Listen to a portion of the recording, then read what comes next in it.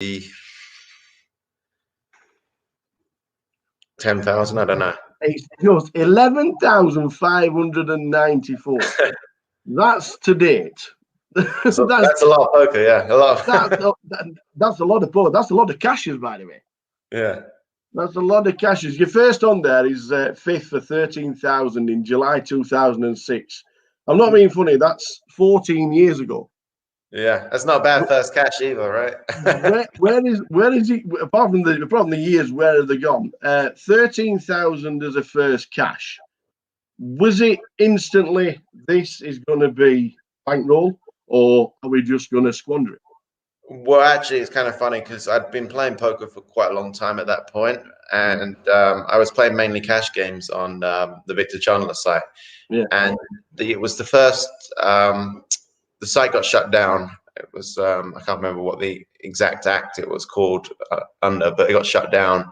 And I only really played on that site at the time. It was quite a small site, but I knew everyone. I had like my all stats on everyone. I was just a cash game player, played a few tournaments on the side.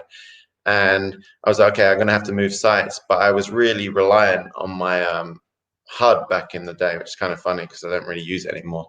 But yeah, so I was like, okay, I can't play on, like the big sites at the time, Full Tilt and PokerStars on the cash games there without having all my database set up. And I didn't really know much how to, do all that kind of stuff. So I had to wait for my friend at university to be free, and he had exams that week. So I was like, okay, what am I going to do? I haven't got, can't take a week off poker. I was addicted to it. So I was like, okay, I'll just dabble in a couple of these tournaments. Played like this Sunday online tournaments that I hadn't really played before on the sites, because I was like, okay, well, I don't need my database for this. And I played them, and I was like shocked at how much worse the players were in the tournaments and the cash games. And obviously I had that 13K score that day. I came 5th, I think, or something like that in the big Full Tilt Sunday tournament. And from there, I was kind of hooked on the tournaments. I really enjoyed just the different dynamics, different stages of the tournament. And before that, I'd just been playing cash game, kind of building my bankroll. I'd done pretty well, but the games were starting to get a bit stale because, with cash games, you always feel like you have to keep moving up and up when you're doing well. And I didn't really want the swings of, even if you're the best player in the world, you're playing big cash games, you're going to have crazy swings. So yeah, I just got hooked on tournaments. And then even when I got my buddy to set it all back up, I tried to start playing cash games again, and it just wasn't the same. And yes, that's how I really started, really, because at that point I'd been playing cash for maybe over a year and been doing well. But obviously, cash and tournaments, there's different, levels of. I was just going under the radar kind of thing. Did you multi-table? Was it mad? Did you have screens absolutely everywhere? Oh yeah, I was one of the biggest multi-tablers. I was just like, my philosophy was like, if you're not in it, you can't win it. But like also I didn't really have a timeout and stuff. I was 99% of the decisions were like real quick for me. I was always been amazing at maths, like one of my strongest point. And so like I just would put different tournaments on, I had like 2 screens, and I'd put them at different parts of the screen, which ones were important to me, which ones were getting deep. And so I just did it like that, and I played, would pay more attention to the ones that were obviously deep in the tournament, and I would late register a lot of tournaments so that I just didn't miss the tournament, but I could still play and just come in a bit later when the blinds are bigger.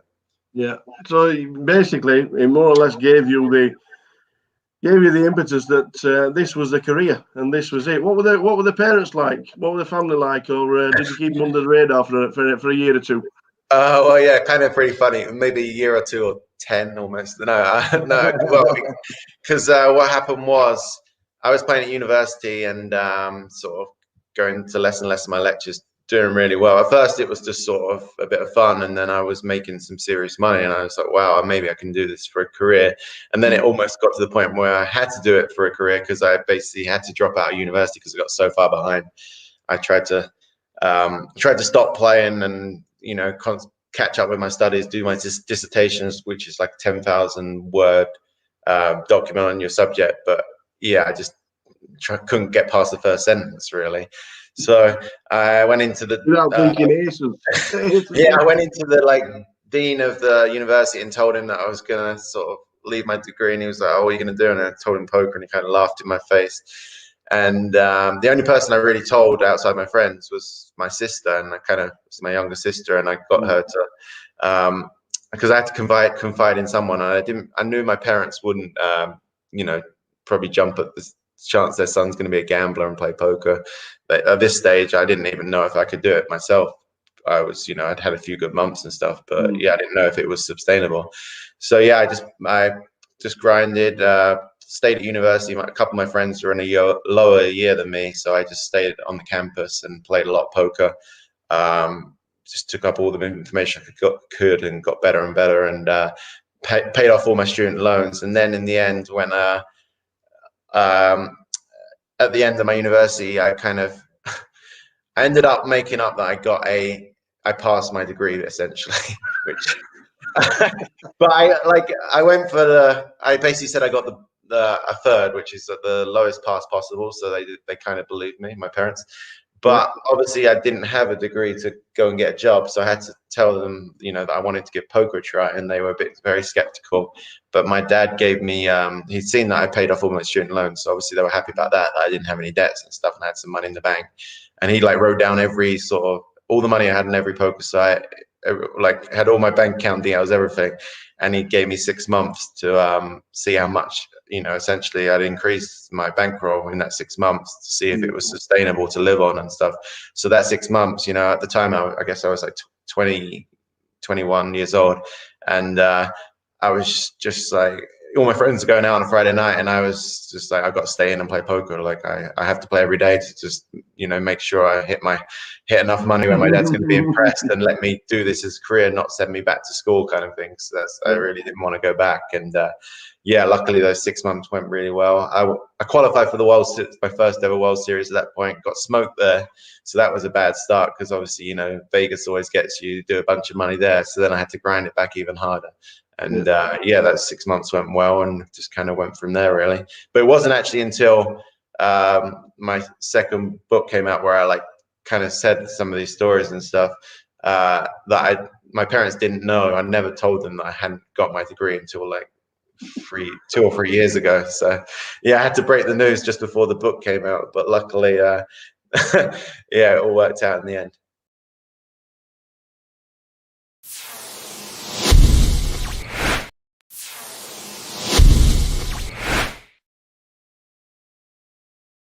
Your first few live tournaments, your first Ending Mob, 124th in the World Series 2K for 4,056. That was June 2008.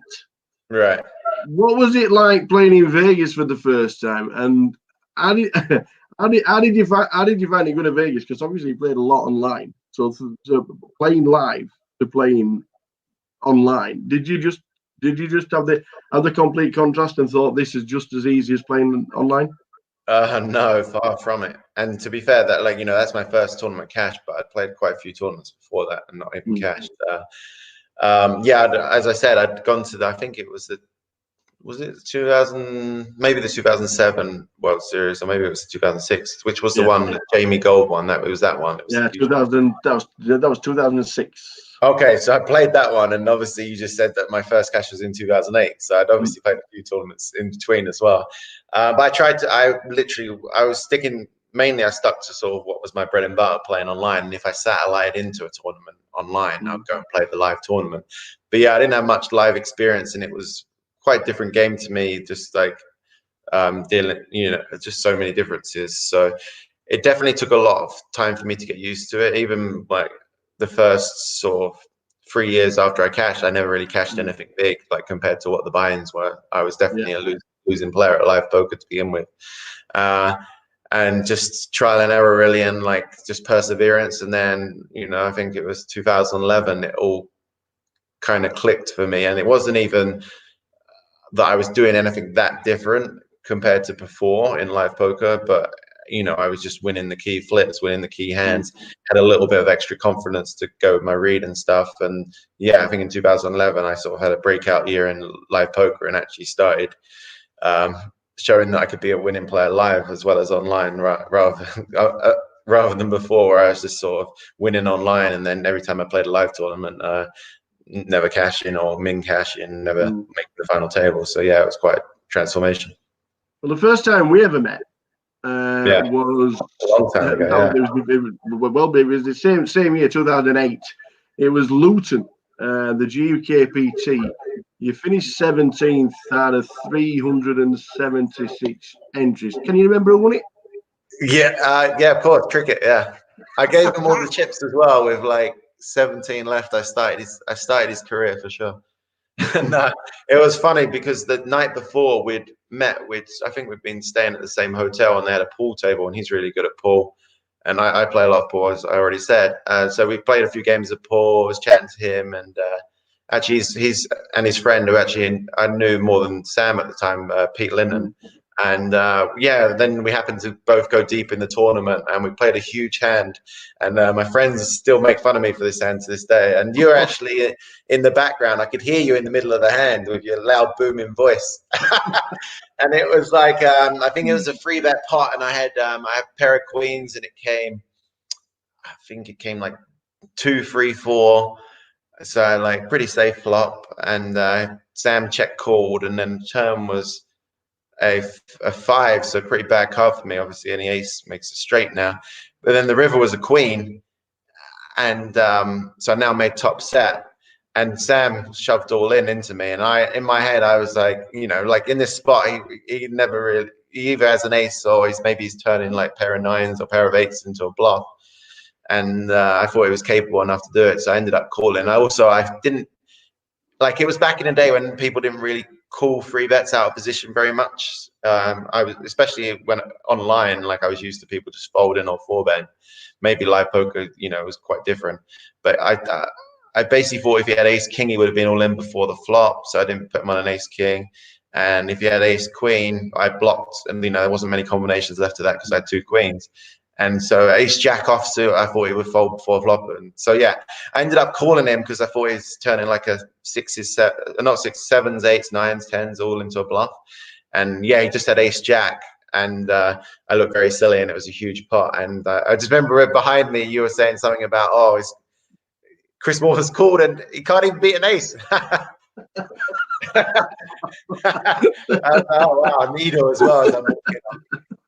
But yeah, that was my first big sort of deep run in a good tournament. So it was exciting for sure. But yeah, it was definitely very memorable as well. Sam got the trophy. You did indeed. Yeah, I used to use my chips wisely. But in 2008, it wasn't all bad because he became the world's #1 for the very first time. Had you been chasing it? Was this something that you obviously you're keeping control of what you were doing online? You were knowing you were there. You were top 10, top 5, #1. What did it mean?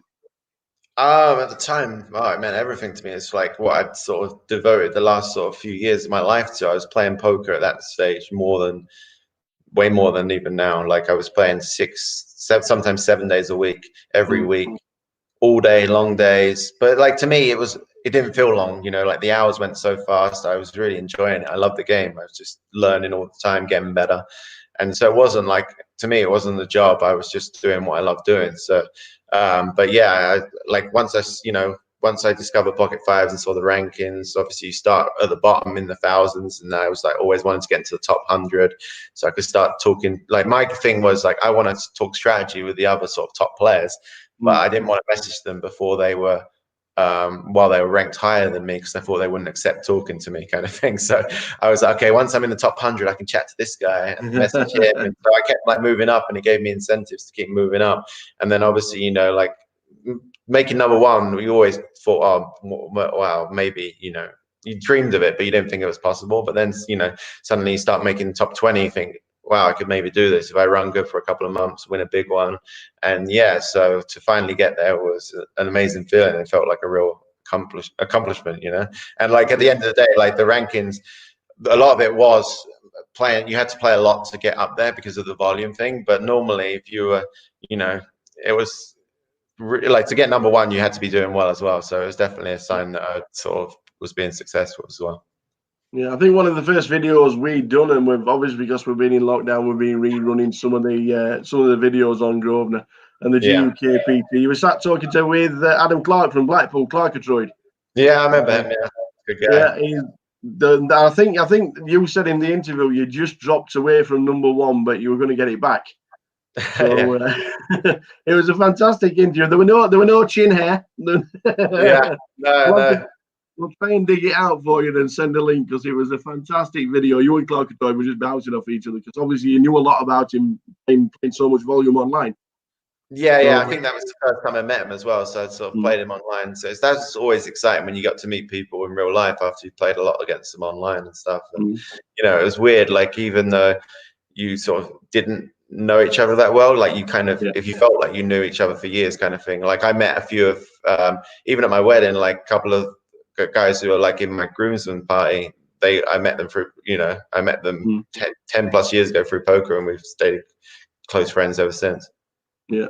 Now we can't we can't not have an interview with Chris Moorman and talking about the father in the GUKPT circuit. Yeah, he'll be like, why in Manchester. This is one of the greatest little stories of a GUKPT title. I do believe it was a birthday present. Is that correct? Yeah, belated birthday present, because I was at the time I was living in Australia, and my dad's birthday is on Valentine's Day, and so I didn't get back till, I guess I got back from Australia in like March, so it was a month after my dad's birthday, and I was like, oh, what do you want for your birthday? And he was like, oh God, it's gone now, you missed it, blah blah blah, moaning. So I was like, come on, give me an idea. And then I actually came up with an idea. I was like, how about this? I'm gonna, like, he was playing a bit of poker just on online, but low stakes. He'd only really ever played one live tournament before, and that was a £10 rebuy at Southend Casino, so a little bit different. But I was like, how about this? I'm going to go up and play this tournament in Manchester. It's £1,000 to buy in. I'll buy you in, and like we can work out maybe like a backing deal or something. I'll buy you in, and no pressure. We both play the tournament and go up, have like a father and son bonding weekend kind of thing, and just have a good time and have fun with it. And he was a bit reluctant at first because he didn't want to embarrass me, and he'd never really played live, so he was a bit nervous. But in the end, he agreed to go, and that was good for me as well, because I don't drive, so he gave me a lift up there. Ulterior motive. Yeah, it was an expensive Uber, but whatever. No. So anyway, we both played the tournament. This was at the stage as well where still dusting hard in live poker, never done anything good. And so I'm thinking, okay, this could be the one for me. And anyway, we get to first break, and he's enjoying meeting everyone. He's meeting all the lads, kind of thing, that he's sort of followed online, because he really enjoyed railing me and stuff like that. So he met Trig, a few of the other boys. And on first break, we were all chatting, you know, how everyone does. Oh, I'm up to this chip stack or whatever, and he's tripled up. I don't even know how. He must have been getting out of line for sure. But I was like, okay, you need to chill out. Like, you've got some chips now. Just play patient. It's a long tournament. It's a marathon, not a sprint. So I was trying to coach him on breaks, and after day one, we both made it through, and we were both actually top 10 in chips. So that was really kind of exciting. So like, we're up for a few hours at night, sort of chatting like two mates, kind of thing, adrenaline's pumping, trying to get some sleep before day two.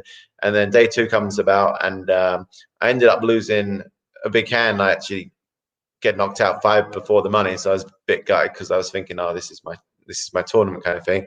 But I regrouped, went to the bar, got a few beers with a few of the guys, and then went to rail my dad, because he was still in.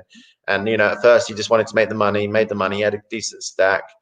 And then after that, though, he really wanted to make the final table, and that's where it kind of started going a little bit wrong, because he started changing his game, and he played too tight, and he was blinding out, and he got down short. And I tried to tell him on the break, okay, if you get anything, you're going to be big blind after the break. If you get anything in the big blind, just go with it. You know, you're only down to like 8 big blinds or something like that, I think. Yeah, so it's like anything half decent, king 9, whatever, go with it if it's a late position open.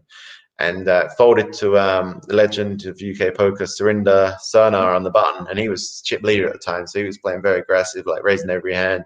No one was really playing back at him, and he's 3.5x it on the button, like everyone did back then. And my dad was in the big blind. He pushed all his chips in like Phil Helmuth style. I was like, okay, I'm on the round, like saying, oh, he's got a good one here. That's good, yes. And then Surinder's in the tank, because you know he's probably pot committed at this stage, made it 3.5 big blinds. My dad only had like 8 big blinds, but obviously he's got a good hand by the way he's tanking. So I'm like, okay, we're going to be in good shape here. And he finally calls, and they flip over the cards, and Surinder had like Jack 5 off, and I was like, oh wow, hopefully my dad's got like him dominated, like jacks, queens, like ace jack, something like that. Yeah. And my dad just proudly flipped over his 10-6 offsuit. I was just like, what the fuck? And then before I knew it, they just dealt the flop and it came 7-8-9. He just flopped the straight.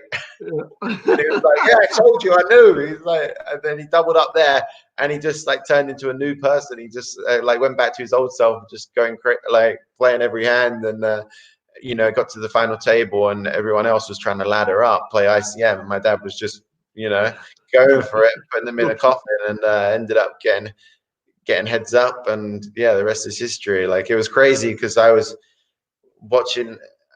It was so weird watching on the rail because it was out of my control. I couldn't, you know, it was down to him, and I was so nervous for him. But yeah, for him to get the win was just really a fairy tale. And then it kind of like the reality sunk in, because then he started giving me shit for having a bigger cash for the next year of my life.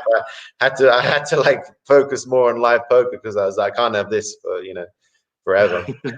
Everyone would think, yeah, everyone in me is to tell them that I was a professional poker player, but he had a bigger cash than me. So, yeah. Well, he finished 13th in the Champion of Champions as well, and that's his only two Ender mob. Like, that's the only two cashes he's got on the Ender mob.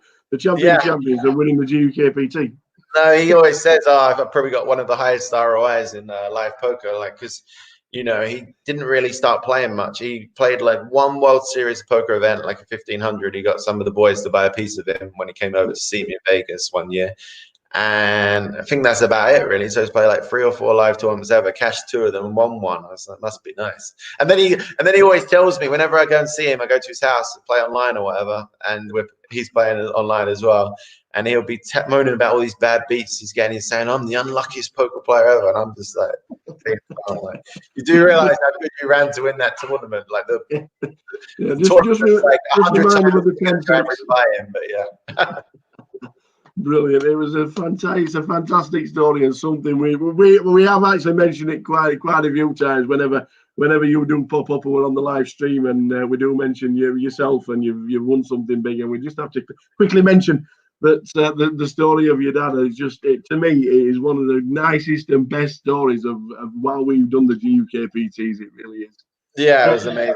Like, even, you know, all the highs and lows that I've had in poker, like, it's still like my most memorable moment. It wasn't even involving me directly. Like, it was just surreal. It was, yeah, such a great day.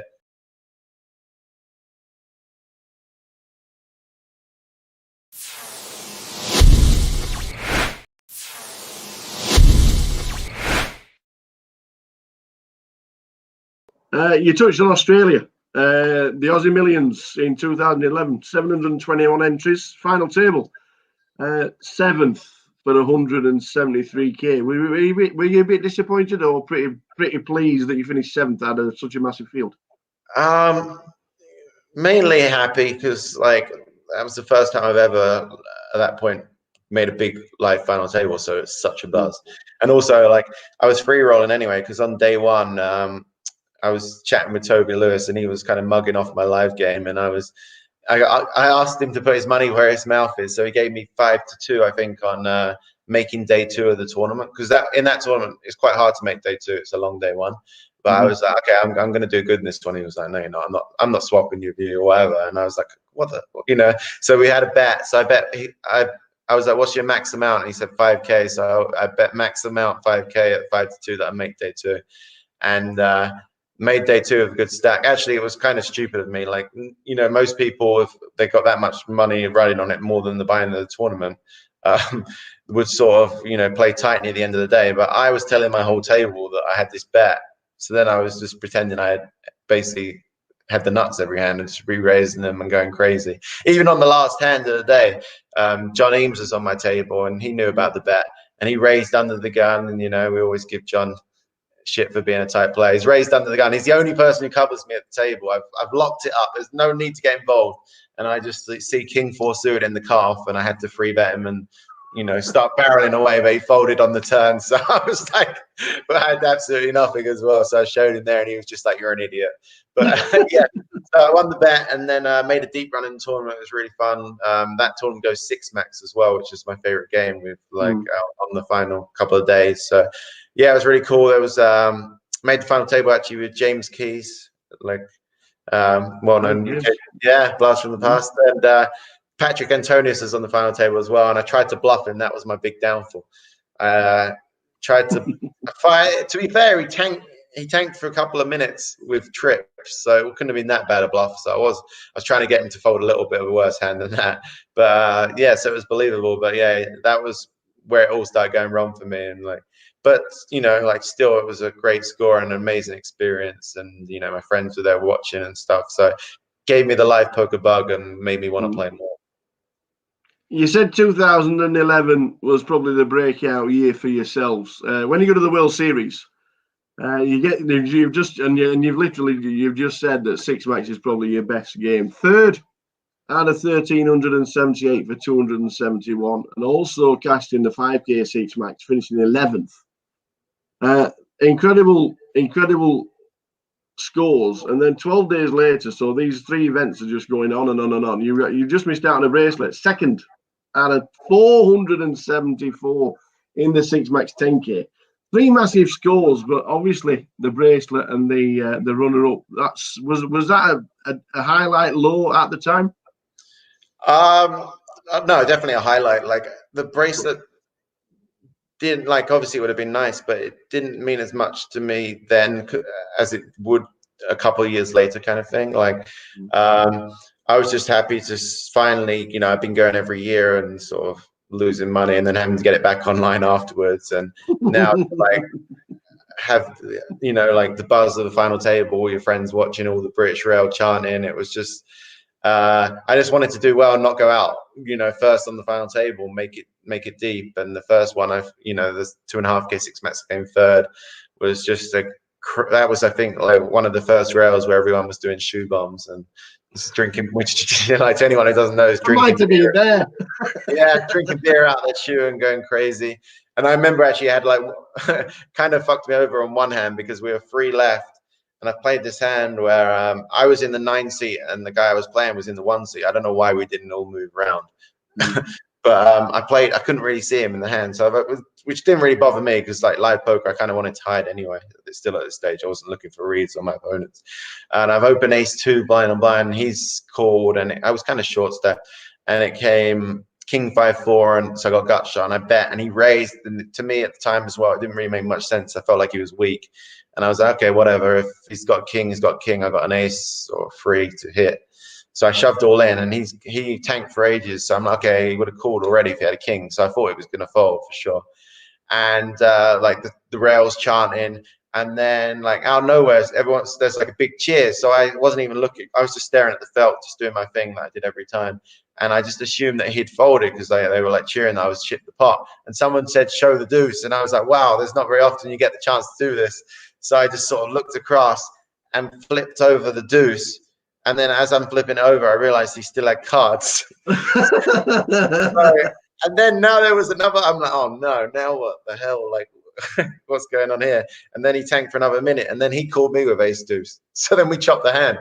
But like, obviously, I don't know what was going on in the whole hand, to be honest. But yeah, we ended up chopping that hand. But obviously, it could have all been different. But no, overall, I was really happy with the results. Like, tough tournaments as well. The 10K six max was a very tough tournament. I got heads up against the player. I played online a lot at the time, so it wasn't someone that I felt like I had a big edge against. And we played a marathon match, had to come back the next day and finish it off. But yeah, it just didn't work out for me in either of those at the end. But I was still really happy just to be cashing and making runs and final tables. It just felt unreal, you know. It was almost like back to when I first started playing online and started winning. It was back to that feeling because it had been so long in live poker that I'd been playing and not really doing anything. So to finally start making runs was just an amazing feeling. It was kind of better than if I'd have just come straight into live poker and started winning instantly. It wouldn't have been nearly the same rush. Well, you obviously 2011, and it is just such a fantastic year for yourself, and it'll always be etched in the memory. But it was the first time that the World Series Poker Europe wasn't in London. It moved to Cannes in France. And second again. Yeah, I work on that heads up game.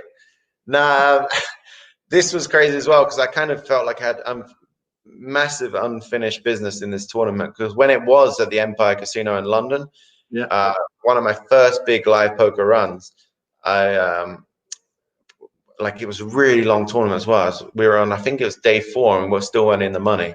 But I had a big stack on the bubble, and I was feeling really good, really confident. And even like one of the guys at my table went to the bar just so they could cash. So, you know, there was a weird dynamic where we're just, you know, that blind sitting out. So me and Johnny Lodden had big chips, and we were both taking it in turns. Kind of, there was a mutual agreement almost, but hadn't really clashed yet. But we were both the most aggressive players at the table, building up our stacks. And I was basically, you know, like 99 times out of 100, I'm going to cash in this spot, and let alone, like, I felt like over 50% of the time I'm going to final table, because only 27 people cash. So once you're in the money, you know, you got a real shot at making it, especially because I had over 100 big blinds. And we go on dinner break, like free off the money. A bunch of my friends came down, just sort of sweat the tournament. I was like, okay, well, I'm going to cash for at least, I think min cash was real decent, like maybe like £30,000. So it was huge. And I was like, okay, I'll just shout everyone a steak dinner. So we go for a nice steak dinner on dinner break, like 10 of us. Buy everyone dinner, no big deal. I'm going to cash for 30K. Come back, I get kings on the big blind. Kings when the guy in the big blind is not even there. And Johnny Lawton raises, and I'm like, wow, this is going to look bullshit from me, especially like with our history. So he's raised, I've re-raised, he's re-raised. I'm just like, you know, so happy. Not even a thought in the world that I could ever be beat. We end up getting in. He just had aces, and my heart sunk. And I actually had him covered by about 20 big blinds.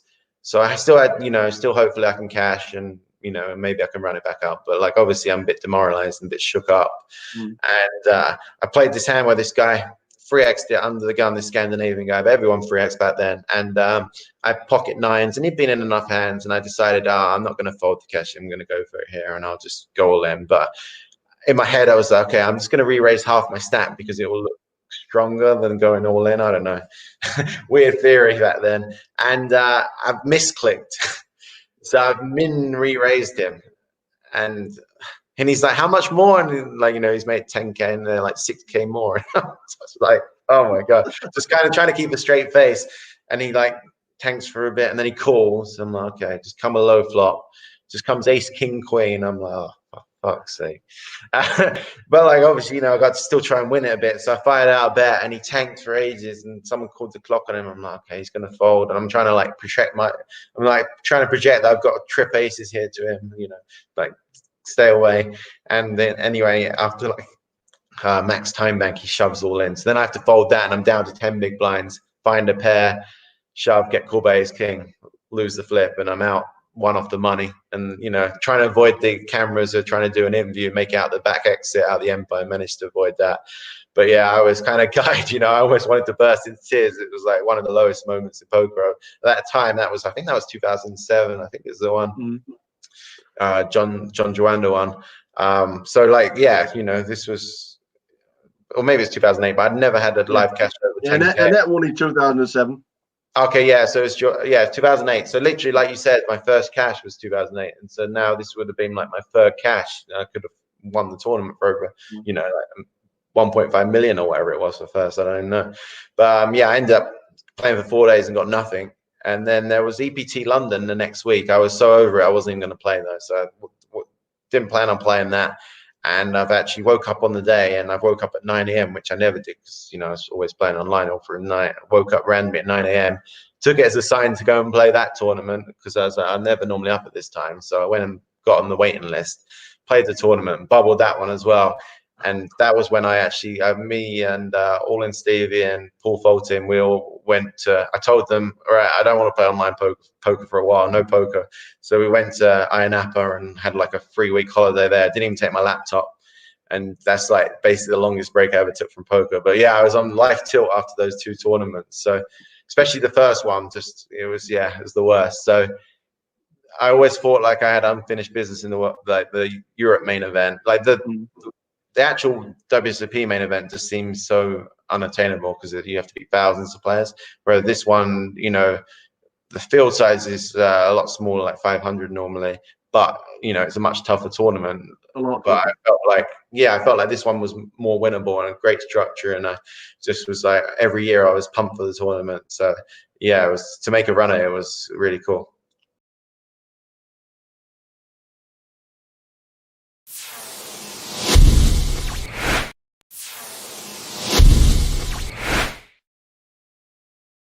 Two point 3 million live in 2011, and you were still number one online. Yeah, how, do we, how do we even juggle these two to stay ahead of the game while you were number one online? Because that was just a fantastic year for yourself. Yeah, I mean, to be fair, I didn't do a lot other than play poker. Like, actually, it was the start of 2012 that I realized that, you know, I needed a bit more life balance, and I sort of New Year's resolutions. I hit up Jason Kuhn in Facebook chat, and I'd sort of just been eating really bad, put on a ton of weight, like just through poker, and I was feeling bad about myself. Like, even though I was doing amazing at poker online and live, feeling really good about that, I just wasn't feeling great about life outside of poker. So that's, I think, like why I kind of almost dived into poker even more, because that was the only thing that was giving me happiness. So I kind of, start of the year, you know, everyone gets New Year's resolutions. I was like, okay, I need to make some changes here. So I kind of, on a whim, hit him up and said, oh, I was living in Cyprus with some of my horses after Black Friday at that point. And I was like, well, do you fancy coming to Cyprus, and I'll back you for some EPTs and stuff. And if you'll sort of be my personal trainer and chef, it's like kind of like a trade-off, because I knew he was like the healthiest guy in poker. And so I kind of just, at the time in my head, I did it to like make myself, you know, at least I'm trying. I didn't think he'd jump at the idea or anything. I just thought, yeah, at least I can tell myself that I'm trying to make a change. And then he like was like straight away, he was like, okay, I booked the flight. I'm then in 3 days time. I was like, oh shit. I've got to do this. At the deep end, I went from like not going to the gym for sort of 10 years to going like pretty much every day, and not, you know, he was cooking clean food. And yeah, I mean, I had like 2012, I think in the first 6 months, I ended up losing like 50 pounds or something. So it was a big change, and something that I really needed, because it was getting, just seemed, it was one of those things that I had let it slip so much that it seemed like it was unattainable, and I was never going to do it myself. So I needed to kick up the backside kind of thing. So yeah. Awesome. We've got 30 online Triple Crowns. Now, yeah, for people out there that don't know what an online Triple Crown is, just tell them how good you actually are. What is the Triple Crown? It's pretty easy, really. You just have to win free tournaments with a 10K prize pool, and you have to have over 100 people in them. Yeah. But in a week, but they have to be all on different sites as well. So that's the harder part. Is, you know, if you're playing every day, you play a lot of tournaments, so you can win free tournaments in a week. Not too, you know, it's not too out of the ordinary, but winning free on different sites, you know, a lot of time you get the first two, like Poker Stars, you know, pretty easy one to get because you're playing a lot of volume on there, and then you get the first two, and then it would be really hard to win the third one because you'd only have a couple of options to win the third one. But yeah, once I was kind of, that always inspired me to, because, you know, like week to week the grind can become a bit monotonous. But, you know, say I won 2 tournaments on 2 different sites on the Monday and the Tuesday, I'm like, okay, now I've got 5 days to win. So I was like, okay, I've got to be in every day, otherwise I can't win it. So I like got hooked on winning them. And you know, you don't get any, there's no real other incentive for it, but it was definitely like something I strived to do. And like, I wanted to be the leader, and once I got in the lead, I didn't want anyone catching me, so I kept grinding them hard. But yeah, I always wanted the live one, but it's eluded me so far. I'm two-thirds of the legs through, but yeah, 30 online is not too bad. Well, yeah, the 2007 your first online Triple Crown, and 2019 your last. That's incredible consistency over the years. Do you think 30 will ever be matched? It's like weird, because it's like, it's much harder these days, because you know, like, people don't put their screen names out there on some of the sites, and back then there was more sites you could play on. You could play on PokerStars France, Winamax. I mean, now I think you have to have like a European bank account and stuff to play on Winamax. So there was a lot more options. Now now I live in the US, I only really get to play PokerStars and that when I'm in the UK, or like travel for a series to Canada. So yeah, now it's pretty much impossible for me to do it. And other people are like, it's not as easy with less sites. So who knows? I mean, you know, so that's good. I know. Yeah. Yeah, I'm sure someone will beat it one day, but you know, it's fine. Well, I was gonna say, do you think you'll ever get it back, or all the grinding days, the long nights, the long days, have they just gone now? Is it the last time you were number one was 2014? Yeah. So and you've just more or less said that grinding nowadays like that is just a thing in the past. Is that number one slot gone forever? Yeah, I'm sad to say it, but yeah, I don't think I'll ever put in the volume to get it back. Like, I'd have to, you know, like what I'd have to do is like, you know, win one of the huge tournaments where it's like 2 or 3 million for first kind of thing that they have once a year, and then you know, and then still have the sort of heart to want to get it after that, because you obviously you get a lot of points for that. So you could, you know, if you put the volume in for a couple of months after that, you could theoretically do it. But then, you know, if you just won 2 million, are you really gonna want to play poker every day? But like in my head, if I did that, maybe I would try and get it back then. But yeah, realistically, been there, done that. But yeah. Being the best in the world is never something bad to be said about anybody, and you've done it on more than one occasion. So it's always in the bank. It's always there. But one of the reasons why you lost the number one spot is because you went on and won a WPT. Just the LA Poker Classic, 534 runners and just over 1 million. Is it a big relief having a WPT? Huh? Was it a big relief at the time getting yourself that WPT? I mean, it was just a big relief finally winning heads up. To be honest, I was like, oh, you know, Dempsey was always giving me shit for losing heads up. So I was like, if I lose this one, he's gonna have a field day. So yeah, it was just nice. And also at the time, I'd actually been on pretty much my biggest ever downswing. I had to get the backing of horses has gone really bad. I'd had to get rid of everyone. I'd actually sort of, even though I'd won all those tournaments before, I'd not been smart with the money, and I had to pretty much start all over again. I was down playing low stakes, $10 rebuys, like the lot online. I still enjoyed doing that anyway, but now I actually needed to like build my bankroll back. So I hadn't really been playing any live poker for sort of a year. I'd just been taking a break and playing online, trying to build back to bread and butter, build sort of my roll back. And I've been in quite a negative place as well. You know, I've been that guy who's sort of been seeing other people winning and moaning about it and saying, "Oh, I'm better than them." Why that? You know, just like the guy you don't want to be, really. And I just started working with well, not through choice. Like my wife basically had enough of me being like negative, so she sort of put me in contact with this mind coach guy, Stephen Simpson.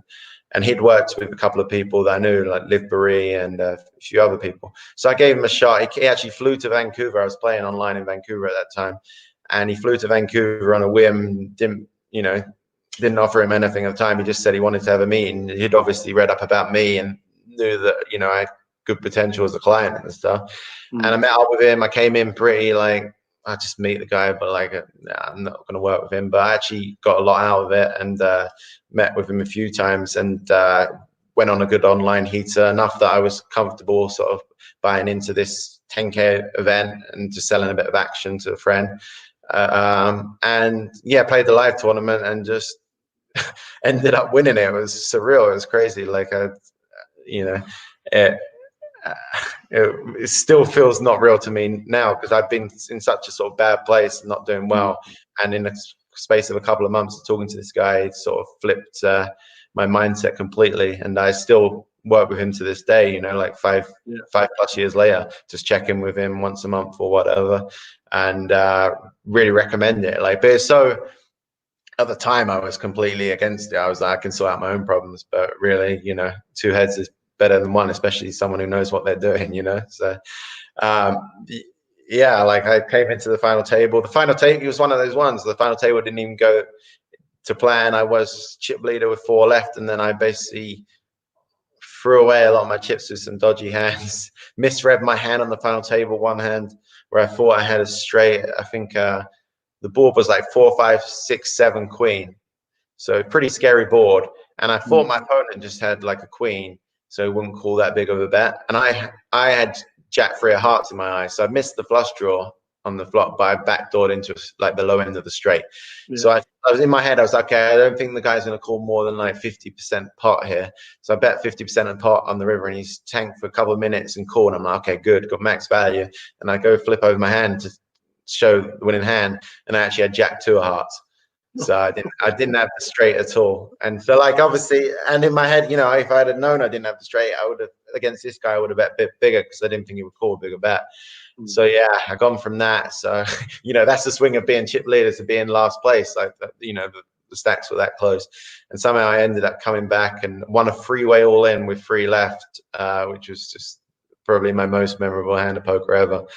To like get heads up, and then after doing that, I was like, I have to win heads up after, you know, being 1 card away from being eliminated, and this time I have to win, and I did. So it was amazing sort of feeling.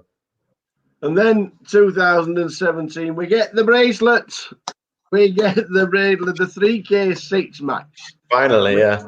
Just short of 1,000 entries, and it's really weird because the video's been online in the last few days. Can you remember that rail? What's it like having a British rail, man? Yeah, it was really fun. Yeah, especially because like the last few years, like, you know, the World Series hadn't been that many final tables for the British people, and so yeah, it was nice to sort of. I was telling everyone, I just want to get a final table so we can have some positive sort of morale and have a British rail, and, you know, layer up a few spots. And yeah, and the final table was like one of those dreams that, you know, normally you wake up from and it's like, you know, you realize it was a dream, but like I just ran so hot on the final table. Against the other big stat, the other best player at the table, I had top set in a 3-bet pot against him, and he had top 2 pair, you know, for all the chips. So that basically allowed me to sort of bully the rest of the table. I get heads up with this Brazilian player, good online player, and then he makes a comeback, stalemate. We're playing heads up for like 3.5 hours or something crazy, you know. And I was just like, oh my god, am I ever gonna, you know, win one of these things? And yeah, to finally get over the line was, yeah, it was really, really cool, and just have all your friends there cheering for you. It didn't finish till like 4 in the morning. It was late finish, but we still went out afterwards. Yeah. When you stood on the back rail and everybody's behind you and you're all looking up at the screen and you're waiting for the final card to come, and then they just mobbed you. Just fabulous. Yeah, I think I got in trouble for breaking the TV or something. Someone pushed me into it.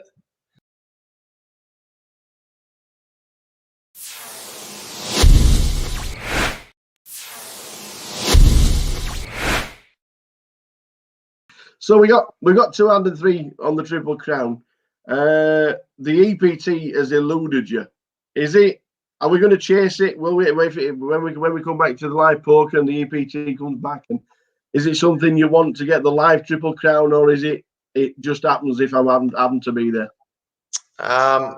Probably just happens if it happens, because like the thing is, I only really play. There's not even many like. That's definitely the hardest one of the 3 to win. You know, if you just need a WPT or a World Series bracelet, there's so many events you can play, and even the WPTs, a lot of them are re-entry. You know, so you can buy yourself a stack and stuff like that. But you know, the EPTs are freeze out or 1 re-entry, some of them now. But there's only, you know, 4 or 5 of them a year, I think, and most of them I don't go to. Like the only ones I really ever go to, I always go to Barcelona. And that's about it, really. Like I used to go to the Caribbean one, and so yeah, no, realistically it's going to be tough, but you know, obviously the funny thing was I actually had 29 Triple Crowns, and I wanted the 30th one to be the live one, and that would have been nice. That year I was doing good. I was like chip leader on day 1 in EPT Barcelona, obviously so far to go, but I was in the money, and I was actually feeling, oh my god, this could be it. Like, even though there's still 100 and something players left at this point, I was like, you never know, this would be really cool just to finish it off in that. But unfortunately it didn't work out. But yeah, I had a few deep chances in EPTs. I think I final tabled EPT London. My mum came up to watch, and she gave me the needle because she came, well, you know, it's not even that far a journey. She lives in Essex, so it's like an hour on the train to come up to rail. And I came in only with 20 big blinds, so I reshoved sevens or something and got called by ace queen and lost the flip. And I'd like get away from the table, and she's like, "You done?" I'm like, "Yeah." Yeah, I come all this way for that. I was like, "Yeah." So, yeah. Another one. She always used to give me, like back in the day when I was doing bad at live poker as well, she'd always say that she'd watch some poker on the TV and they all wore sunglasses, and maybe that's what I needed to do, because I was giving away tells and stuff. So I think actually one year I got to the stage where I was like, oh, fuck it, I'm going to do it. So it was like a 25k Bellagio big tournament. And I was on day 2 and I didn't know anyone on my table. So I was like, okay, I'm going to do it. So I went to day 2 and I put on the sunglasses indoors, felt like an idiot, made the most standard raise ever, like ace-5 suited or something. And everyone tanked a little bit before they folded. It was one of those weird ones where everyone maybe had like half a decision or was just still asleep because it was first hand of the day. And, it wasn't even a big hand. I won the hand. And I just felt so nervous. My heart was beating. I was just like, I was just like, I feel like an idiot wearing sunglasses indoors. So that was the one hand I ever played wearing sunglasses. So I got 100% record on it, but yeah, I just can't do it. Obviously, this year the World Series is not live, which is obviously a terrible shame, because we'd all be there right now. We're chasing bracelets. You might even have another one. We're moving to online. Are you going to be focusing on the online World Series? And obviously there's 85 events, there's 85 bracelets. They are real bracelets. Easier or harder for yourself, do you think? You'll have a chance of winning another bracelet? Probably better for me, because like online is like, I've been doing it for half my life almost now. So I feel really confident, especially the first half of the events are in the WSOP Nevada, sort of it's shared between Nevada and New Jersey, and I've played on there for the last couple of years, so I know a lot of the players. I've got notes on them. I've had good results on there, so I feel really confident in those ones. So yeah, I'll hopefully can make some runs in those ones, and then my plan for the second half is to sort of actually go to Mexico in August and play the second half on the GG ones.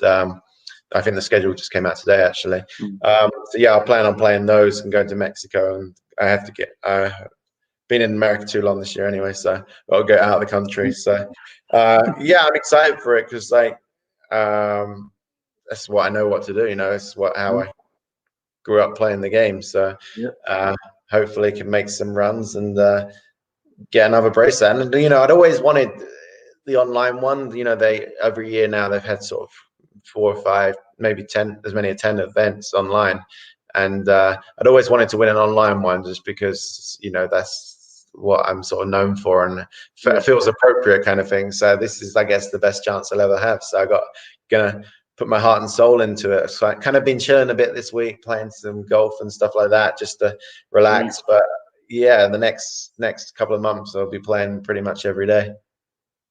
Some quick fire questions as we head towards the end of the hour with the tower. Do you prefer live or online poker? Online on the whole, but live when you get deep is unreal. But like day 1 of live tournaments is the nut low for me. I hate it so much. Like only bad things can really happen. Like you make it through, you kind of expect it to, and if you bust, it's like you're out the tournament, you got no chance, or you got to rebuy, and now the tournament starts getting expensive. So yeah, online day to day, but once you get deep, the final table is just it's like 100 times better live. Not including the World Series main events, what tournament would you like to win? Probably the Aussie Millions main event, just because like I came 7th and they treat you so well there, like, and I'm jealous a bit of Toby winning all the time there, so I'd have to knock him off. Like ideally I'd knock him out like on the final table on the way to victory. Favorite tournament? Favorite tournament? I guess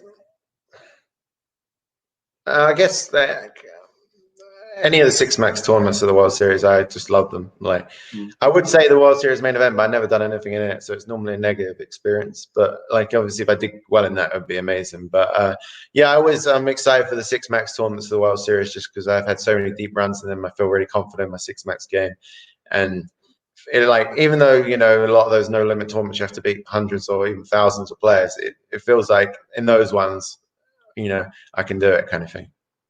Favorite casino? Probably the Crown Casino in Melbourne. It's just really nice. I haven't been there for a few years as well. Yeah, I really like it down there. Mm.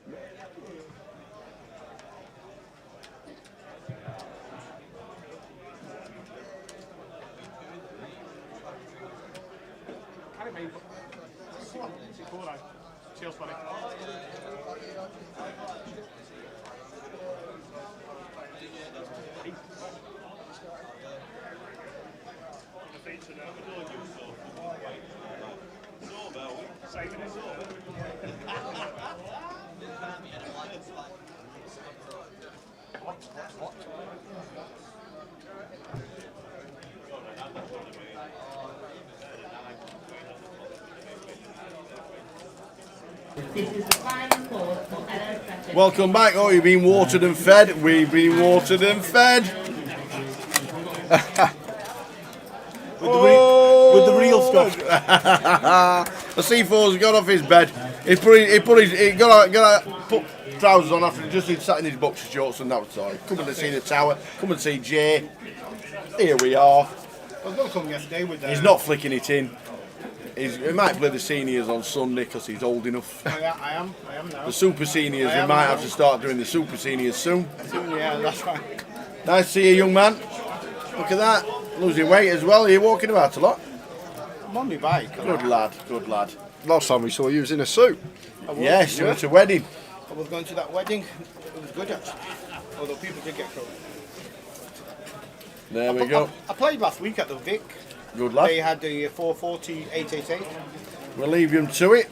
They get a C4 off. We'll lose his viewers. Not all the stories. Absolutely. Top man.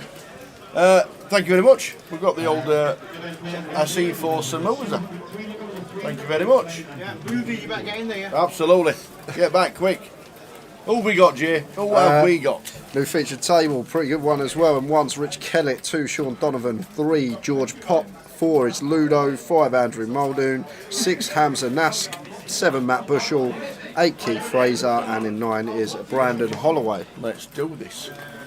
Lines 2, 3 with a 3. We are now back live, level number 5.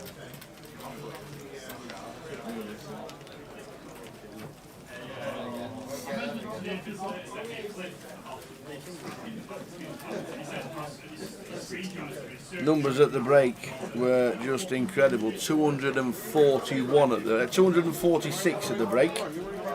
246. Amazing. Absolutely amazing. And yes, we had to find YouTube again because we had to refresh as you do.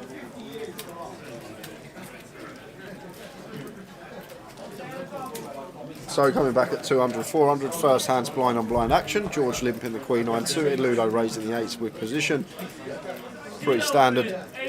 George going to call this particular holding. Ace 662 heart board. So flush draw for George. Ludo 1 overcard to his pocket 8s. Going to come in for continue here, just for 7. Don't need to go too big on this paired board.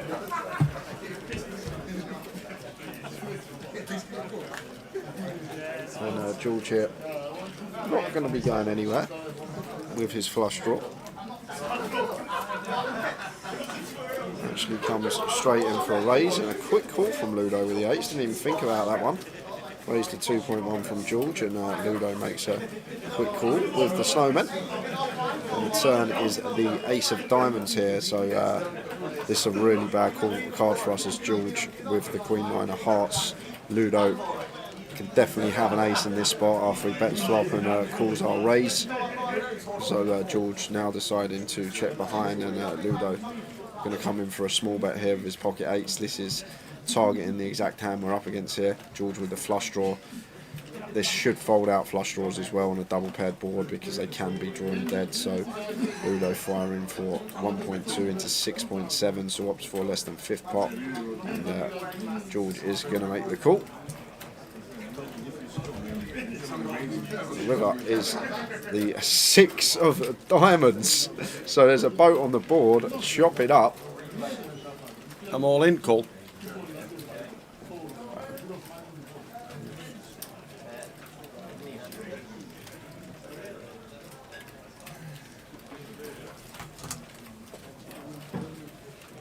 Gentlemen, Brian Taylor and Reyes Muller, please make the progress for seat to the tournament. That's Brian Taylor and Reyes Muller. Yeah, checks it round.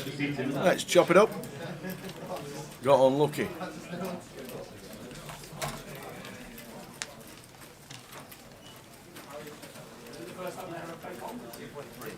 So Blackpool GUKPT. Amazing numbers yet again. Just surpasses every single year. It just gets bigger and bigger and better and better, and now we are sat on day 1B, halfway through the day just about, and there are 263 runners for day 1B. There's a turbo. Yep. There's day 2 buy-ins. The prize pool at the minute is 445,000. It's just going to get bigger and bigger, and we could easily hit 300 in this leg alone, this flight alone, and then 80 to 100 in turbo.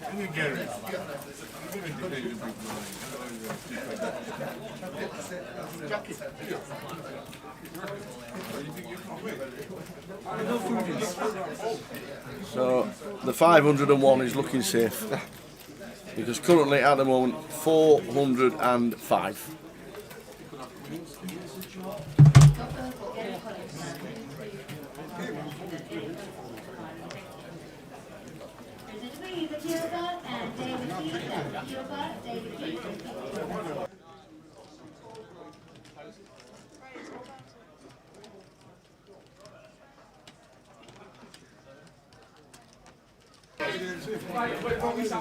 Boots. Put Andy in seat 5. Yeah, and blind on blind here. Ludo raising just over 3x.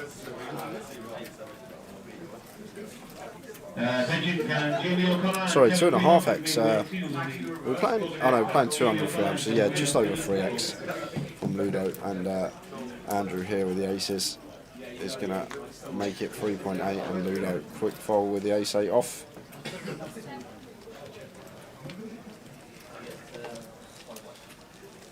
LR 1900. Why are there different buy-ins for different cities, and how is this decided? I think it just goes on past events and knowing the economy in and around the city that you're heading to. So that's how they normally work it out, and then it's always determined. Blackpool's always been the old 1k, which is now 1100. London increases in different values in London and still gets the numbers. Luton's always been a 1k. I think it's just working out the market and working out the players and the system, and I think they do it very, very well. Do you think anything could be changed, LR, to make it a little bit better where you play? Paul Fletcher watching the White Lion. On the Grosvenor side, they've done a feature on the pot washer calling him the Bubble Boy. The pot washer being Chris. Yeah, Chris Maguire. And Bubble Boy for the National League. No. They said he bubbled the National League last year. Is he going to bubble again this year? Oh no. Back-to-back bubbles. That would be pretty gross for Mr. Maguire. No. Can you change it so I can shift the merchandise? Oh my days. Well, we'll have to see.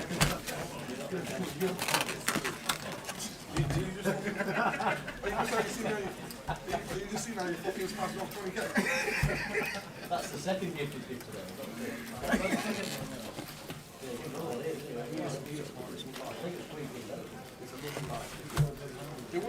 290,000. The Bag Beat Jackpot is now live in every club, 6 till 6 every day.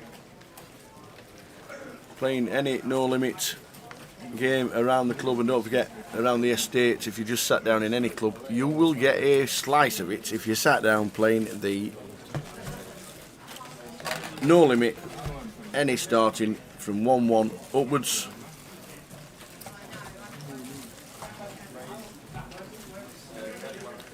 Brandon opening the 7s, and Andrew here with the Ace King on the button. Expect to see a free bet with this particular holding.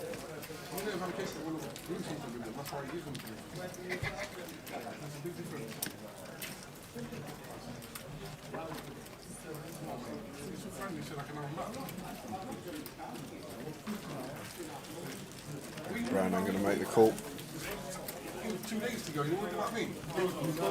So Brandon calls with ace 4 10. Ace King hitting. Probably bet the Ace King and in C5, which he does, and that ends the hand.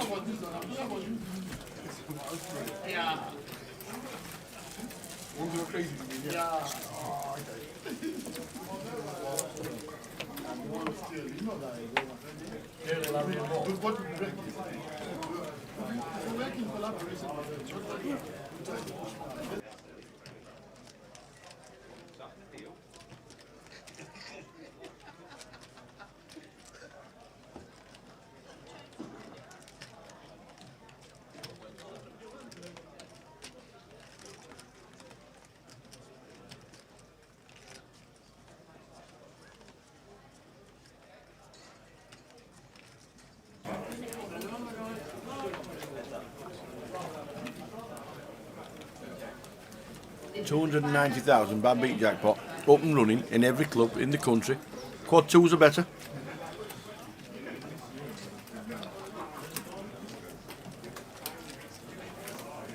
Folks, the hands up with ace 9 on the button. You know, open this one.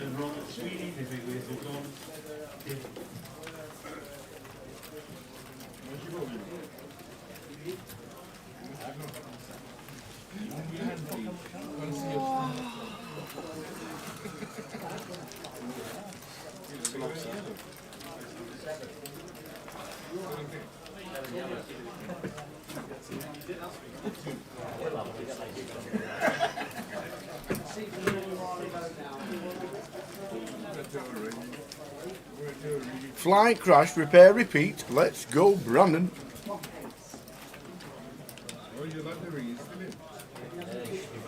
Confirmed that the Omaha at the Vic first event is just 4 card. Just 4 card.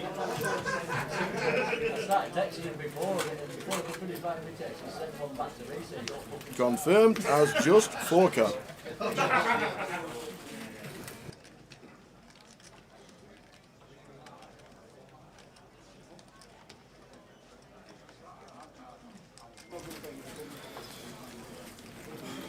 So Andrew opening aces in the hijack, raises to 1k.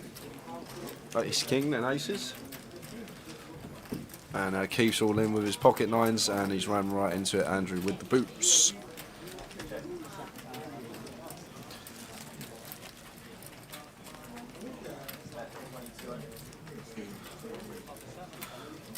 So Keith at risk, gonna need to find a 9. No help there, no runners either, so turn or river to find.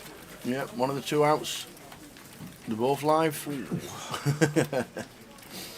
Same scenario, 9 of spades or 9 of diamonds needed to stay alive, otherwise we're going to lose. Keith! Oh, there we go. Where's he find that from? How many times have we seen 2 outers this week already? Yesterday there was a few sick ones, and Keith finds it on the end there, stays alive.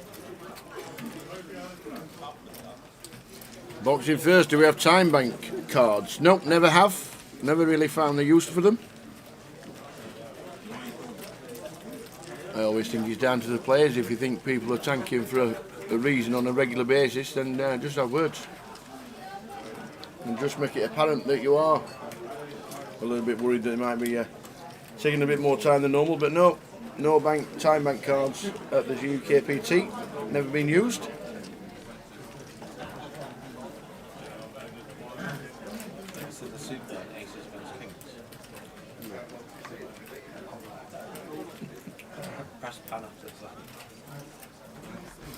So cards out. Guess who's on the way next? Who's on the way? Superman! I think I have seen it. I think I might have done it. It reminds me now. Now I remember. Oh my days. It's on its way shortly. The hero's back after the hand. You've got Ludo v Kelly. Some action flops with these two.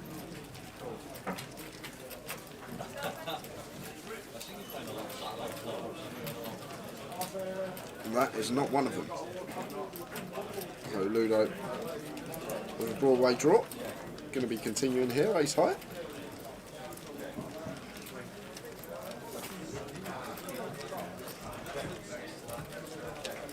Who's on his way?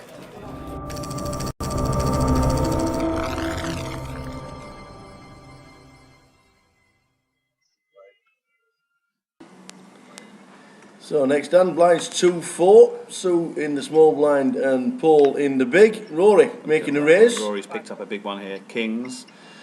Oh my goodness, there's a Jeff's- raise from him. yeah. Jeff's going to get out of the way. Yeah, of the because queen. look at that flips in the middle. Doesn't care. But Oh, hey. Dale's wandered in and he's got aces. What do we do? Well, in Aces. fact, well, the lot's It's in the going cup.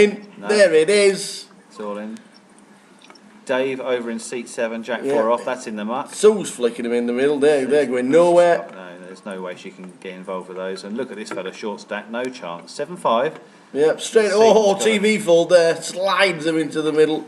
And Rory's thinking, aye, here we go. Great chance.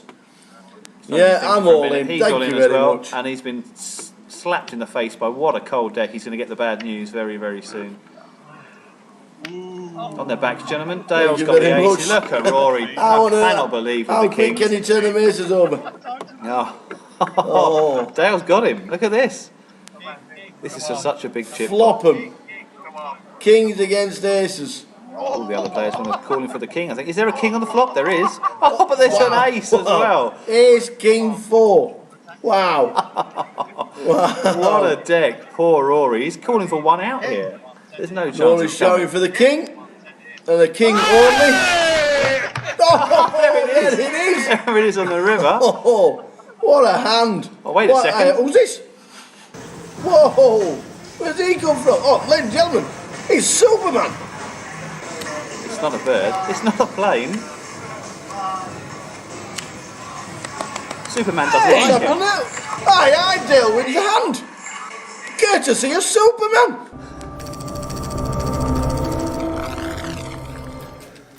Another appearance.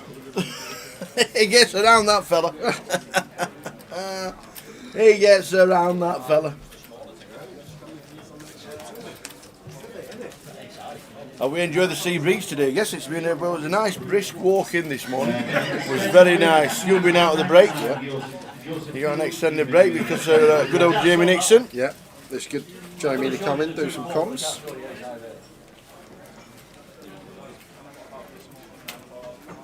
I'll tell you what, Gary, the things you have to pay for Superman was a fortune.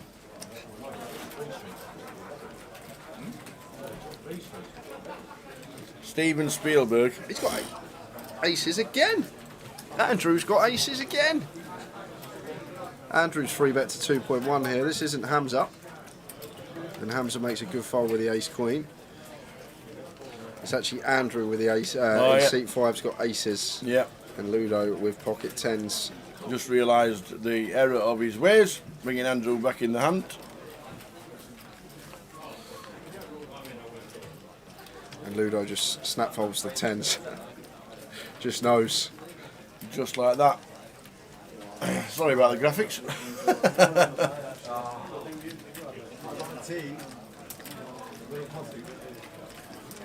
So he's had aces twice. He's had ace king. Deck hitting seat 5 in the face at the moment. He's just got the wrong customer there. Probably would have seen a lot of opponents pill at the very least, but Yeah. Ludo sniffed it out. He knew. Amazingly, he knew.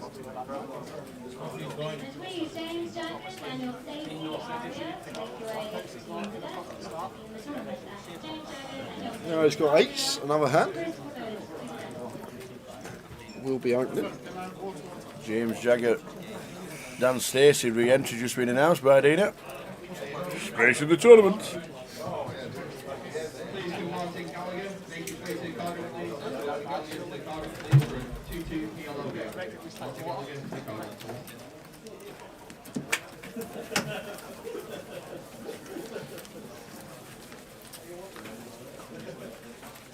Yeah. 25. Oh, sweet.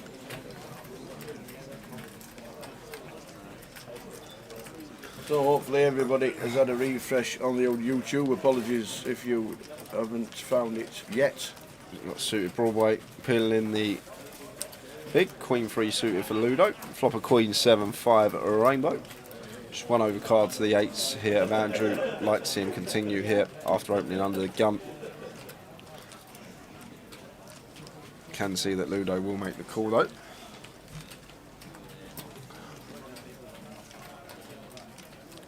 So bet 1.1. George has got some very nice backdoors here, but maybe a bit wary about floating here with Ludo behind him. We're not closing the action. Definitely if we are ever going to float this flop, this is probably one of the best hands to do it with, but I just think with a player behind, might just choose to let this one go on the Queen 7-5 rainbow board. But it looks like he's going to make the call. Or is this raisin chips? It is a raise from George, makes it 3.7. And now Ludo sandwiched in the middle of these two in a really tough spot here with his Queen of 3. Very difficult for him to continue. I wouldn't be surprised if Ludo just got out of the way here with top pair. I think we got to fold this one.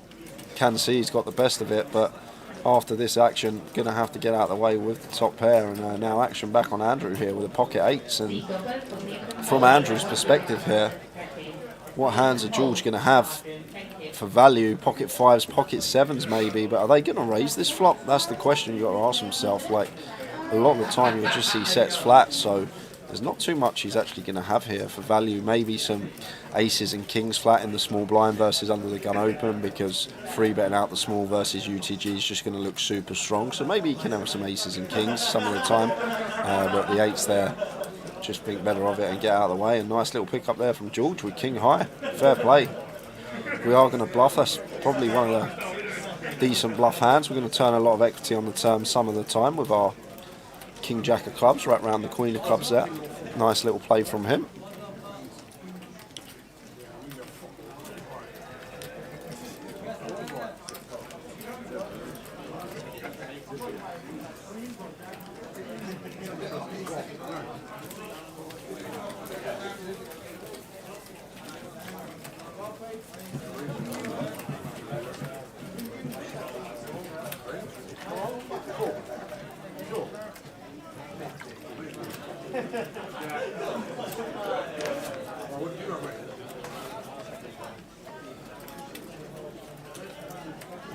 So the cards are out again. Level 5 of the day. They've all been watered and fed. Hamza's turn to open this one, raises to 700. And Sean here on the cut-off, probably just going to flat here, bases UTG open, can incorporate a free bet in some of the time, but maybe less inclined to free bet this one versus the UTG open. But he has free bet. A nice pick up there from Sean, getting Hamza to snap fold the ace jack of spades. Well played from him. Table seems pretty tough. Unaware of a few names on there. Obviously, you've got Kellett, Ludo, I know Matt as well. All very, very good players. And from what I've seen from George and Sean already, seems like they can definitely play. So, tough table this one. It is, and there, the 25-25 schedule, the 25,000 guarantee, £250 buying. Newcastle and Walsall the 9th until the 12th of December. Leeds Bury New Road, great concept, both playing here 25-25, collecting the money together and playing the day 2 in Leeds, and Luton on the same weekend, the 16th to the 19th. The Leeds Bury New Road one is going to be good because they're going to do a lot more of them next year. Yeah. So, like Southampton and Portsmouth could be together, even Luton and London might be together, or what are your closest clubs together could be part of the 25-25. collections, because Leeds Bury New Road, adding the pot together and then playing the final in Leeds. Good idea, love that. Newcastle, Walsall, the 25-25s are on the way back. Any idea who's the longest traveller is at the casino today? Says Chubby Buddy. Don't think there's any overseas players. So we're talking North Scotland or Kent. Or Plymouth. Plymouth's a long way. Oh. Plymouth's a long way. We're going to be talking, what, 300 mile max? Saying that, I saw Sven McDermott was here during the week playing the Ireland? sides. Ireland, so Ireland Overseas, could definitely be the furthest. jump on a plane.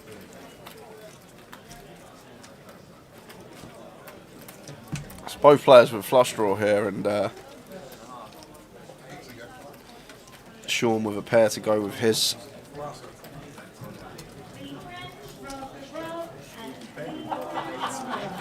So Keith opting to double barrel.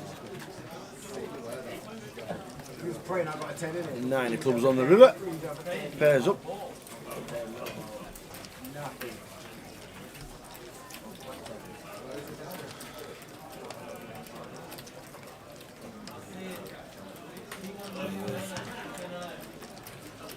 Better to fold.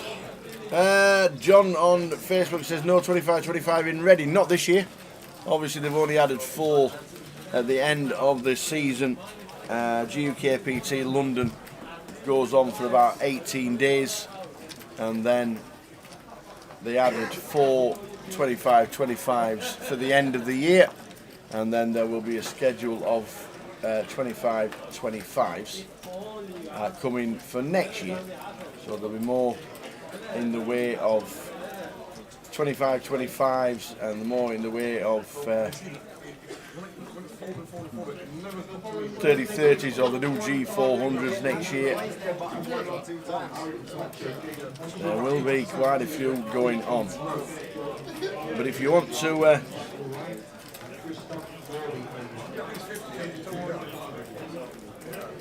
an exclusive, John, but don't tell anybody else, Reading 25-25 is going to start on the 9th of February. But don't tell anybody. It's alright to break it to you, but I think it's not just John watching. Oh, is it not? No. Oh, heck. Oh, no. What? Shh. Giving out all these details that we're not meant to be giving out yet. What are you doing? They tried to get the old gala in Bristol. It was part of the remit when they sent out the when they bought Gala, the Gala casino chain. They went to get the harbour side in Bristol, and they refused it.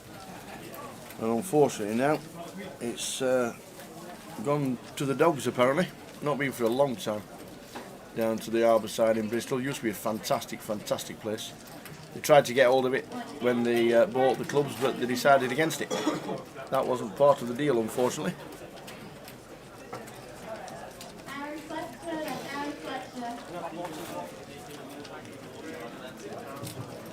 Please can Daniel Oliver and Ross Marine awaiting Kenny Cornwall, please ask.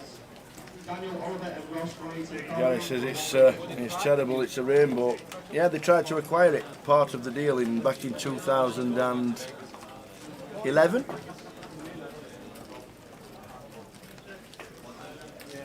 Southampton win 2-1.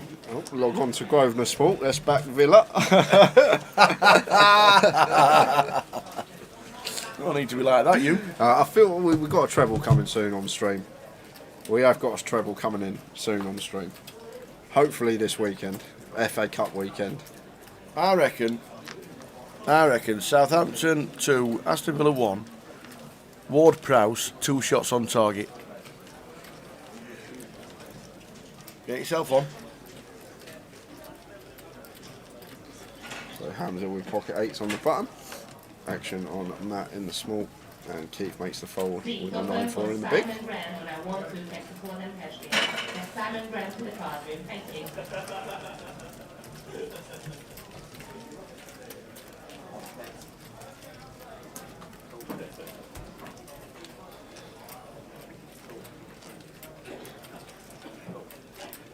Speak open for card bonds and I won't reflect the swollen casual.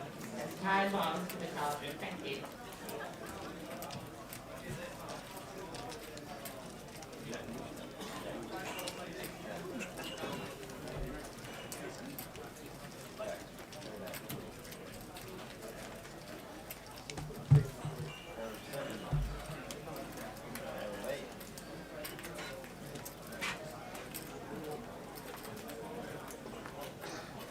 I wouldn't even know where Sudbury was. Chubby Buddha.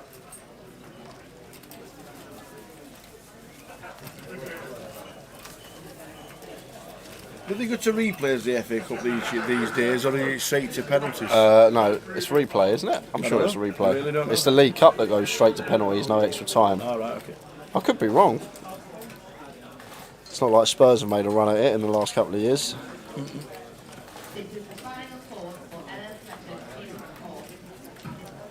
Final four for Alan Preston season 4. King 10-4, 2 clubs, action. Brandon flopping top pair and Sean with the nut flush draw.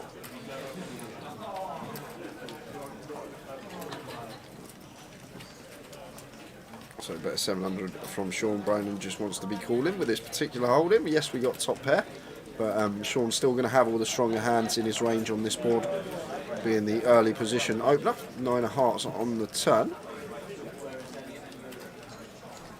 So Sean here with the A7 of clubs, going to take a free one. And it is the deuce of clubs.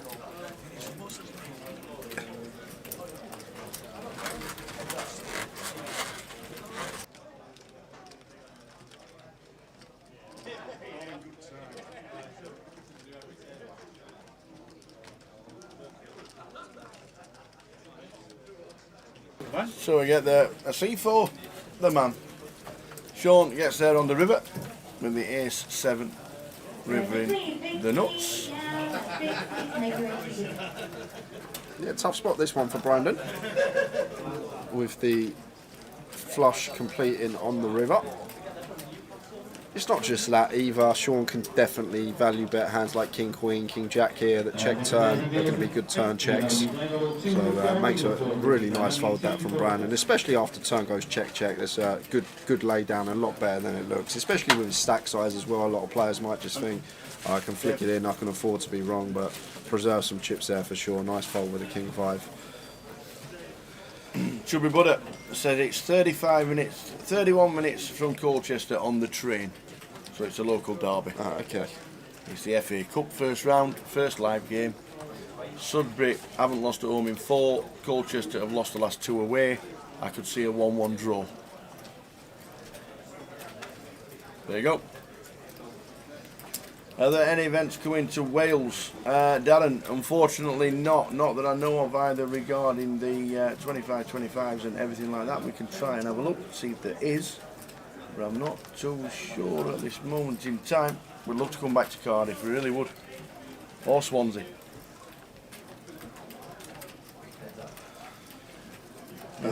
It is a bit of a shame. We always love going to Cardiff. Anfield, any predictions on how big the grand final main will be based on the numbers here in Luton? It could be a mil. 3/4 mil at least prize pool. I reckon we'll exceed 400 odd runners, so that will take us up to 1/4 mil, 3/4 mil, sorry. But I think it'll be somewhere between 750k and a mil. Be so hard to hit the million when you really think about it, because we need what do we need for the million? 560 runners, about that, to hit the million. So yeah, it's a big ask for a 2k buy-in, but if we get there, it would be some feat. But yeah, 3/4 is a good shout. All right, the 750k line, maybe touching 800. We'll see our first ever 200k top prize though. I think on the tour. It's never been The biggest ever was 180 a few years back at the grand final when Mr. GUKPT Ben Windsor won it.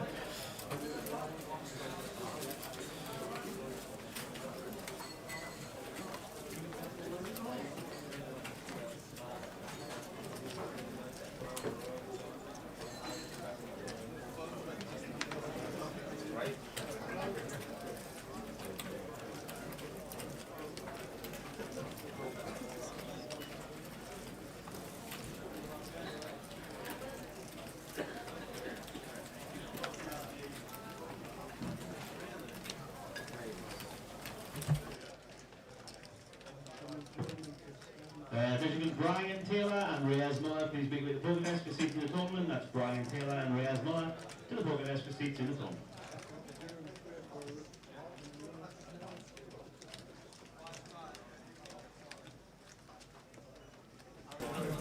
So Matt flopping the joint here, straight flush draw pair. The joint.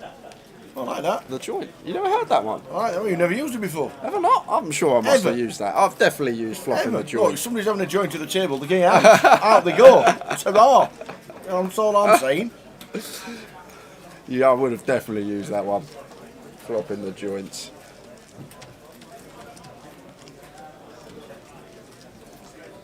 I think, yeah, a lot of respect for each other. Massive event in Blackpool for a lot of players. Do we not think C2's got Nathan Slater looks? Yeah, a little bit. We had C3 wearing his coat yesterday. Yes, we get Kellett, yeah. And C2's trying to be his brother. Yeah, where's the coat gone from Kellett? He Yeah. must have thought, you know what, this didn't work yesterday. I bust out with it on, he's gone in bin.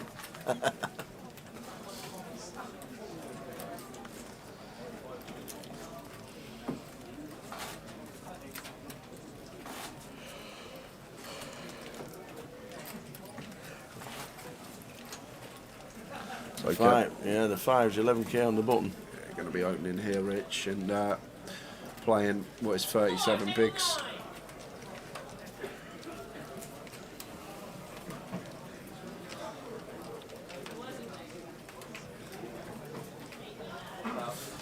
To be honest, Chatal, we could potentially. I was going to say, if George, I thought he was lining out a free bet there after he was looking at Kellett's stack and thinking, I was going to say, you could potentially see it 3-bet, 4-bet rip in this particular scenario, but Queen 8-9. not the case.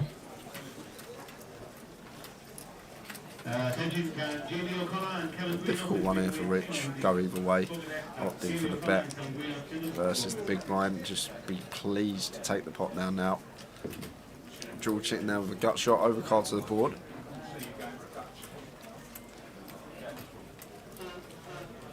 So we're going to make the call. Do have a gut shot, maybe planning to bluff on certain runouts. 7 of clubs.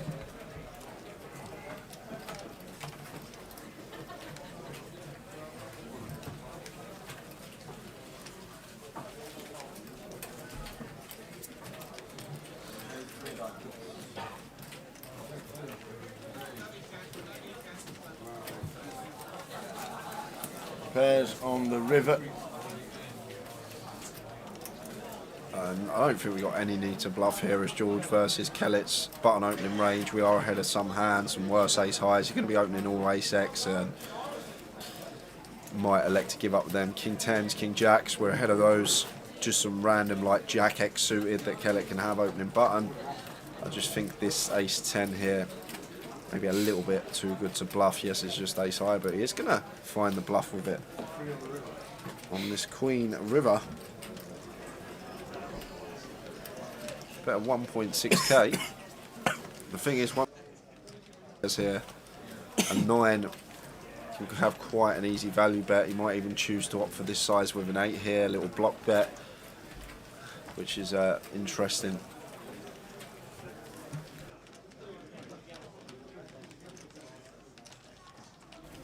Yeah, and can't fault Rich for folding. It's just so easy on that river. Like, he can just go for value with all his 9x. Obviously, he can still have a queen there, some straights, just a whole host of value. And the only real hands that we beat are the Jack X suited, 10x suited, or Ace 10, King 10 that would call that flop versus that size with a gut shot. So can't fault Rich for folding. Very difficult to call there with fives. Most certainly going to be mucking that almost always, unless we have some sort of particular read.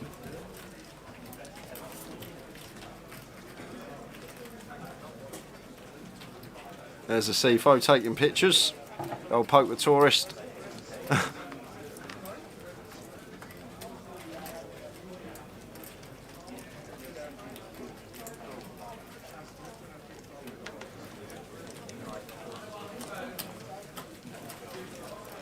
And Brandon wakes up with a monster in the hijack. Raises to 700.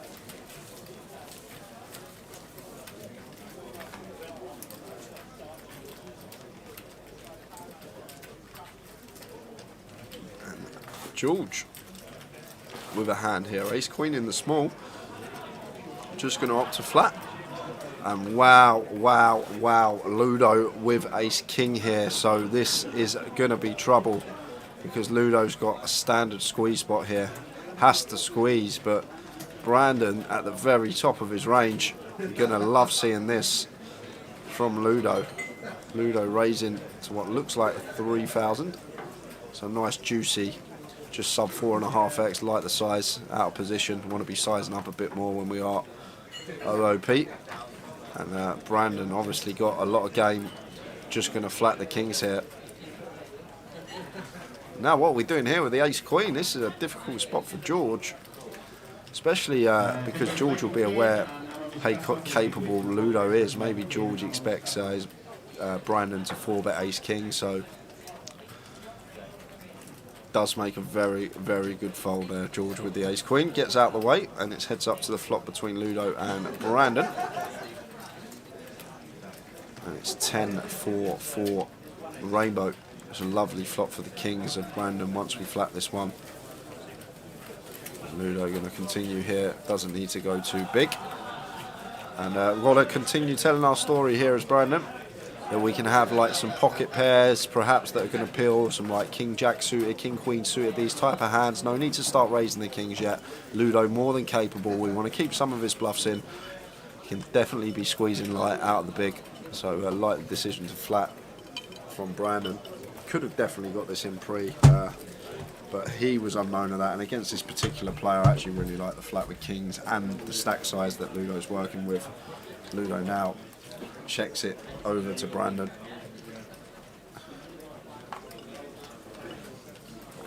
I mean, it's an interesting one because we're working with about 0.9 stack to pot ratio. And Brandon checks behind with the kings. And it's not an ace on the river. Yeah, looks like a 3. It is the 3 of clubs. So Ludo sitting here with just ace high. He'll be aware that he's never good here with ace high, Ludo. Like, we lose to all the pocket pairs, but he's not choosing to bluff. He'll just give up.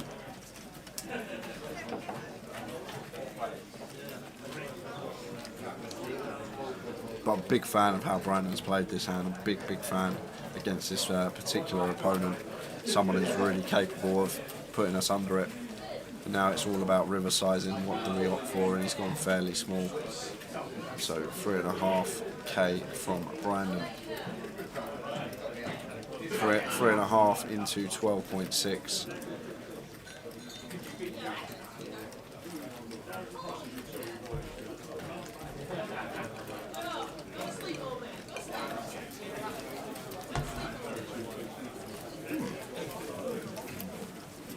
What is my ace king beating? Ludo knows it ain't much.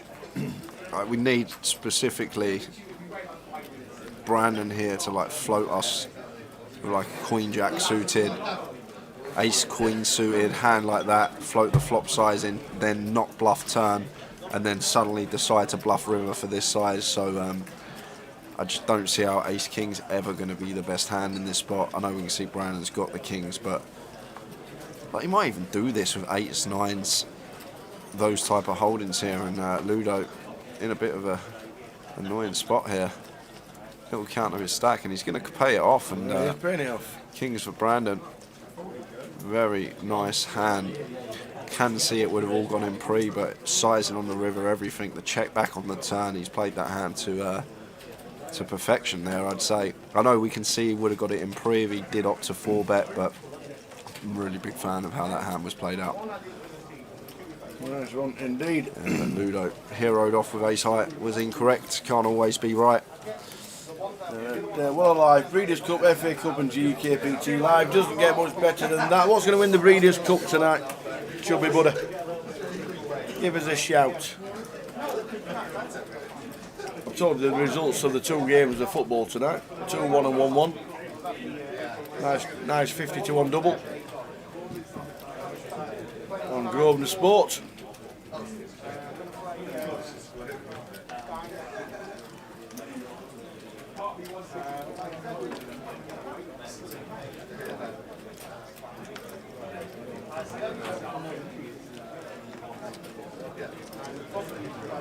So George, easy open on the button, once folded to us, got King Queen.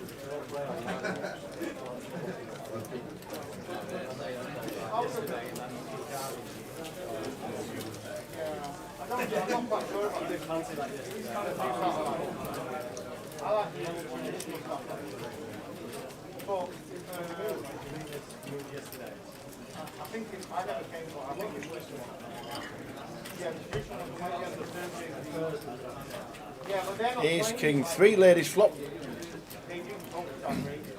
Both flopping second pair. Yeah, George can definitely incorporate a check behind with this holding. I talk about it a lot, button versus big blind, the ace king high boards when you have got a king. They can be really, really good checks. Just for a bit of deception, we can induce some bluffs on a later street. We're well behind if our opponent has an ace. If they don't, we're well in front, and that's really nice there from George. Just understanding why it's good to check this particular holding. I know we can see in this particular scenario, it means we're now going to be chopping this one almost always, but doesn't take away the fact from the check on the flop. Don't mind it at all. And Andrew going to come in for a what looks like 1 big blind bet. Is that 400? He's opted for 800 into 90. So we've checked back flop to be able to call this turn bet as George, so it won't be going anywhere. Want to be calling this one in position. No need to raise, definitely can't be folded. It's just too strong a hand to fold, and regarding if we raise it, it doesn't achieve anything here. There's not really any bad river cards for our particular hand on this point. Well, he is going to raise it. He is going to raise. Makes it 1.6, and I guess this is a click to check back river. That's exactly what I guess this is. Like, we're never getting called by worse here, or even getting called by chops or ace X or 3X, flush draws as well, perhaps. And it goes check, check. So it was a click to check back river, which I understand the reasoning for it. Maybe didn't want to face a big river bet, so just click this one back, get the betting lead himself so we can take a free showdown. So fair enough, makes sense. 66,000 Brandon chip leader. If you've not seen, as we look towards 2022, I've been told, as we're looking at the, I've been told by the guy in second place, Mr. Ewan McNicholas, that as it stands now, he's 1 point in front. That's what he says. So it all could come down to the fingers main. crossed we're going to get an update. If we get an update from Tom during the GUKPT Blackpool, it'll be great. If not, I think Ewan's tried to work it out using the app and using the calculator. He reckons, as the results are today, as they've been during the week, he is 1 point in front of Ben Teague for the 20,000 package. It's all to play for. The main events, all the side events in Blackpool, and then the final 30-30s next week that people will be playing, and the final events of the MPL, and then live streamed by us, the playoff down in London when we go. So Matt Bushell, been grinding his short stack so far this session. And just going to be a raise and take with the ace king.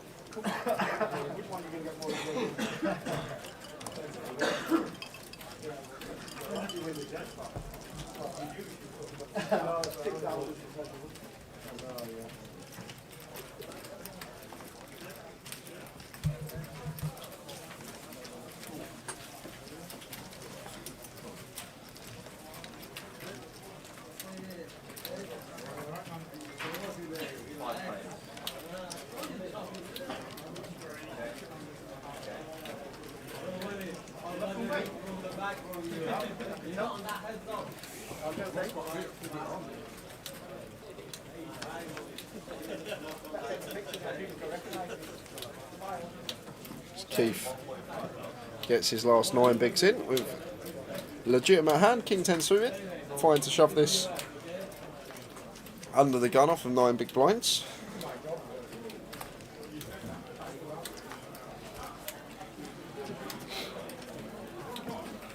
Any action?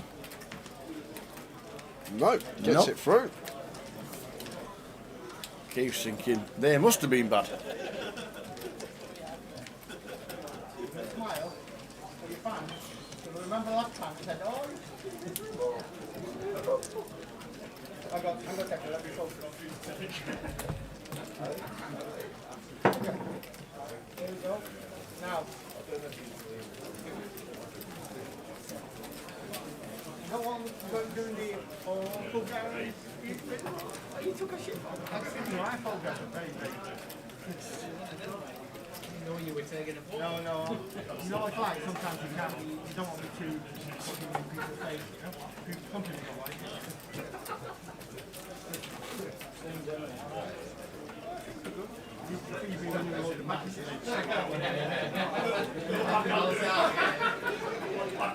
Ten 9 suited here for Rich off of 30 bigs. Going to be opening this one. UCG +1. Well, he's opted to limp.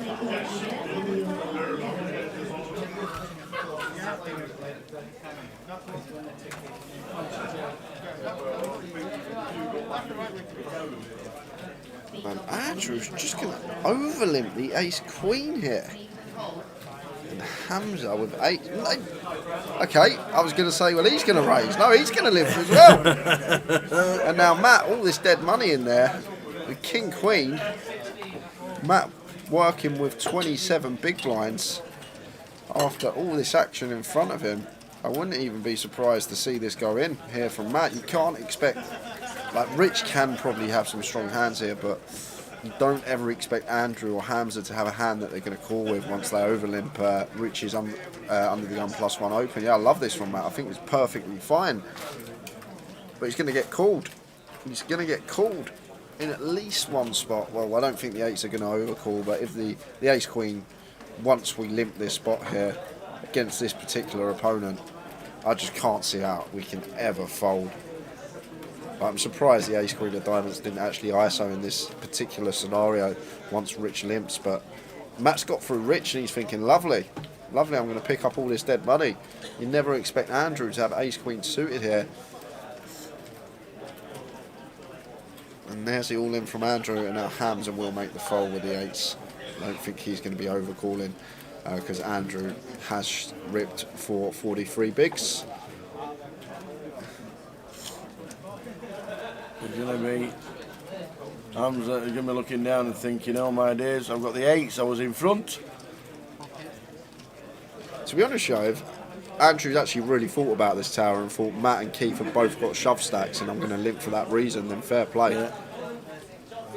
Probably something to mention. It's a bad flop for Matt Bushell, drawing to running Jack 10 or a king. So just a king, otherwise we're going to lose one from the featured. Well, we do. It's a jack of hearts. And the 8s.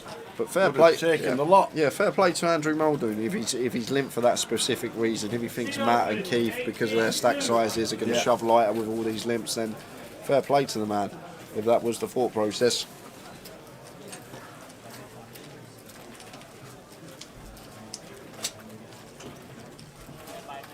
Well.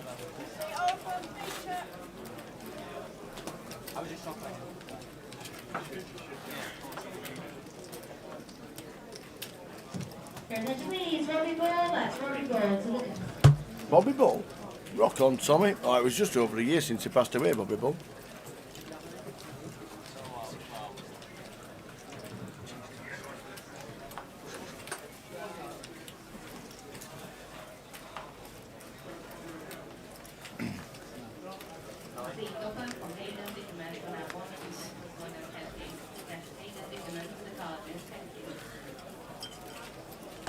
I guess that's why Rich limped the 10-9 suited as well.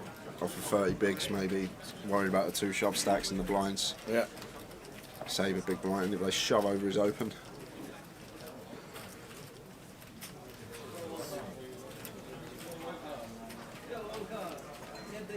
So Ludo opening 9-6 here in the low jack.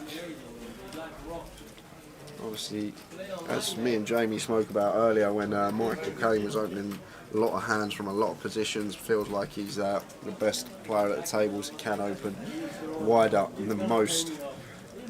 Feels like he's not going to make too many mistakes post.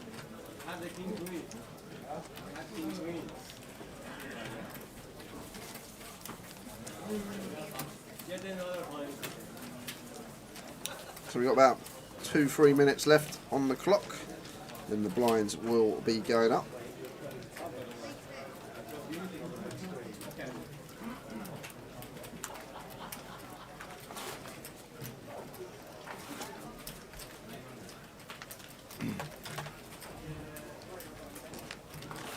Facebook, Twitter, YouTube and Twitch. Follow us on them all. Most people watch on YouTube and Twitch. But Facebook and Twitter are pretty popular as well. All social interaction on Facebook and Twitter. You can follow us everywhere you see the Grosvenor Poker sign. And join in the fun. Plenty watching on YouTube. I know there'll be some thinking like, oh wait, this is not refreshed. But we had that recording issue at the end of level 4, as always.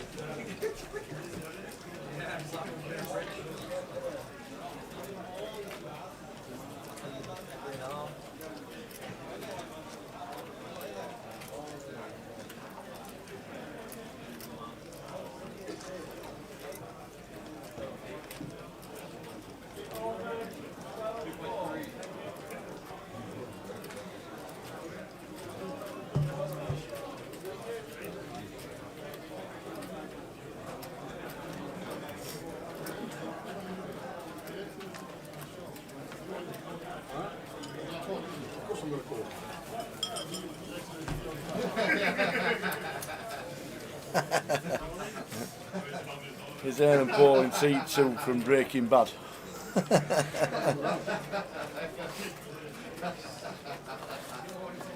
Sean, local lad, sat in seat 2.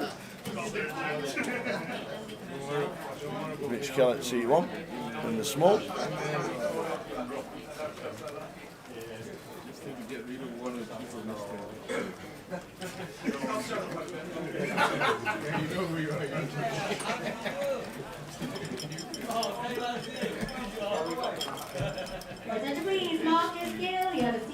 Evening Joe, watching on YouTube. Let's go Sean.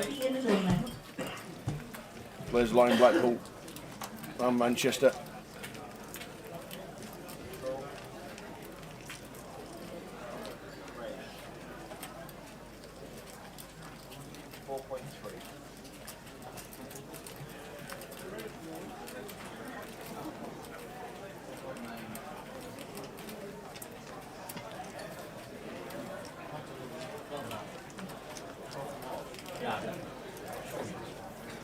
Hamza's got ace king under the +2, raises to 700.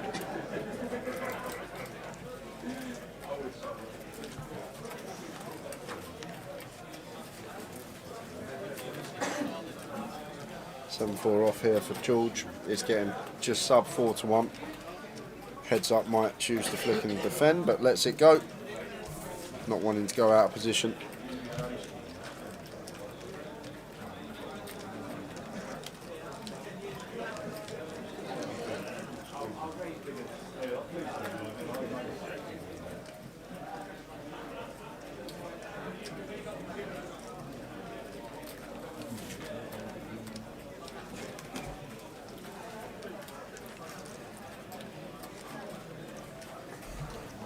How's the numbers looking, Jay? How's the price pool? Let's find out. Let's have a Butchers Poker Live app if you want to check all the details live without us telling you what's happening. A lot of people do use it. 5 cash tables, about 50 people waiting, just due to pure volume. And day 1B, wow, 283 today. 283. And we've literally just hit the halfway mark of the day. 5 more levels to go. Wow.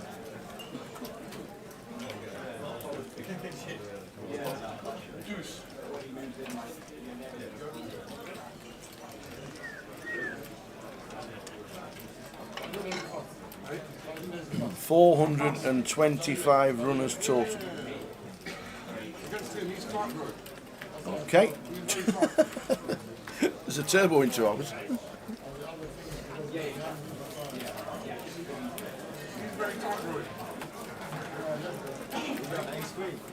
So lines up in 1.5 minutes. Please, Andy Hill, that's Andy Hill, make your way to the desk for your seat in the tournament. Andy Hill. Oh. Might have heard that in the background.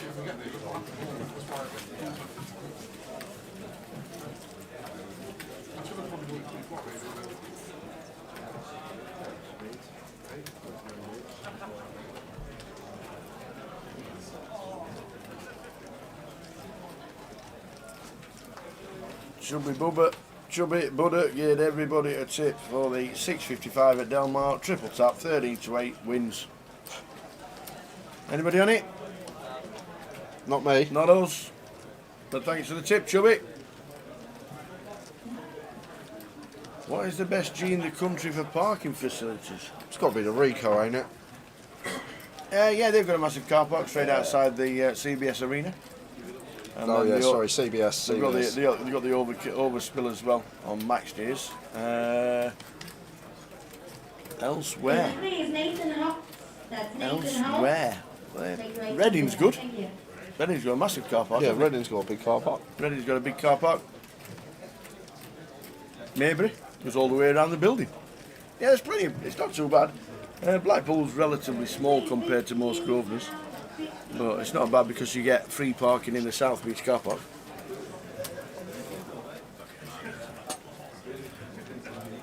Aye, aye. Salad's in the building.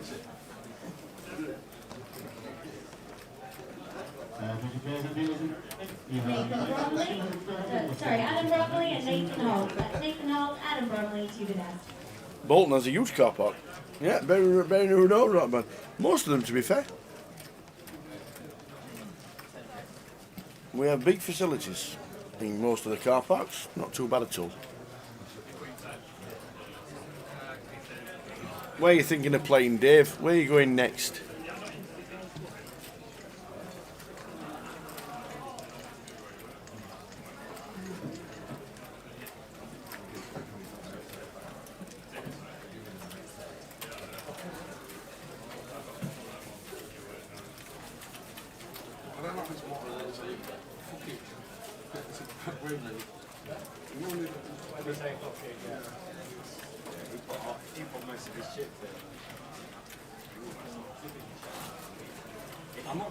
Ace 3-5 flop after a 3-bet by Sean.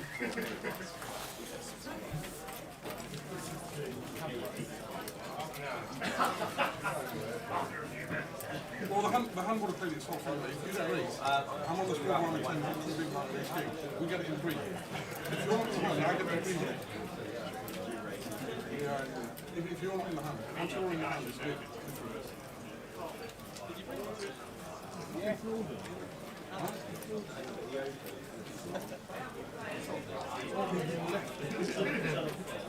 So what you wanted happens, if you're in the hand. Blind, I'm never for me. I'm going to be flop. If you stay low, you can't Still blind on blind. when I fold, You fall out your tour. yeah, because it's fine. Because you fold what's the same. I've already made my mind. If you don't come with ace or king, I'm calling. I've already made my mind. Why not just use 3K? What?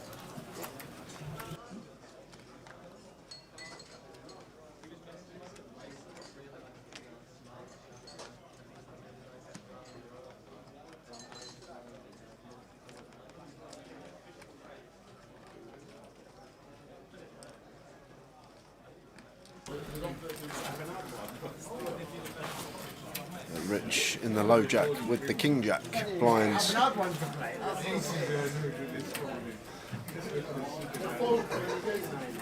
So opts to move in for just sub 20, 19.5. Gets that one through.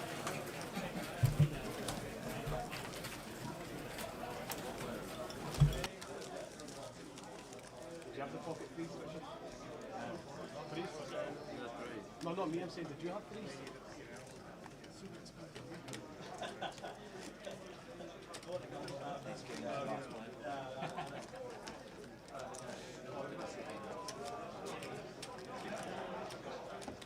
It's like pocket pies or something, but I'm saying like it's just any shit here. That's what I think.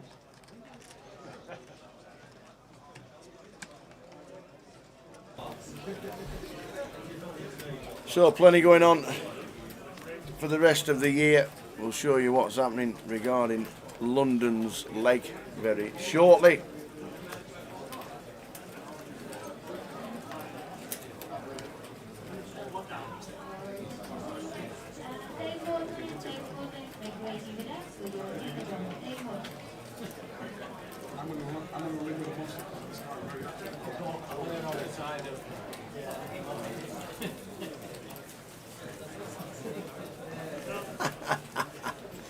Tell Wadey to tell his bad beat stories quieter. You've no chance.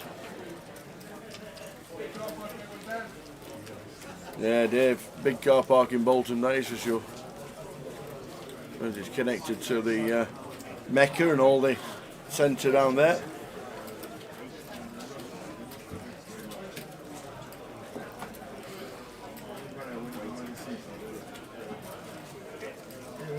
Two, 4 on the flop, 9 of diamonds on the turn.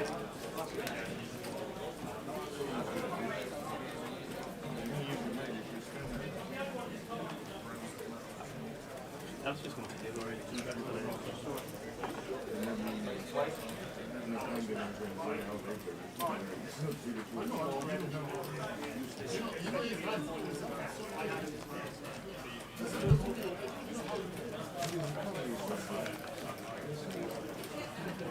All right.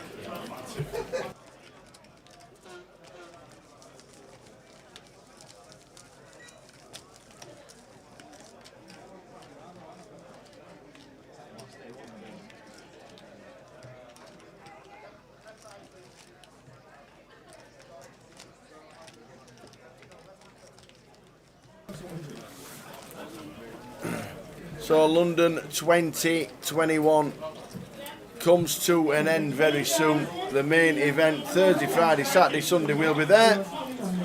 Monday, Tuesday, Wednesday, Thursday will be off, and then Friday, Saturday, Sunday for the remainder of the schedule there. We'll be live streaming yet again, and then the second session in London culminates in the grand final, and we'll be there Wednesday, Thursday, Friday, Saturday, Sunday. Wednesday, the Haymaker knockout final, where David A and the 7 winners of the free rolls will be fighting it out for 20,000 added value. A lot of added value with the invitational for David A. We'll be live streaming that. Hope to get to speak to David A as well, and get him in the comms box for half an hour when he busts out first. Well, I'm just saying. And then Thursday, Friday, Saturday, Sunday for the we reckon to 750k for the grand final. That's what we reckon, don't we?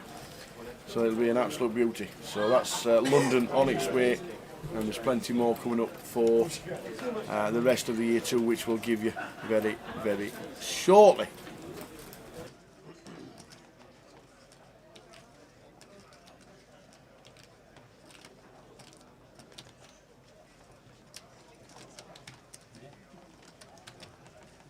$65k for Brandon, shown 46 in seat number 2. I told him like 1 minute ago, the previous time, I said, you've done that twice, yeah? I'm going to release it once this time. So he raised that link, done it again.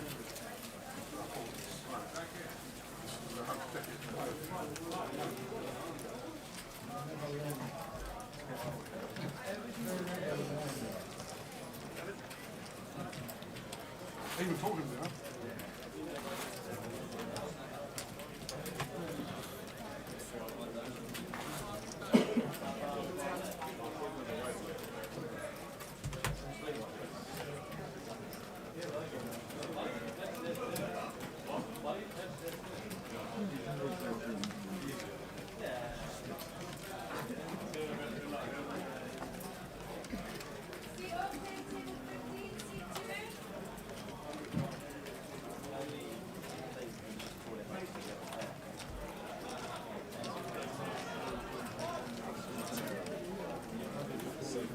So Gary's all in with the sevens. The sevens are in. Are we getting any action with the sevens? We are No one. No, we're not. There's 10 force feasible, but deciding against it.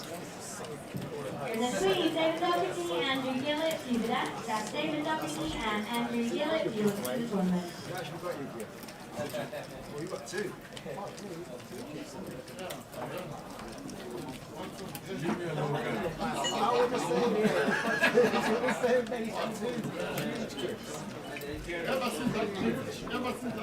Say something, come on.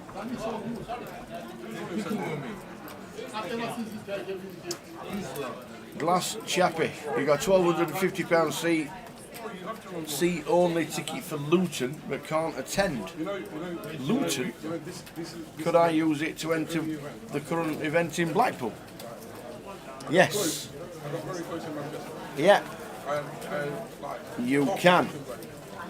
Glass Chappie, if you want to get yourself for day 2, or you want to play the turbo tonight, or you want to play the day 1 seat, or the buying to day 2.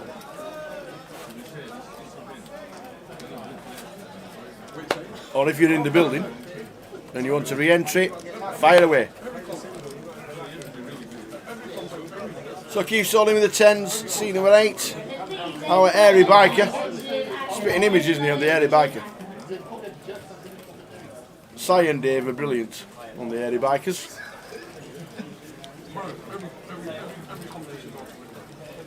6, 7, 9, 8 for the 10s. Imagine a 10 for a chop. Oh, 10 for a chop, 10 for a chop, 10 for a chop, 10 for a chop. No. Double up. Nice run out. Keith, our hairy biker, doubles up. Tell Wadey, was that Wadey in the background that was telling that story? Evening, Dom. How's Razor Kev going on? I don't actually know. Shall I go have a look? Yeah. Find out how he's going on. Have a find out.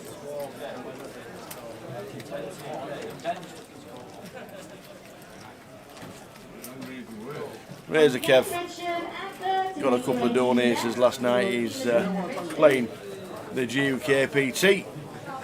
Good story. It's come up for the Blackpool versus QPR game tomorrow at tea time. Come up with a load of mates, and they've all chipped in to buy him in.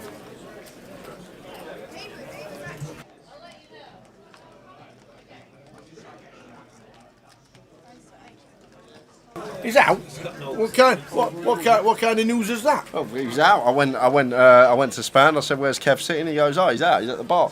Oh, okay. Is it his usual place then? Yeah. Yeah, but unlucky to Kev.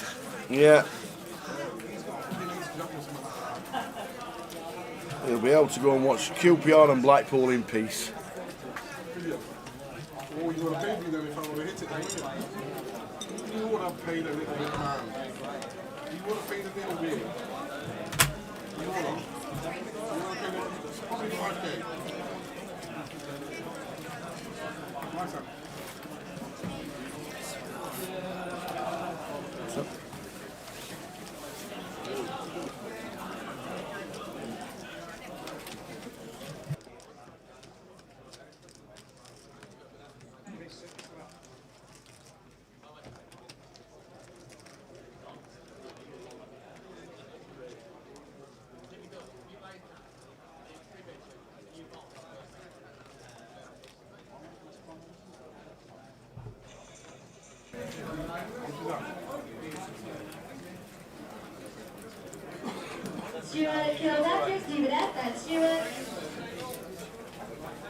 Nines for Ludo.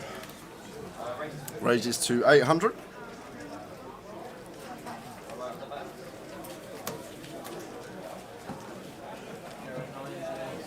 And Kellett's got ace king. Off we go. They are in. Off we go. Ludo's not folding against Kellett. He's going to snap this off, and it's going to be who flips best. Good luck, lads. Very similar stacks as well. I think Kellett's got Ludo covered by 200 chips. So ace king for Rich, Ludo with the 9s. It's a fair fight. It is indeed. Who flips best?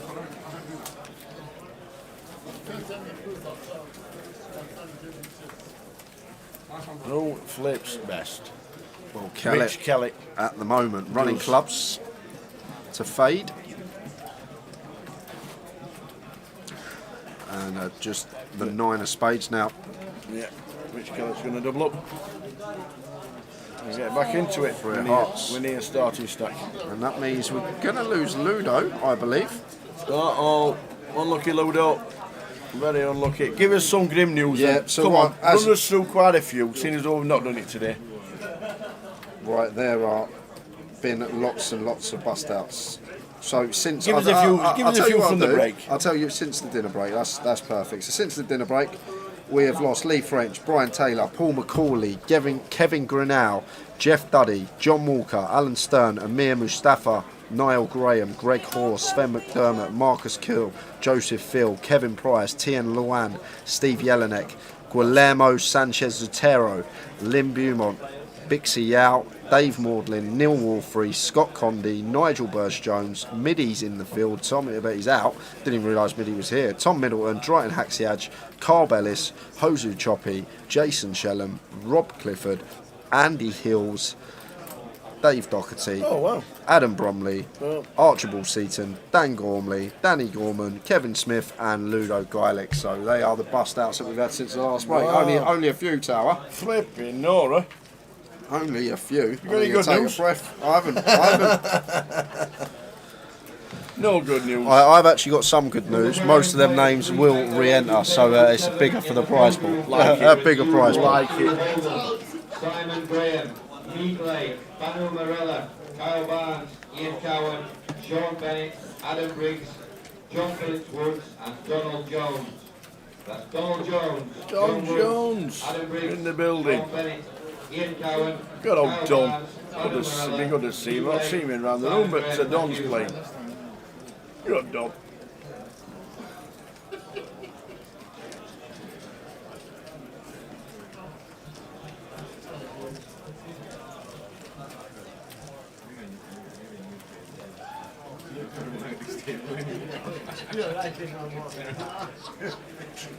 Should we have a little look at next year, Tower? Yeah, well, what's happening next year? Look at this schedule for next year. 10 legs, grand final and the Goliath, so technically 12 if you want to call it 12, but what a year it's going to be. We've got lots and lots of events, lots of places to go. We've got Reading and Coventry on the map for next year, which are 2 new additions. I know we had Coventry this year, but it wasn't meant to be an addition in the GUKPT, but Reading and Coventry will be going there. 2 in Luton, small and big. 2 in Luton, Yep. 2 in London. 3 in London. 3 in London. Yeah. Victoria, Victoria, Victoria. Yeah, just the one in Blackpool. But it's going to be a cracking year. Where would you golf in London? Anywhere. Anywhere. Is there actually any grass in London? We could go Woburn. Oh, aye. Yeah. Yeah, we'll just walk onto Woburn. Yeah, we might do. At 600 quid a round. Oh, is that how much it is? It's be close to 3. Okay. Well, we'll see if we can get on Tower. They might watch the stream. If anyone gets on Woburn in London, then let us know if you're watching. Somebody said they were going to try and get us on Sunningdale. Yeah. If I tell you, if we can get on Sunningdale, I'll walk from here right now. That, by the way, is an absolutely amazing schedule. We cannot wait because that has been set in stone, and we can't wait to be doing that lot with the rest of the team, Cardroom Direct, and all the team going to London, Coventry, Bury New Road, Reading, Edinburgh, Luton, London, Leeds, Luton, Blackpool, London. It's great. It's great. Hadley Wood, that's another one. Where? Hadley Wood, near Cuffley. Hadley Wood. And that, I bet that's expensive as well, because some of the houses around there, it's like, gosh. I bet that is expensive round. I didn't even know there was a golf course in Hadley Wood, but it's not too far from me, actually. Probably about 25 minutes, 20.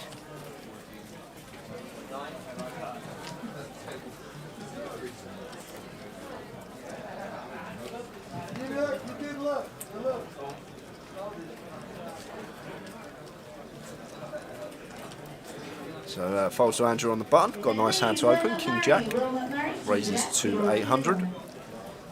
And Gary in the big blind here, working with 25 bigs. Going to defend this at the very least, and does make the defend. It's off to the flop. Some action flops with these two holdings. We don't get one. So Gary flops the best of it. Checks it over to the aggressor. Good to see. We got a bet out of Andrew. Bet of 900. And comes in for a raise to 2,000 here, raising his top pair versus the button. Don't mind it at all. Bit of protection with his particular stack.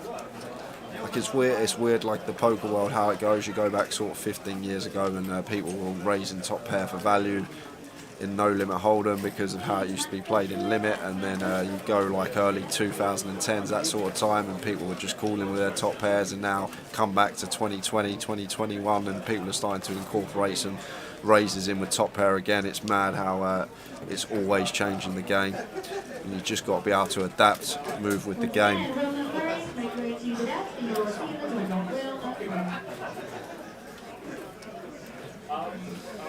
A nice little pick up with the Queen 10.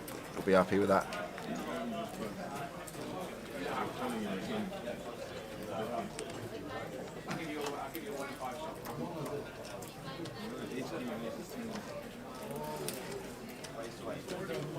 Yeah, Hadley would £80, and Scott said he can get us on at Centurion. That's £100 a round. Is everything 4x when you get below Watford? Yep. Or even you get Cambridge. Even As soon as you hit Cambridge, that's your lot. As soon as you get to Birmingham, they all think, yeah, 4x from now on, guys. 4x.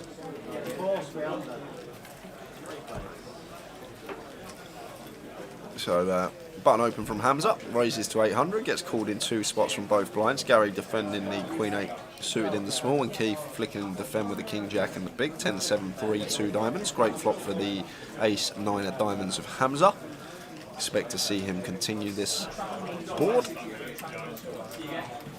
Flies for 1.1, and that will be job done for Hamza.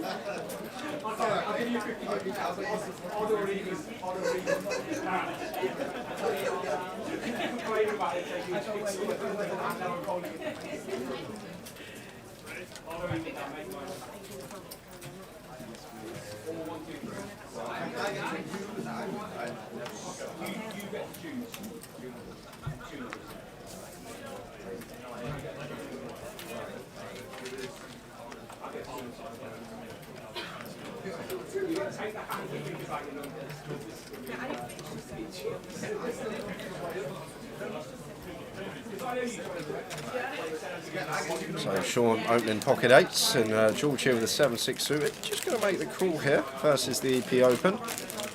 Not sure if we want to continue this. Maybe want to be leaning more towards 3-bet in this particular situation, facing gun 1 where we're under the gun +2. I guess with how deep he is with Sean, just happy to flat in position on the opener. But definitely can incorporate a 3-bet in some of the time. And Gary going to flat on the button, and that's going to be grounding in with a nice hand to defend in the big blind. The King 7 suited.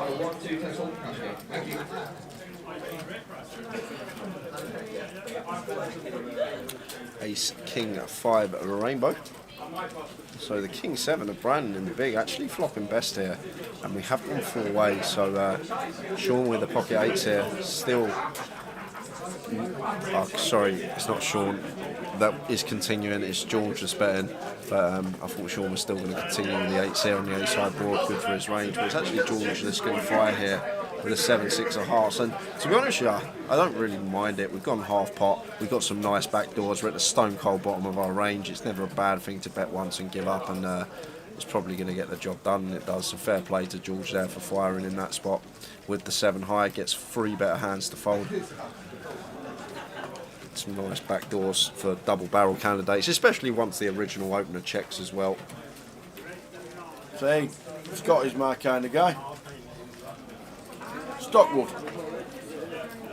£20 a round. That's it. That's all you should need to pay for golf in England. He's not talking about the round of golf, he's talking about when me and you order a beer. It's £20 a round. Ah, I like it. £20 a round for a dress. Tenner a beer. GUKPT Blackpool flying at this moment in time. Absolutely amazing. Schedules out for next year.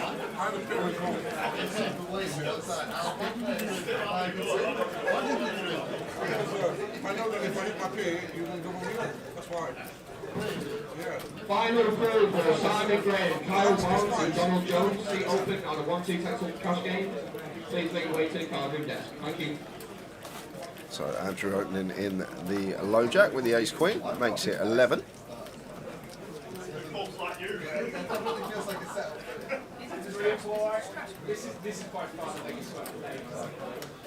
And Rich with the 9-5 suited. It is a just sub 3x open, 2.75. So Rich still going to defend.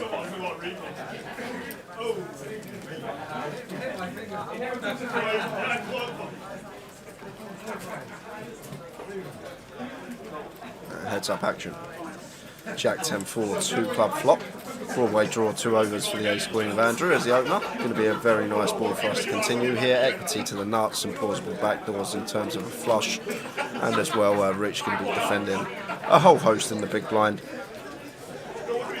Opts to check it behind. It's 7 of diamonds turn. So Rich picking up gut shot here with his 9-5 suited.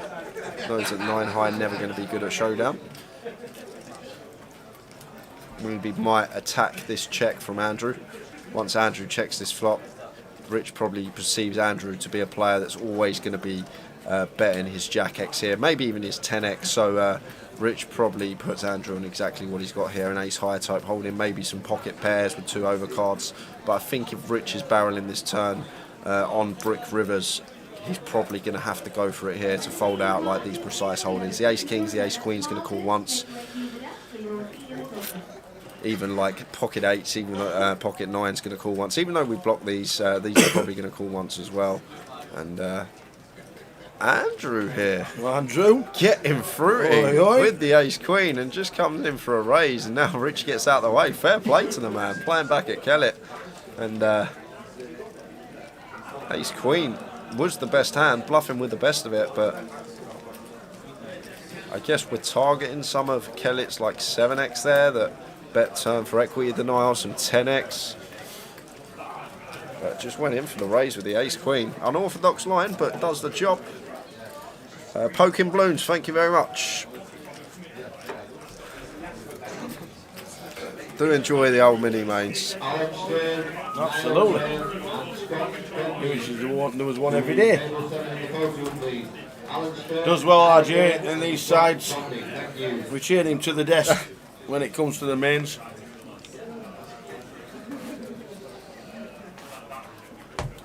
Amazing turnout if you've seen in Blackpool this week. 835 entries for the minute. Super run.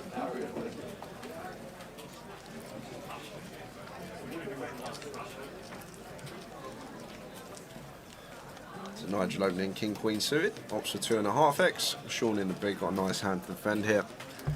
King 9 of diamonds, heads up. Got ace 5 deuce, 2 diamonds. Going to see some chips put in here. Expect Nigel to be continuing this one. It's ace high, it's good for our range. Going to come in for continue, like to see it, and Sean not going to go anywhere. This particular flush draw, like his choice to just flat. Jack of spades on the turn. A potential double barrel candidate for Nigel. I wouldn't mind seeing him double barrel this spot versus big blind calling range. We're going to fold out the 5x, the deuce x, some gut shots perhaps in there, like some jack 3 suited, queen 3 suited, some random suited hands like that. So like the double barrel from Nigel, but Sean getting this price, not going anywhere, and actually river's the best hand, finds the offsuit 9 on the river, and can Nigel unload the clip? He can't. And that's the other thing, I should say, and talk about a lot in live poker. Like, people will double barrel, but you don't see too many actually unload the clip and go for it. A lot of the time they'll bet turn, they'll just give up. They don't want to bluff river, and like, I think that spot there could have been a really, really good 3-barrel spot for us there, for the man in seat 4. Dave Duggan says, who decides the buy-ins for the different venues? It's done between managers and GUKPT staff and previous seasons and what the consensus is regarding around the venue. So a smaller buy-in might not work. So a bigger buy-in might not work in such as Edinburgh or Leeds. So they decide to mix it around a little. I think it's a great idea, having the same buy-in at every venue. It might deter a few people, which is why when we do Luton and when we do London, we're going to have 2 different buy-ins. The 19th hole, Kemba.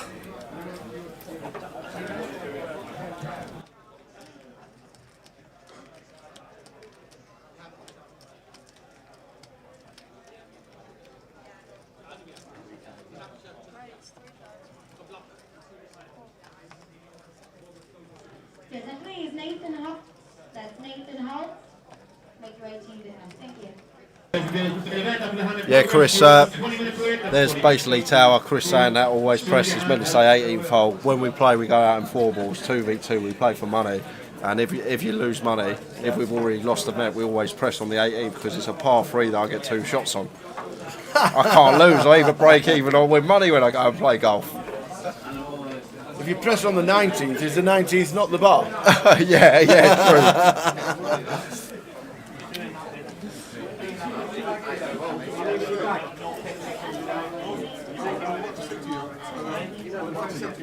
Oh, can you?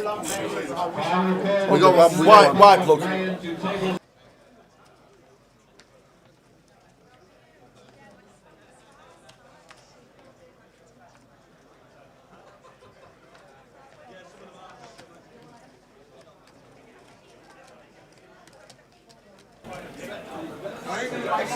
So the numbers at this moment in time are absolutely astronomical. We might have an issue. It's a great issue to have, but we might have an issue regarding numbers for the turbo. Because at this moment in time, the turbo has 1 table spare. 298 at this moment in time have played today.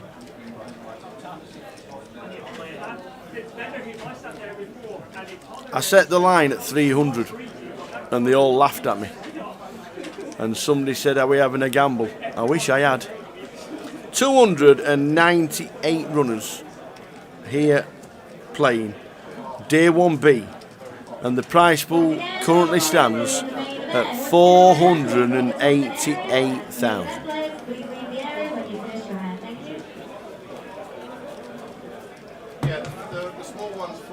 Come here. When I get Jim McShane's going to sit with me for 2 minutes. He's just going to quickly run through. Here's Jim. Jim who's absolutely smashed it this year because Jim's come in as head of poker and he has absolutely smashed it, and we'd like to say thank you. There's Jim. We'd like to say thank you for an amazing season so far. Regarding the Omaha. Yes. Jay thought it might have been a misprint. No. But what was the reason? All throughout the year we offer the 4-5-6 as the regular, it's the norm. So at the Vic for the grand final we've got the high roller, which is 4-5-6. Yeah. So I decided to put just the 4 card in. There are, there's a lot of people that prefer 4. 4-5-6 is a bit more fun of a tournament element, but there's people that play predominantly just 4 card high as a cash game. So we gave it a bit of a mix. And normally in the grand final there is one of each. So there is still one of each. It's just that the 4-5-6 is the high roller at 1K. But yeah, we couldn't really put 3 in. But having the high roller counts for the 4-5-6. And then also you put your givers up today.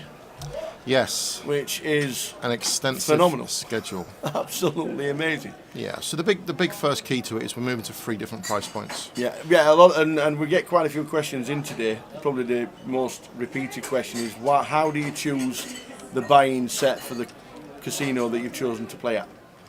So it's the dynamics against history, space in the card room, previous performance, the community that we're going to. So there's some clubs that if you were to change the buy-in, you know, if we were to move a couple of clubs down, we'd just be inundated with numbers. Yeah. So it all works and what fits, and the clubs get a bit of a choice as well. I like the new room. I like the new price point, 900 plus 1. It fits, it works, you know. And it's a straight bag. Nice and easy. It's affordable against other things that are going on as well. Obviously, it's still a lot of money, but it gives players a bit of choice as well. So there's a bit more geographical location as well as price buy-in. Yeah. Luton and the Vic have both got multiple events, but they're at different price points. So it depends on the point of the season, the course of the year. You get to pick and choose what it is you want to play, and you know. Part of what we try to do is we cater for all ends of the spectrum. Yeah. We give everybody, I mean, the tour's been an amazing success this year, but the biggest thing for me has been the satellites. We're giving everybody the chance to come and play that might not necessarily get in before. Yeah. And, you know, 17 in the satellite last night. You know, we've had 47 the this one-hand week. flips. Yeah. We're going 2 days ago. Nine of them in one day. Yeah, you can at Blackpool with people in the main event, £40, £100, £125. There's been plenty of options, plenty of chances. Satellites online every day. Whatever your price point is, you can win just straight the main event. You can win packages. You can win mini main and main. Yeah. So we're doing everything we can to cater for as many people across the spectrum as what we can. Yeah. Obviously, there's a big gap after leg 7. Yes. We know Goliath has been announced. We know the dates have been announced.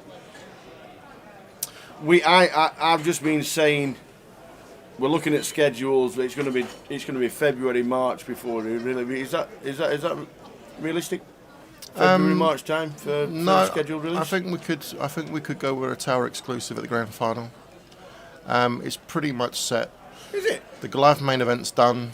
Some of the side events are done. We know that Joker's Wild's booked in.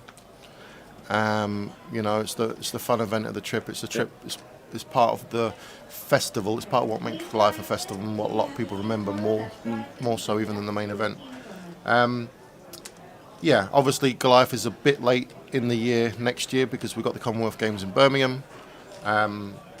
It's now called the Coventry Building Society Arena, but we'll always know it as the Rico. So back to the Rico. We've got prep work going. We've had several meetings up there already, so we're prepped and ready to go. Yeah. We just got to put the finer points to it. It was a shame we just couldn't get it in this year in terms of timings, but the logistics of it all are just too much to get organised in that space of time once we got the okay to reopen. Yeah. But next year, it'll be back. I think everybody from the whole of the country is ready to come and play Goliath and have the fun event it's always been. We've announced the 4 25-25s for this December.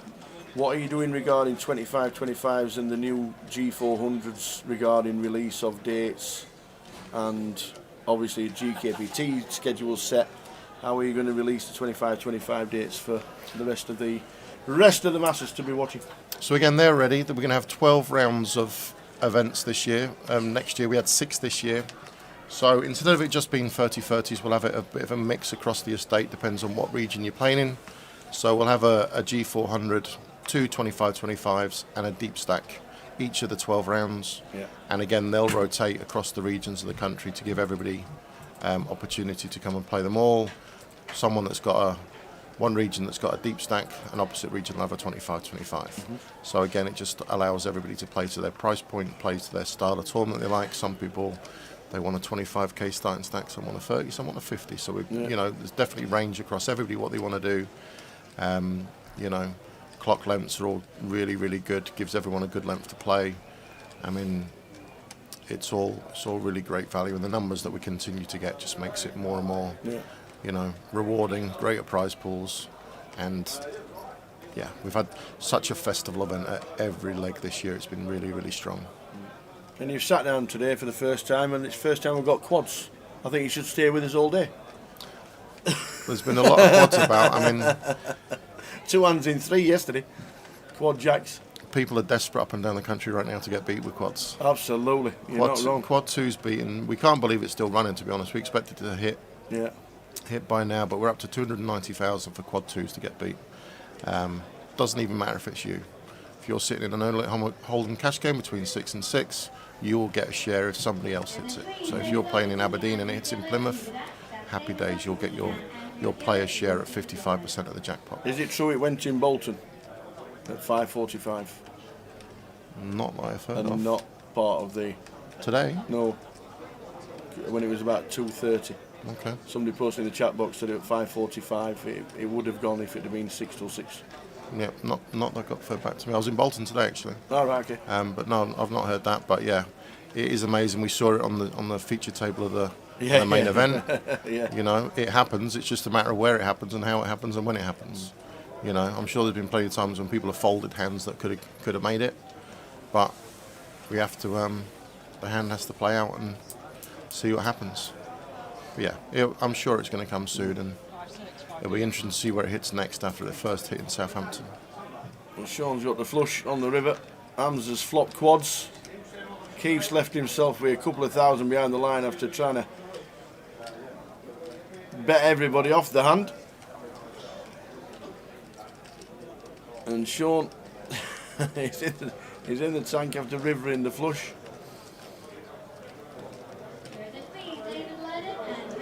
If the stack's right, Hamza's just left himself 1.7 behind the line. Is my flush any good? Says Sean. With a wry smile on his face. Local lad Sean. Is it a bit of a bluff tell that he's not moved in, that he's left himself the 1.7 behind? Yep, it worked. And then announced quads. Yeah, I think he might have passed if he moved all in, but just leaving the bit behind made it look like a value raised bluff. Well, there you go. Proper value for quad 5s and flopping it and betting it and getting people betting into it. Hamza moves up to 38,000. So plenty going on. Thanks for the information with the 25-25s and all the release dates for these are the release dates for the 25-25s and the G400s for next year will be with us. Yep, they're ready to go out. You can lead with them tomorrow. Deep stacks, 25-25s and G400s. Excellent. 12 rounds of action, 4 events per round. Lots of stuff going on up and down the country. Yeah, it has been an amazing return from lockdown and an amazing return for the GUKPT. A full season in around 5 months and absolutely smashed. Because at this moment in time, there's only one table available for the turbo. Yep, I've just been out on the floor. Everywhere's full. We've got one table spare to start the turbo at 9. We've got just over an hour. Yep. But yeah, we'll break a couple more tables before, but I reckon the turbo will end up with about 100 runners. Yep. Yeah, players will jump back into the turbo. Players are still jumping back into Flight 1B. There's 6 cash games open. I've just seen a 5-10 Scottish table. Scottish? They're playing 6 card Scottish. What's 5-10. So they get dealt 6 cards, they see the flop, they throw away 2, they see the turn, they throw away 2, they end up with 2 cards and it's holding. The action this week has been unbelievable. Some great cash games. 6 card Scottish? Yep. Okay. Yep, and there's big money Do you on the throw table. 2 pre-flop? No, 2 on the flop, 2 on the flop. Oh my days. Yeah. Yeah. Wow. Basically, think of a card game and you can get it in Blackpool. Blackpool is the king of 6 cards Scottish. Yeah, it's on the app. Put your name on the waiting list via the app. 6 cards Scottish. Oh my days. That's amazing. Yeah, the cash action has been nuts. The Omaha this morning, 8:30 in the morning. Finished at 8:30. We haven't quite got to 24 hours, but we've done 20 hours every day so far. Yeah. I mean, right now there's an Omaha game, there's 1-2 Hold'em, there's 1-3 Hold'em, there's a dealer's choice game, there's a Scottish game. Yeah, so great range. Amazing. Yeah. Like the home game. Well, think of a few cards, see what we can do with them, and we'll call it a game. And that's it. I like it. Yeah. Yeah. I've played a game at the Vic before where a guy went to the toilet. By the time he came back, there was a new game we were playing. So anything's possible. Yeah, 10p, blinds, Kev, that's the way forward. £1 max sit down. £1 max sits down, and you must have had 3 glasses of Malbec before you sit down. So 10 minutes to go. 20 minutes, 10 minutes? 20, I've lost all track of time. It's all gone.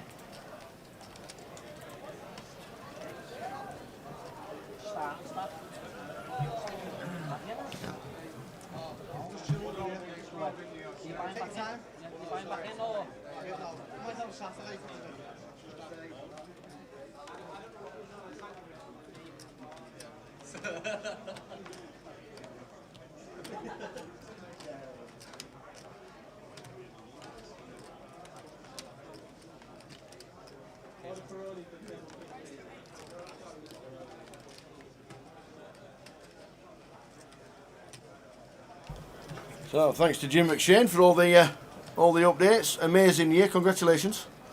It has been fabulous. Everybody from top to bottom has worked the socks off. Yeah, I mean we've had a pretty fresh team this year. With obviously losing a lot of dealers due to Brexit, but we've got an unbelievable team this year. Yeah. So many great personalities, so much professionalism across the board. Everybody at Cardroom Directors just, I mean, we've had fun, but it's been a great year. Yeah. You know, the numbers, the bodies, the faces, the people you've not seen. You know, memory for me, Steve Jelinek not turning up in 10 years, walks in the door and just wins it for fun. You know, nice and easy. What you're doing today? I'll just turn up and win a main event. It's, you know, yeah. Nice and easy. You know, I'll stick it next to my bracelet and away I go on to the next one. And you know, that's what it's been. There's a bunch of people I've not seen for 10 years here playing today. Yeah. So it's given us, you know, and it's not it doesn't matter where we've been. You know, we're in the south, we're in the Midlands, we're in North. Every event's been amazing. As we saw on the live stream in Edinburgh, if you weren't drinking a pint of Star Parliament, you weren't in the club. Every valley on the stream, 6 pints of Star Pram and a can of iron brew. Every tray was the same. You know, automatic auto repeat at the bar. Yeah. 6 pints and a can of iron brew. You know, but we did Manchester and we said, but you know, Coventry can't be that amazing. It won't be as big as Manchester. We went to Coventry, and Coventry was huge. Yeah, Igor was fantastic, wasn't he? Oh, you know, great GM, great club. And then, you know, we done Luton, set records, new mini main record. Yeah. Come to Blackpool and beat Luton's record, which lasted 2 weeks. You know, the 2-week holder of the record. And there's every chance that this is going to beat the Vic's all-time main event record.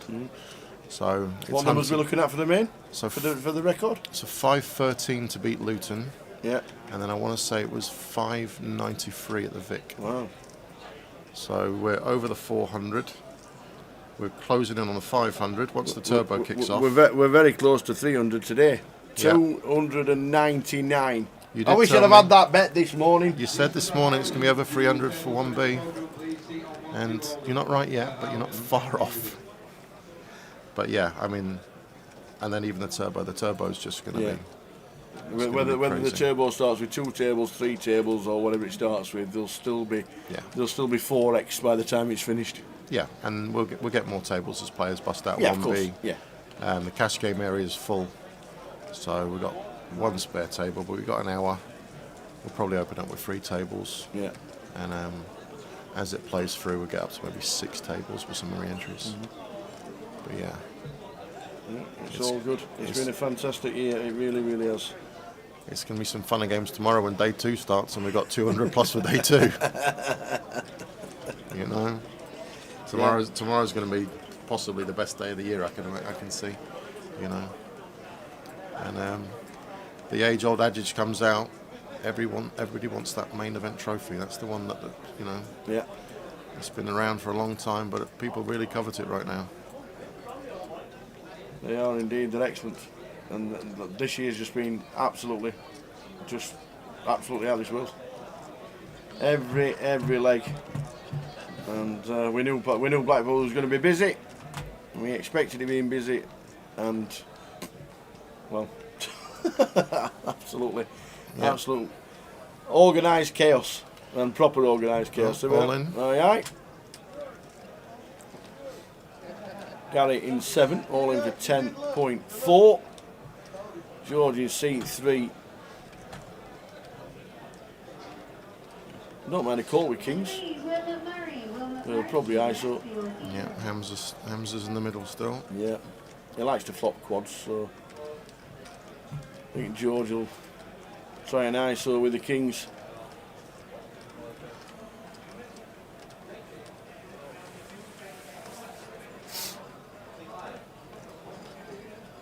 Yep, all in.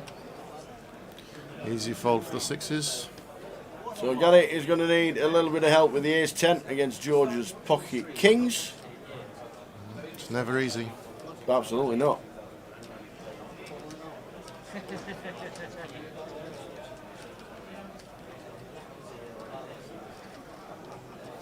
Here we go. It's never easy. Kings all in. Kings all in. Ace-10. What's on the flop? 10 on the turn. Only happens 100% of the time today. It's turn 3 pair. There we go. Yeah, 3 pair never loses. A double up for Gary up to 22.7. George back down to 34.3. Hamza's happy letting his 6s go. No 6 on the board. Absolutely. Can't tell everybody I passed the 6s. 72,000 for Brandon.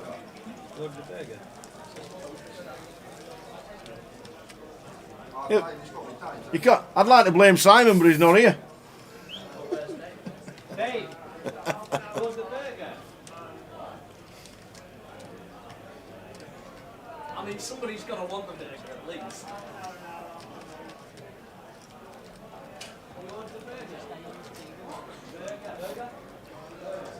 So down to the final 15 minutes of this session. Yeah.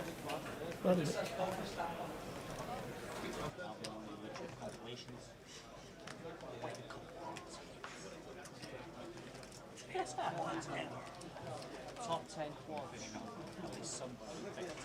Is there a fish can't fall? The fish can't find a fall.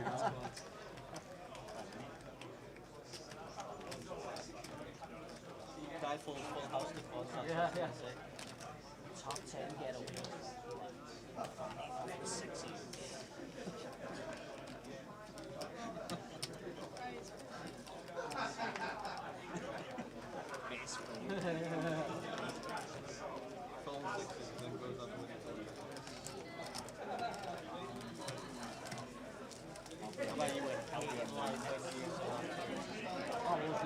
I looked up at that because I know a couple of my mates are watching. I just said, is it actually on? Yeah, I can see it. It's there or there, I don't know. You go on Facebook.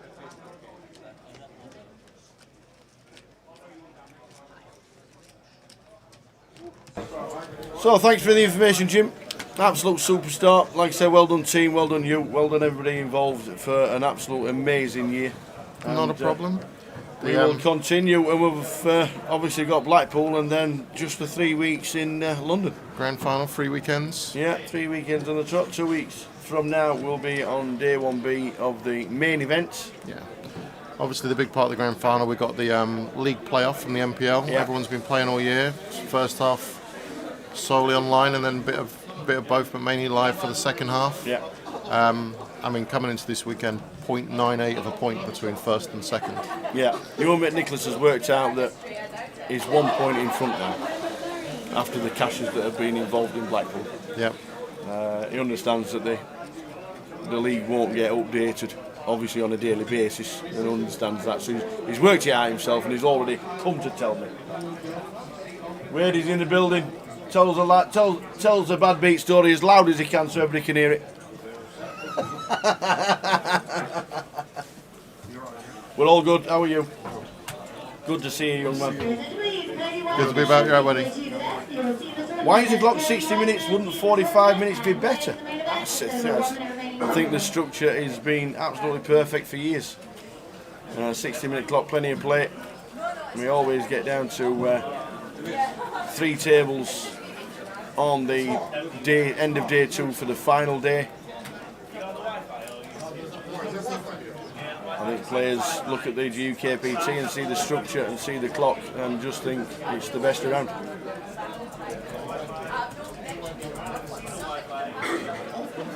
We've got the 30-30s or the G400s on a 40-minute clock. The 25-25s on a 30. It's going to be 8 levels of 30 and then 40 minutes all the way. So 12 levels on day 1, 8 of them will be 30 minutes, 4 levels of 40, and then all the way through to the finish for 40 minutes. Like it. It's that fine balance between letting events finish too late at night against giving levels of play. Yeah, we did. We had a couple of issues, not a couple of issues, but a couple of people said the day 1A of the 30-30 finishing at 3 o'clock's a little bit too late. It is, but it's always that balance. Yeah. You got chip stack, so if you give him 30,000 chips, it means that you have to take something away the other side of it. Yeah. So if you give him 30,000 chips and you run it and it finishes at 2 o'clock at night, so many people qualify through for day 2. Yeah. Obviously we've got, depending on what club it's in, X amount of tables, limited number of dealers against those tables, so you've got to balance all these things off against it. Yeah. Some people prefer more chips in a short clock, some people like less chips in a longer clock. So again, as I was saying earlier, you've got to give that balance across the spectrum to try and cater for as many players in the poker community as you can at the same time. So Sean's got the ace queen, and Brandon just flicks his cards into the muck, didn't see his hand in C number 9, so Sean's taking a hand.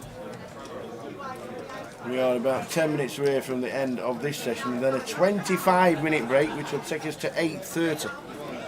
So we'll be back at 8:30. So today's live stream is going to finish it at 10 to 1. OT, we'll just put the overtime in. Don't forget, Jay, overtime later on. You'll be on the cocoa tonight. Keep you going. Get a bovril. Horlicks for me at 8:30. No, I hope not.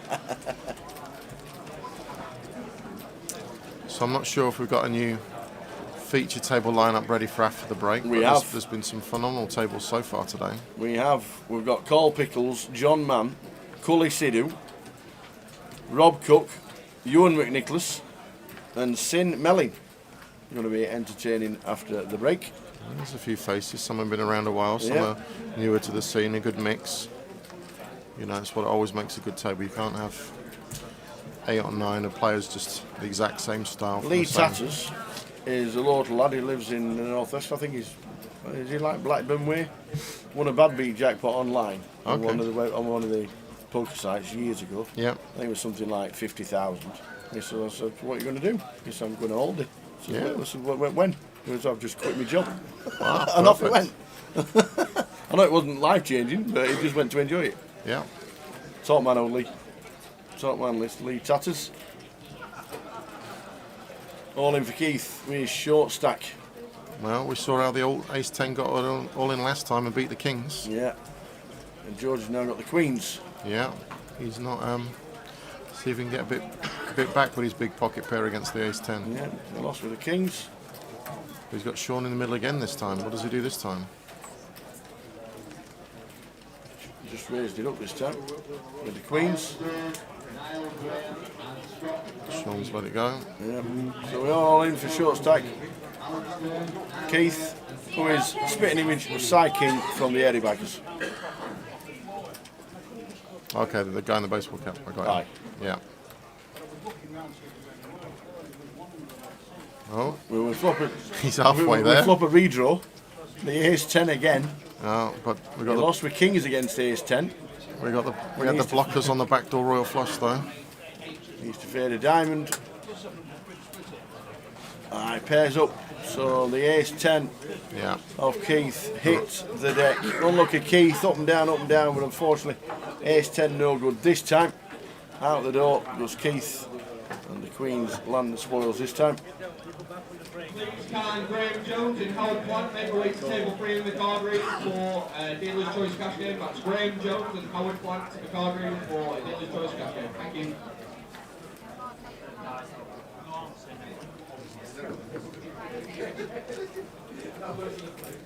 So heading towards the break, about 6 minutes to go, I do believe. Just back to that question there on why do we go for the 60-minute clock rather than 45? When it does get to the final table down to 5 players, we do drop it down to 45 minutes. Obviously, it's more hands. As I've got your job now, I've scheduled a GUKPT to play Yarmouth next year. That's all right. I've got your tomahawk steak upstairs. Let's get on the coat. So, thank you. Jay will return after the break.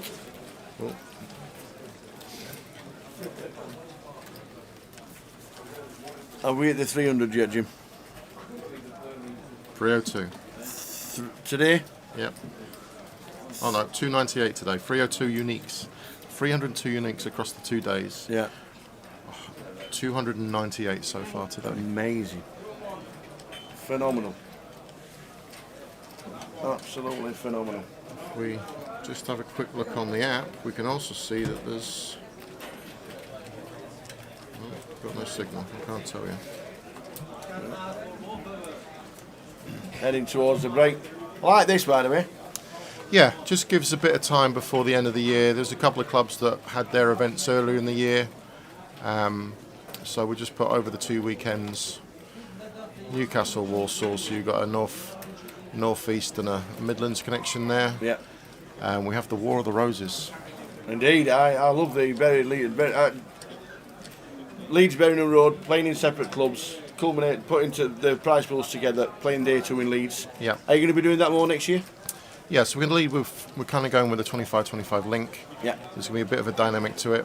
So, obviously with what's happened this year and numbers and stuff and planning and getting things organised, we haven't had any seasonal specials. So we're kind of giving the opportunity to people to play events that aren't necessarily at their club, but they can get through live at their club, and then they can go and play a day 2 at a sister club that's within their region. Yeah. So you got Leeds and Birmingham Road. We're looking to do. Back in the day, we used to have a Battle of the Solent, which is obviously a Southampton-Portsmouth connection. We might have a Luton Reading, Newcastle Stockton, Glasgow Edinburgh. Excellent. So it just gives us some options to get people out and about instead of having to wait so many months for your home club to have an event. It just means that you get a flight of theirs and they get a flight of yours. Yeah. So we'll bring a few more of these out. Even though the dates are going to get announced for the 25-25, we can still put flights in from other clubs. Yeah, it's great for the players that the 25-25s are coming back. As you can see, everybody who's not in the hand has gone for their 20-minute break. Thanks to Jim McShane for joining us for half an hour. Cheers, giving us all the information regarding what's happening Grosvenor-wise, and how we've just absolutely smashed it in 2021 since we came back. We will see you in 20 minutes. It extends to 25, but we'll be back in 20 to have a quick chat. We'll see you then. Thanks, Jim. No worries. Cheers, Tart.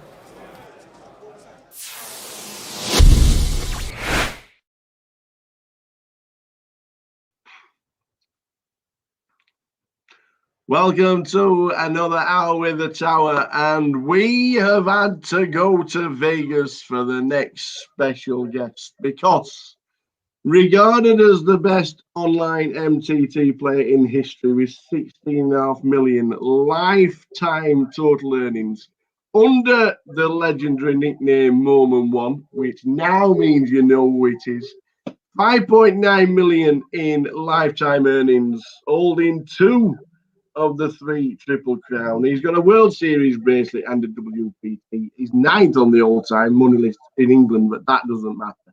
Because for an hour with the Tower, it is the one and only Mr. Chris Moorman. Thanks for having me on the podcast, Bill. Oh, man, how you doing? How's Vegas? Yeah, good. Like it's getting hot here actually. Oh well, obviously it's summer, but actually it's not as hot as it normally is for the the World Series every summer. It's been quite chill. It's actually you can go outside and not sweat your balls off, so it's been nice. How's lockdown been? Yeah, not too bad actually. Like I was quite fortunate because just before it all went down, I was away. I was in England in the whole of January. I was playing a couple of live tournaments. I had an 8-at-8 tournament in Madrid. And I was playing a big tournament at Dusk Till Dawn as well. So I was away for the whole of January, and then just before it all kind of went down, I got back and I was in Vegas because obviously it would have sucked to being sort of away somewhere and not being able to get back home and being apart from my wife for like months. So yeah, I was kind of lucky that I was back home and at least I wasn't lonely. I had someone to hang out with, and yeah, no complaints really. You've been in Vegas a couple of years, all right? Yeah, like on and off. I kind of split my time between traveling the circuit still, and yeah, and like staying here. Brilliant stuff. We're going to start basically at the beginning, because Okay. how did you learn? Where did you first start playing poker, and when was it? God, feels like a lifetime ago now. Guess it was like I was at university at Essex University studying economics, not doing too hot, like kind of failing. I was getting distracted. Like at the time, I was getting distracted by pool. I'd always played pool growing up, and then we at university I joined the pool club. We had a pretty good team. We played in the national championships every year, and I guess this was it was up in Derby, I think, the national championships, and we'd gone to Derby, played that year. I think it was my first year at university. And on the way home, one of my friends saw in like the student newspaper about this free tournament on Victor Chandler Poker that all students could play. It was free to buy in, and the winner would get. I think the winner got the equivalent of about $500, but they also got a seat in this big live tournament in London. So me and my friends didn't even know the rules of poker at this point, but we decided, okay, we'll give it a spin. It's free to enter. It was on a Monday night, so there was not much going on campus that night. So me and my like 4 flatmates went on Yahoo, because it wasn't even Google back then. We went on Yahoo, printed out a set of rules, started playing amongst ourselves with like two pence coins, and yeah, just played the free roll every week. And first sort of 5 or 6 times did absolutely nothing kind of thing, and lost every hand. And then I actually came second one week for like $120. Obviously, I was gutted to come second because I missed out on the live seat, but still $120 was good money to me. I was a broke student. So now I had the dilemma of whether I cash out and sort of take my money and run, or sort of play around with it and see what happened. And I was really 50-50. I kept asking everyone because I didn't want to be determined as a gambler kind of thing. And in the end, I just decided to sort of have fun with it. And yeah, it went from there, really. You've turned into, obviously, the early days of poker, you've turned into the number one, an absolute phenom. We've looked back at your pocket fives. Do you know exactly or roughly how many online cashes you've got on pocket fives? There might even be more that's not been on there, but would you like to have a guess? God, I don't know, like maybe 10,000. I don't know. It's just 11,594. That's to date. So that's a lot of poker, yeah. A lot. That's a lot of poker. That's a lot of cashes, by the way. Yeah. That's a lot of cashes. Your first on there is 5th for 13,000 in July 2006. I'm not being funny. That's 14 years ago. Yeah, that's not a bad first cash either, right?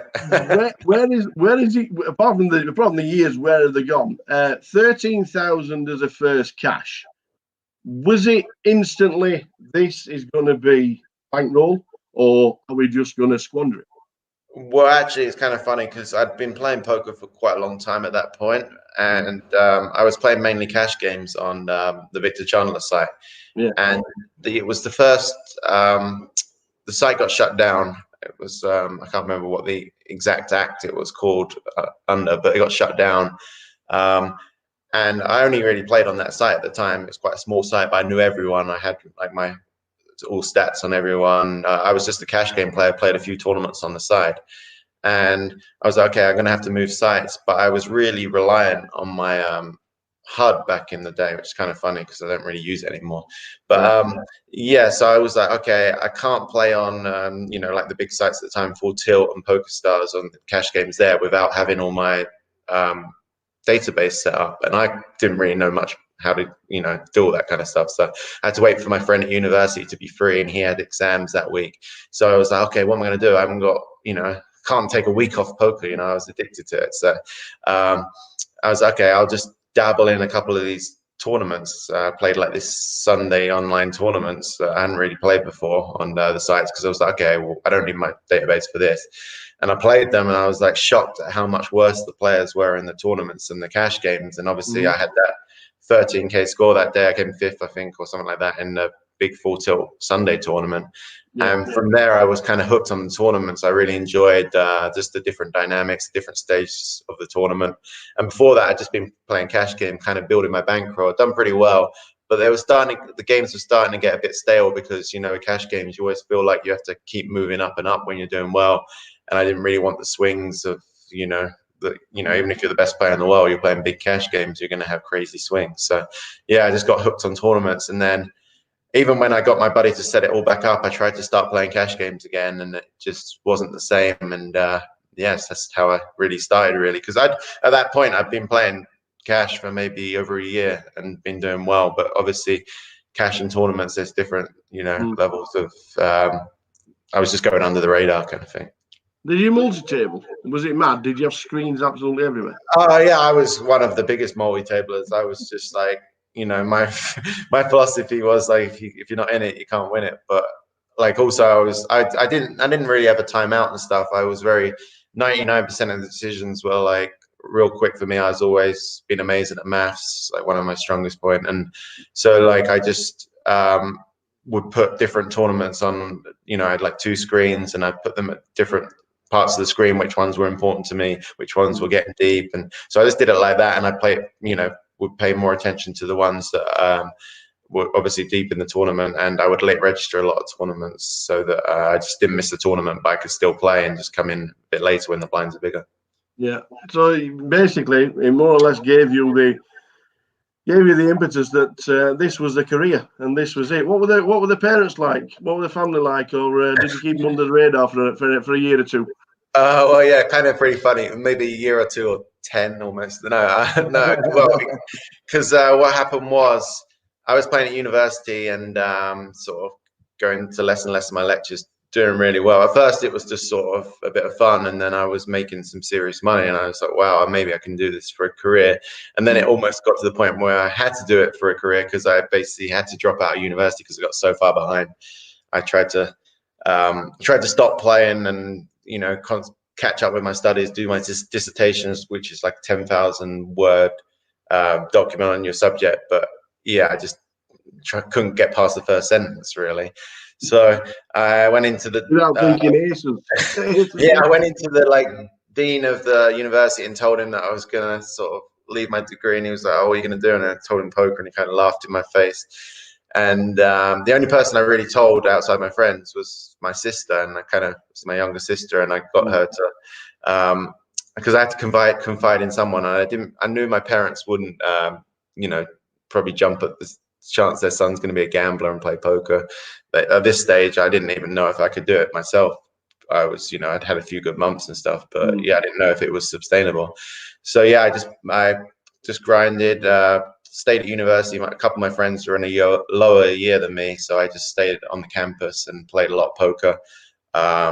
Just took up all the information I could and got better and better, and paid off all my student loans. And then in the end, when at the end of my university, I ended up making up that I passed my degree essentially, which. But I went for I basically said I got a third, which is at the lowest pass possible. So they kind of believed me, my parents.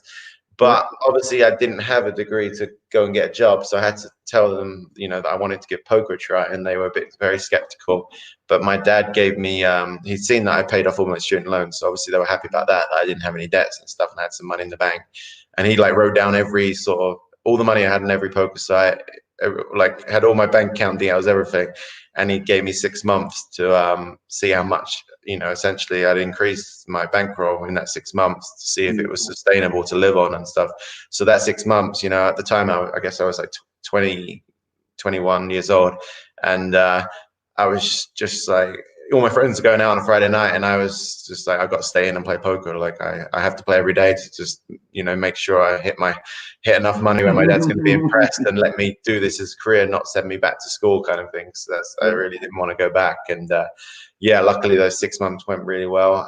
I qualified for the my first ever World Series at that point. Got smoked there, so that was a bad start because obviously, you know, Vegas always gets you, do a bunch of money there. So then I had to grind it back even harder.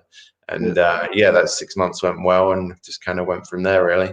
But it wasn't actually until my second book came out where I kind of said some of these stories and stuff that my parents didn't know. I never told them that I hadn't got my degree until like 2 or 3 years ago. So yeah, I had to break the news just before the book came out, but luckily yeah, it all worked out in the end.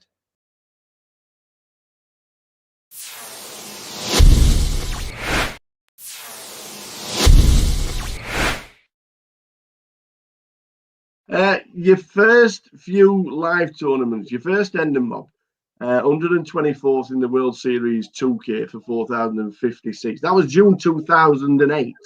Right. What was it like playing in Vegas for the first time? And how did you find it going to Vegas? Because obviously you played a lot online. So playing live to playing online, did you just have the complete contrast and thought this is just as easy as playing online? No, far from it. And to be fair, that that's my first tournament cash, but I played quite a few tournaments before that and not even cashed. Yeah, as I said, I'd gone to I think it was it 2000, maybe the 2007 World Series, or maybe it was 2006, which was the one that Jamie Gold won. That was that one. It was 2000. That was 2006. Okay, so I played that one, and obviously you just said that my first cash was in 2008, so I'd obviously played a few tournaments in between as well. But I was sticking, mainly I stuck to sort of what was my bread and butter, playing online, and if I satellite into a tournament online, I'd go and play the live tournament. But yeah, I didn't have much live experience, and it was quite a different game to me, just like dealing, just so many differences. So it definitely took a lot of time for me to get used to it, even like the first sort of 3 years after I cashed, I never really cashed anything big, like compared to what the buy-ins were. I was definitely a losing player at live poker to begin with. And just trial and error really, and like just perseverance. And then, I think it was 2011, it all kind of clicked for me. And it wasn't even that I was doing anything that different compared to before in live poker, but I was just winning the key flips, winning the key hands, had a little bit of extra confidence to go with my read and stuff. And yeah, I think in 2011, I sort of had a breakout year in live poker and actually started showing that I could be a winning player live as well as online, rather than before, where I was just sort of winning online. And then every time I played a live tournament, never cash in or min cash in, never make the final table. So yeah, it was quite a transformation. Well, the first time we ever met, was a long time ago. It was the same year, 2008. It was Luton, the GUKPT. You finished 17th out of 376 entries. Can you remember who won it? Yeah, of course, cricket. Yeah, I gave him all the chips as well. With like 17 left, I started his career for sure. And it was funny because the night before we'd met, I think we'd been staying at the same hotel, and they had a pool table, and he's really good at pool, and I play a lot of pool, as I already said. So we played a few games of pool. I was chatting to him, and actually he's and his friend, who actually I knew more than Sam at the time, Pete Linden. And then we happened to both go deep in the tournament, and we played a huge hand. And my friends still make fun of me for this hand to this day. And you were actually in the background. I could hear you in the middle of the hand with your loud, booming voice. And it was like I think it was a 3-bet pot, and I had a pair of queens, and I think it came like 2, 3, 4. So like pretty safe flop. And Sam check called, and then turn was a 5, so pretty bad card for me. Obviously, any ace makes a straight now, but then the river was a queen, and so I now made top set, and Sam shoved all into me, and in my head I was like, like in this spot, he never really, he either has an ace or he's turning like pair of 9s or pair of 8s into a bluff, and I thought he was capable enough to do it, so I ended up calling. I didn't like, it was back in the day when people didn't really call 3-bets out of position very much. I was, especially when online, like I was used to people just folding or 4-betting. Maybe live poker, was quite different. But I basically thought if he had ace king, he would have been all in before the flop. So I didn't put him on an ace king. And if he had ace queen, I blocked, and there wasn't many combinations left of that because I had 2 queens. And so ace jack offsuit, I thought he would fold before flop. And so yeah, I ended up calling him because I thought he was turning like a 7s, 8s, 9s, 10s all into a bluff. And yeah, he just had ace jack, and I looked very silly, and it was a huge pot. And I just remember behind me, you were saying something about, oh, it's Chris Morgan's called, and he can't even beat an ace. Oh wow, needle as well as I'm walking up. But yeah, that was my first big sort of deep run in a good tournament. So it was exciting for sure. But yeah, it was definitely very memorable as well. Sam got the trophy. You did indeed. Yeah, I used to use my chips wisely. But in 2008, it wasn't all bad because he became the world's #1 for the very first time. Had you been chasing it? Was this something that you obviously you're keeping control of what you were doing online? You were knowing you were there. You were top 10, top 5, #1. What did it mean? At the time, oh, it meant everything to me. It's like what I'd sort of devoted the last sort of few years of my life to. I was playing poker at that stage way more than even now. Like I was playing 6, 7, sometimes 7 days a week, every week, all day, long days. But like to me, it didn't feel long, you know, like the hours went so fast. I was really enjoying it. I loved the game. I was just learning all the time, getting better. And so it wasn't like, to me, it wasn't the job. I was just doing what I loved doing. So, but yeah, once I discovered Pocket Fives and saw the rankings, obviously you start at the bottom in the thousands, and I was like always wanting to get into the top 100, so I could start talking. Like my thing was like I wanted to talk strategy with the other sort of top players, but I didn't want to message them before they were while they were ranked higher than me, because I thought they wouldn't accept talking to me, kind of thing. So I was like, okay, once I'm in the top 100, I can chat to this guy and message him. And so I kept like moving up, and it gave me incentives to keep moving up. And then obviously, you know, like making #1, we always thought, oh wow, maybe, you know, you dreamed of it, but you didn't think it was possible. But then, you know, suddenly you start making top 20, you think, wow, I could maybe do this if I run good for a couple of months, win a big one. And yeah, so to finally get there was an amazing feeling. It felt like a real accomplishment, you know. And like at the end of the day, like the rankings, a lot of it was playing. You had to play a lot to get up there because of the volume thing. But normally, if you were, you know, it was like to get #1, you had to be doing well as well. So it was definitely a sign that I sort of was being successful as well. Yeah, I think one of the first videos we'd done, and we've obviously, because we've been in lockdown, we've been rerunning some of the videos on Grosvenor and the GUKPT. You were sat talking with Adam Clark from Blackpool, Clarkatroid. Yeah, I remember him. Yeah, good guy. Yeah, I think you said in the interview you just dropped away from #1, but you were going to get it back. So it was a fantastic interview. There were no chin hair. Yeah, no. We'll try and dig it out for you and send a link, because it was a fantastic video. You and Clark were just bouncing off each other, because obviously you knew a lot about him playing so much volume online. Yeah, I think that was the first time I met him as well. So I sort of played him online. So that's always exciting when you got to meet people in real life after you played a lot against them online and stuff. And you know, it was weird. Like even though you sort of didn't know each other that well, like you kind of, if you felt like you knew each other for years, kind of thing. Like I met a few of even at my wedding, like a couple of guys who are like in my groomsmen party. I met them through, you know, I met them 10 plus years ago through poker, and we've stayed close friends ever since. Yeah. Now we can't not have an interview with Chris Moorman and talking about the father in the GUKPT circuit. Yeah, he'll be like, why in Manchester. This is one of the greatest little stories of a GUKPT title. I do believe it was a birthday present. Is that correct? Yeah, belated birthday present, because I was at the time I was living in Australia, and my dad's birthday is on Valentine's Day, and so I didn't get back till, I guess I got back from Australia in like March, so it was a month after my dad's birthday, and I was like, oh, what do you want for your birthday? And he was like, oh God, it's gone now, you missed it, blah blah blah, moaning. So I was like, come on, give me an idea. And then I actually came up with an idea. I was like, how about this? I'm gonna, like, he was playing a bit of poker just on online, but low stakes. He'd only really ever played one live tournament before, and that was a £10 rebuy at Southend Casino, so a little bit different. But I was like, how about this? I'm going to go up and play this tournament in Manchester. It's £1,000 to buy in. I'll buy you in, and like we can work out maybe like a backing deal or something. I'll buy you in, and no pressure. We both play the tournament and go up have like a father and son bonding weekend kind of thing, and just have a good time and have fun with it. And he was a bit reluctant at first because he didn't want to embarrass me, and he'd never really. Oi oi, we're back. Penultimate session of the day. Players just taking their seats, new featured table. Cheers to Jim for coming in for a good 20-25 minutes. Back end of that session.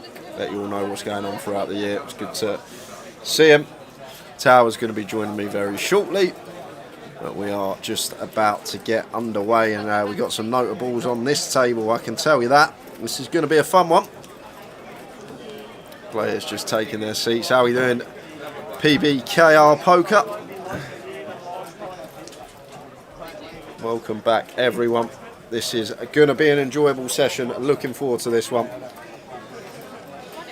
Yeah, Brad, I've not seen Ali either. Ali Malou hasn't been about this year.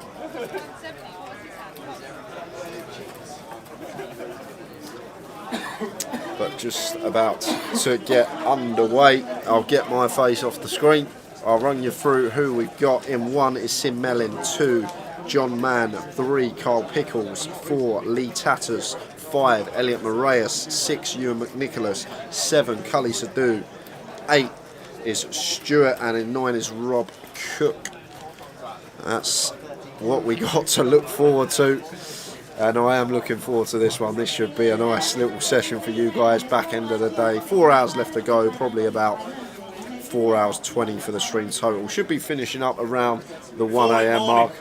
Yeah, about 1 a.m. today. Have to be a few extended breaks for the dealers. They need to get breaks themselves. Oh, you managed to get blood to a bar for water. Let's queue 77 people long out to get me home. Evening PBKR Poker. How are you? Hope things are good. We're alright.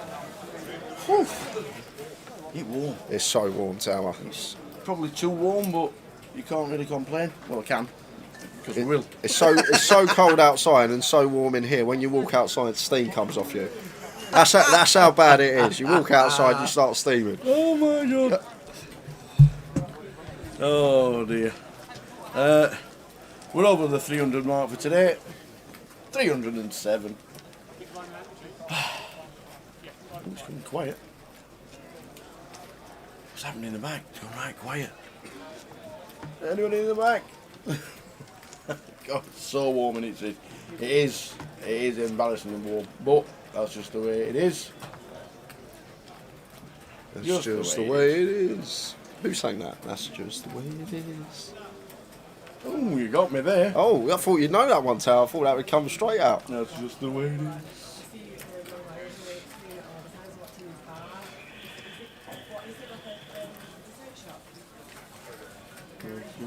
I've seen it now. That's just the way it is. Haha, Phil. I think that's Phil Baker. If it is Phil Baker, it is. So, first hand, Sin shoving the ace-5 here. Has the best of it. Elliot's going to call it off with the king-jack suited. Elliot actually slight equity favourite here, so I'm guessing all kings and jacks are live and maybe an ace or 2 in the muck.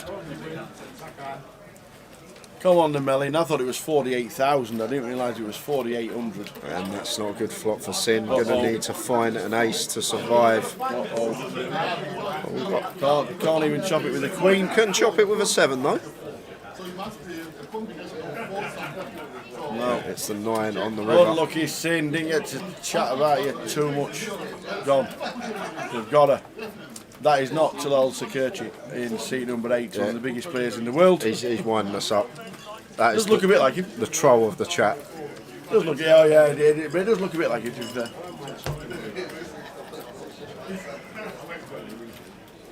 But yeah, the numbers, the players, just everything about this place at this moment in time. £500,000. I thought I'd seen on the app that it had gone over 500k. Ah, that'll be the juice for the, what they call it, malarkey doodle thing with Bob. The NPL. Yeah, definitely have a beer in London. And cheers, mate. Yes, the 3 days is so much better because we finished at 2:45 after starting the mini at 4 o'clock the day 2. We bagged up at 2:45 in the morning and there was 15 left. So imagine what time we would have finished if there wasn't that day 3. It'd have been a 10 a.m. finish. Yeah, it would have been. It would have been. And the thing is, I was so tired at the end of day 2. I was honestly, I was shattered. I was struggling to keep my eyes open. So the fact that it worked out like that was perfect. We've also had a good think about next year regarding mini about and setting up live streaming for the FT and make it in an extra day because a lot of people would be interested in watching an FT.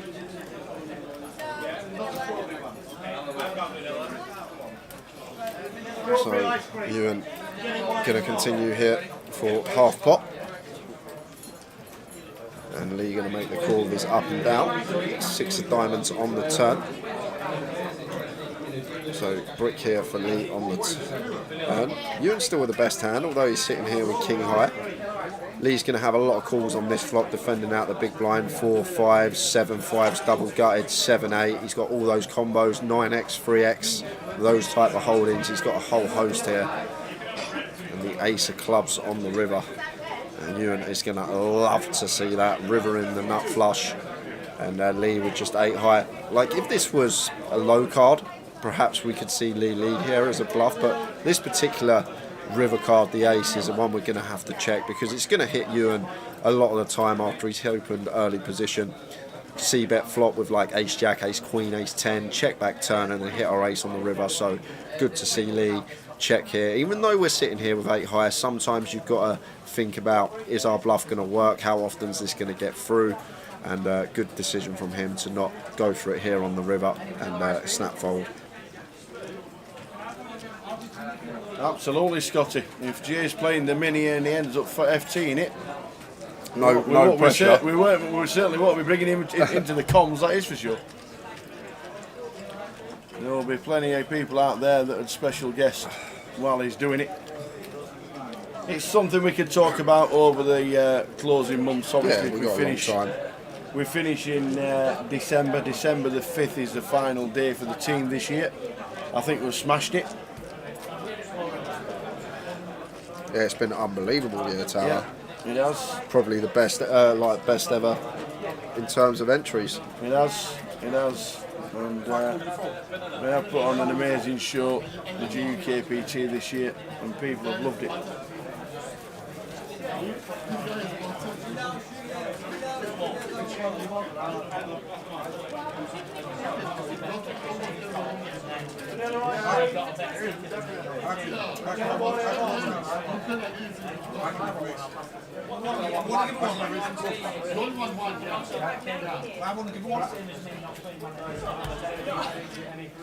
So open under the gun from Ewan.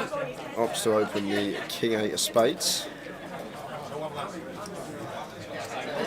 And gets called in 5 spots, 6-way action. 6-way to the flop for the first time today. With the blinds. Is it 2-5? So Ewan actually flopping the best of it here with the king 8 of spades. And if I'm Ewan here, I want to be betting this one if we're open a lot of the time, but especially going 6-way. Obviously there's 5x out there. I'm surprised that he didn't opt for a smallish bet for protection, but now once this jack rolls off, probably going to check. Looks like no one is going to take a stab, hard to stab it into the whole field.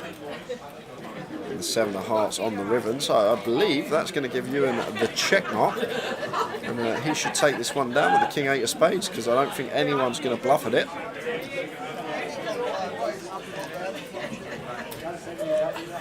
Has anybody hit anything?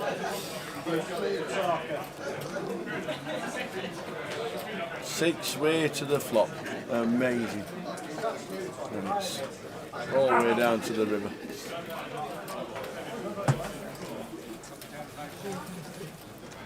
Nearly there, Tower. A half a milli. Yeah, that's obviously with the money taken out of the for the NPL. Because it would be over if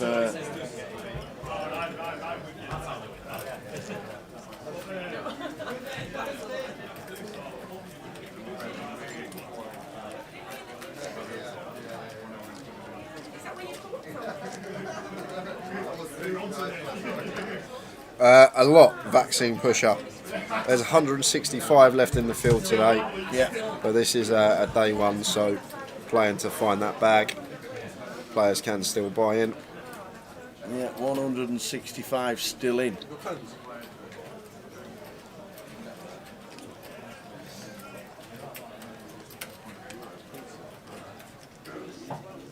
The Ludo, where we saw Ludo bust earlier on, and he's now back in, as PK just told us. Thank you very much.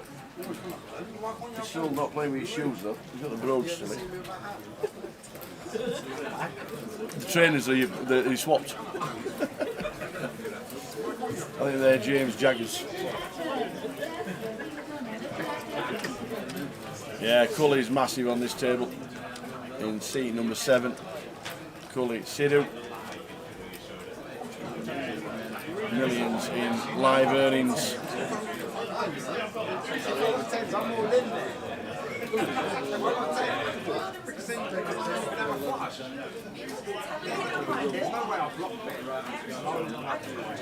Well, the GUKPT doesn't go to Newcastle, but the 25-25s and the new schedule for the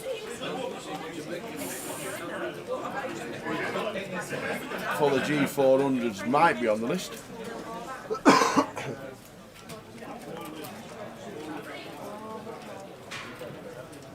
Newcastle, yeah, Newcastle have a 25-25 in May next year. The 25-25 is coming to Newcastle. That's shh. What are you doing? We've got 2 more days and 4 hours, Tal. We need to spread it across them. Letting everyone know where we're going next year. You might be going to Newcastle next year for 25-25. I'm not sure just yet. Not sure.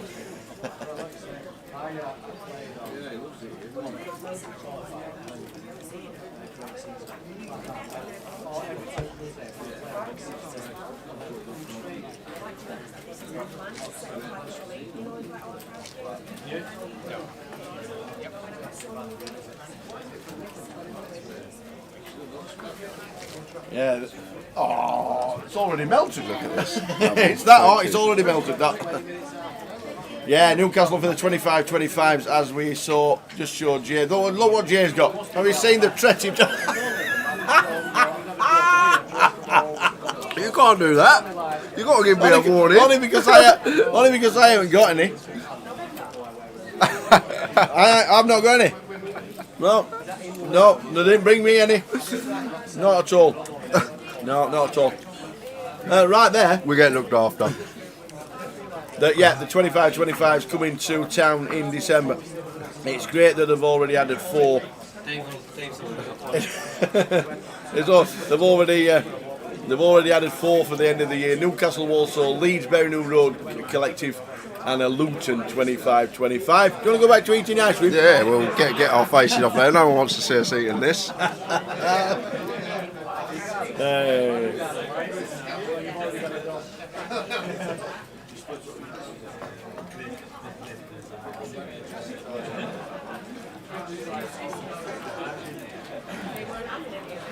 So I had Stuart opening Queen Jack under the gun.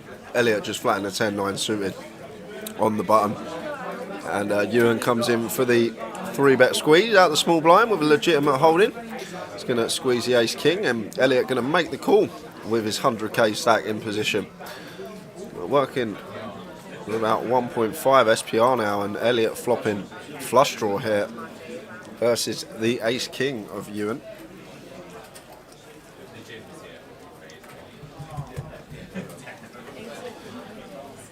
So you're looking to come in for a C-bet for what looks like 3.5.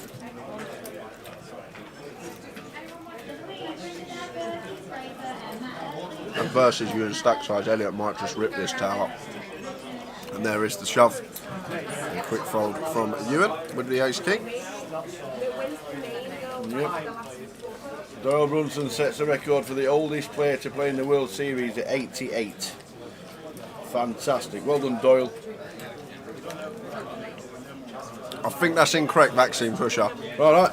There was a hand years ago, I don't know if you saw, I think it was like 2007, 2008, where a 94-year-old man slow rolled someone on 7.66 and he had pocket sevens and the other guy had 7.6. It's somewhere on YouTube, but I'm pretty sure he was 94. So I'm not sure, unless... I think I actually remember the hand. Remember the hand, yeah. I think I've done it. He's sitting there, the old guy. Yeah, there's no idea. Yeah. They're all laughing and joking, aren't they? Turn them over. Why? Turn them over. What for? Say he's all in. Turn them over. Why? And question from, what's our favourite and worst stop of the year, Tao? What would you say? Well,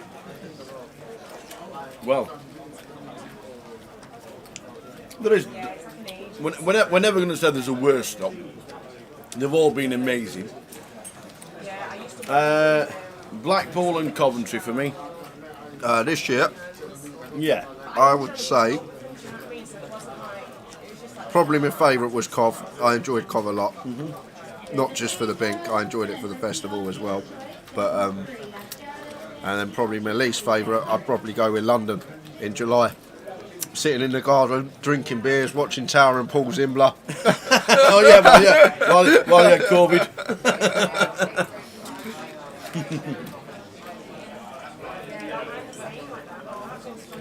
Yeah.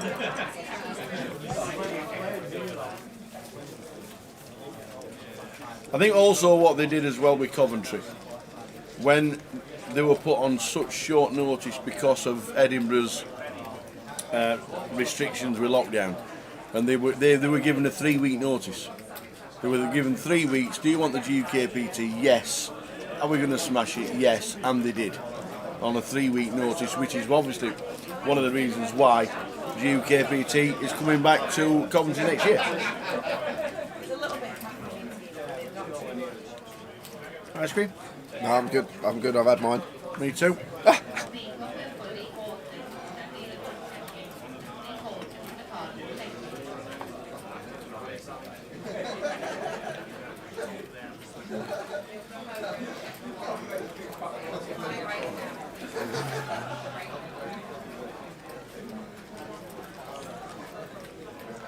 Throw it all the way around to Cully on the button. Can't open this one. And Stuart with 9s in the small here, blind on blind. And I think Rob's pretty short, so he might choose to just rip, which he does. And Rob's going to make the call with the deuces, I think. No, he's going to fold. He is folding the deuces. Guess he just knows he's always flipping at best. Or 10 big, 12 big, sorry, playing 200, 500.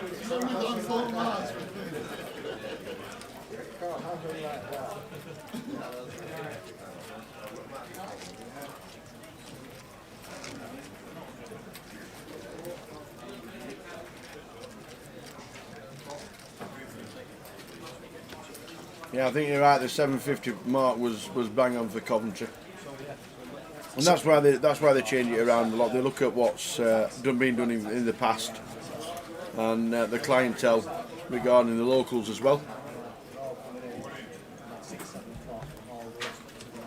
I think it's just a great success.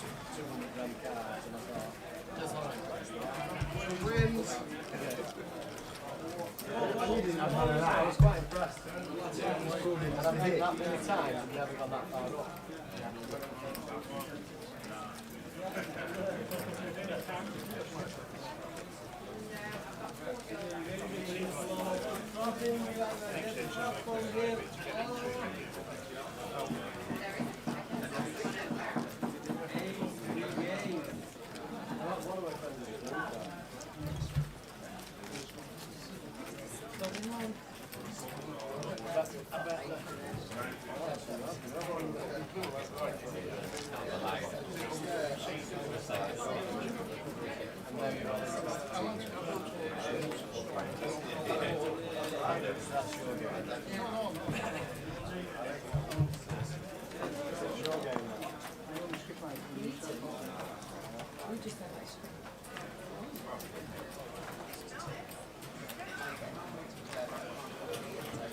Elliot with ace jack.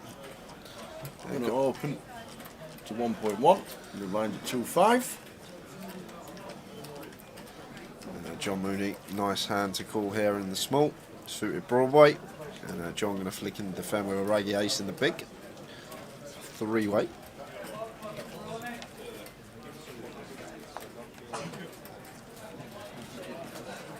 Seven, 3 deuce, 2 spades. So Elliot's still with the best hand here and going to come in for a continue in the 7 high board.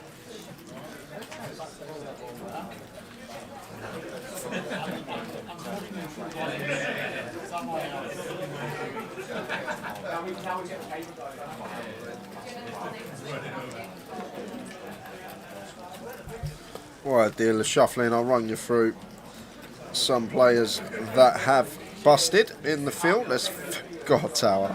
How many have Don't gone? tell me you got a list Right. as long as you're on. So since Ludo, yeah, Stuart Kilpatrick, Skullman, Colin Paddington, Graham Jones, William McMurray, Keith Huang, Natalie Bromley, Cody Wagner, Jack Vasey, Akil Butt's gone again, Arias Sakashik, Marcus Kiel, Anna Devlin, Mark Fogging, Guy Taylor, Darren Delahunty, Matthew Erdley, George Chapman, Alex Whitsuntal, Keith Fraser, Matt Bushell, Steve Jelinek, Leslie Kearney, Ben Marigeds, Sim Mellin that we saw on the feature table, Lee Horton, Jason Shellham, Anthony Kennedy, Gary Bertram, James Jones, Jamie Dwan and James McMurray.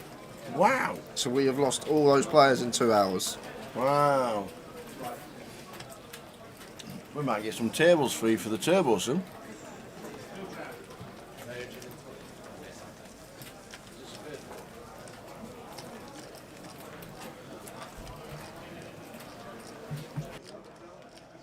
But other than that, everybody's still in.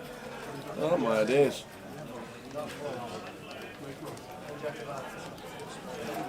That's what you expect when the field's this big, like players just keep flicking it back in if they bust, so the more tables, the more likely a bust out.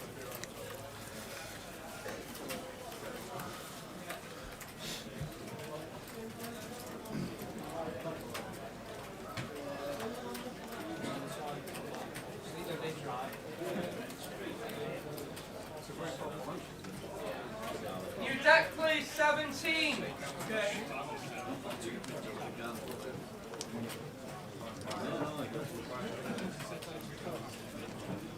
There's a 2.4.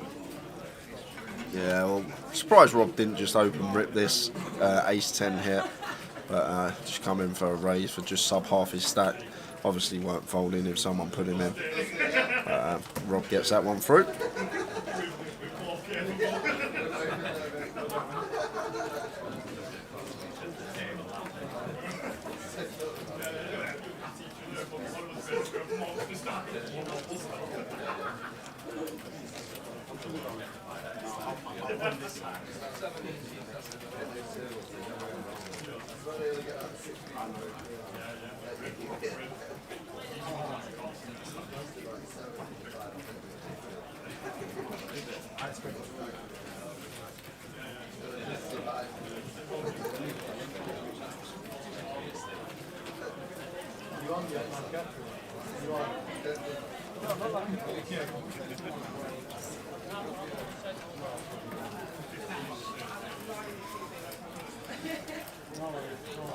You're opening the ace-3 suited under the gun, makes it 1.1. John going to come along with the suited connector in the cut-off after Cully calls on Ewan's direct left, so 3-way action. 6, 10, 7, 2 hearts. That's a lovely flop here for John, flopping bottom 2 pair. So once checked to us here, definitely want to be betting this one. Fires for 2k. And Cully does have a piece of backdoor clubs, so you're going to make the call here. Take a turn. Just the 4 of diamonds, so doesn't change anything. 7-6, John's still the best hand. Still going to be wanting to get some value here. Cully will have some checks with some 10x perhaps on this board. so can potentially target that. Pocket 8s and pocket 9s can definitely be in there. We want to be charging some flush draws as well. It does come in for the double barrel here, and Cully with A6 going to have a hard time calling this one tower, facing the double barrel, calling in the cut-off. John's going to have Ace 10, King 10 suited, Queen 10 suited, Jack 10 suited, 10 9 suited, all these type of hands that he can have for value. Bluffs wise, he may have some heart draws in there. He elects to bluff, but I just think he's going to have a bit more value in this spot. It's only really the heart draws that he's probably going to be firing here. It's not a big blind defence and not too many combos of hearts, and Cully makes the correct decision with the A6. 120k for Elliott. Right.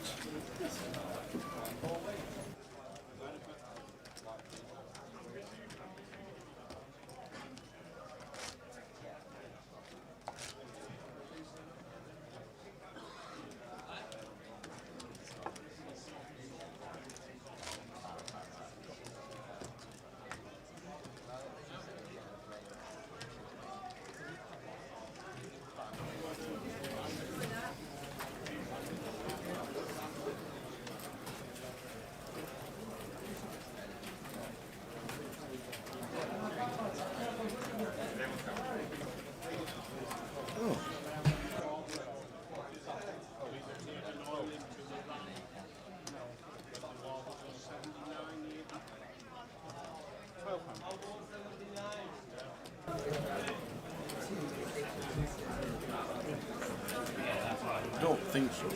Open from late, raises to 1.2. Ewan going to flat the ace 3. Elliott going to flat the ace 3 suited in the small blind, and Ewan going to defend the 9-8. Three-way action.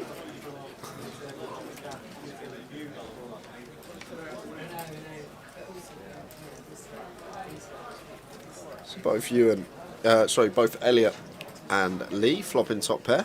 Not much for Ewan here, but three-way here as Lee. Expect him to be betting this one almost always. We've got top pair.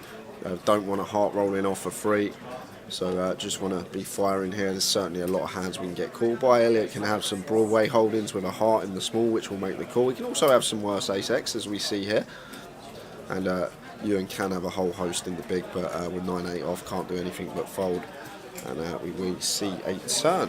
5 of hearts.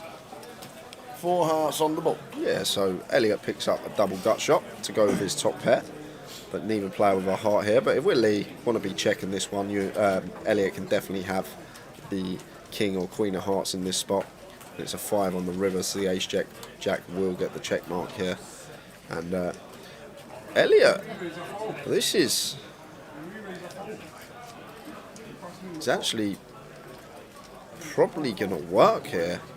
Turning top pair into a bluff. Is it a bluff? Has to be a bluff, right? What are we getting called by? We're not getting called by pocket 8s through kings without a heart. So once we fire this river, must be bluffing it here, Elliott. Elliott's thought process perhaps that if Lee hasn't got an ace-x type hand here, he's going to bluff this turn a lot without a heart. So maybe Elliott puts Lee on a better ace-x type holding and trying to get him off of that.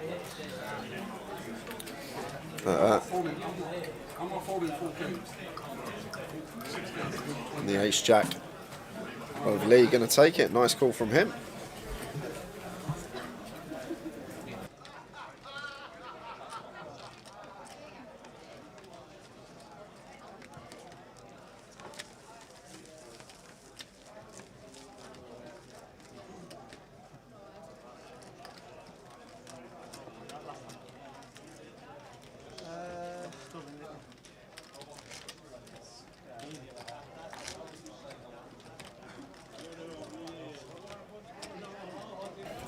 Hell, that's not a hoodie. Or a blanket to put around your shoulders in here. No, she sits on it. She sits on it. She sits on it, she does.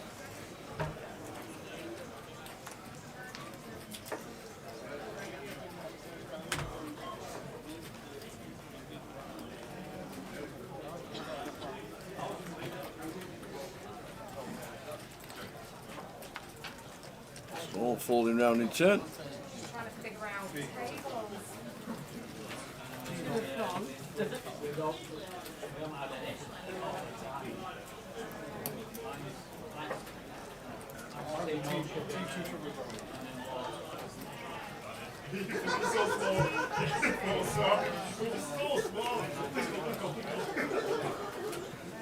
So open from John with the Queen Jack in the low jack, flat from Carl with the King 8 suited in the high jack, and Ewan with the punishment shoves the Ace Jack for 22 big blinds. Nice pick up from him.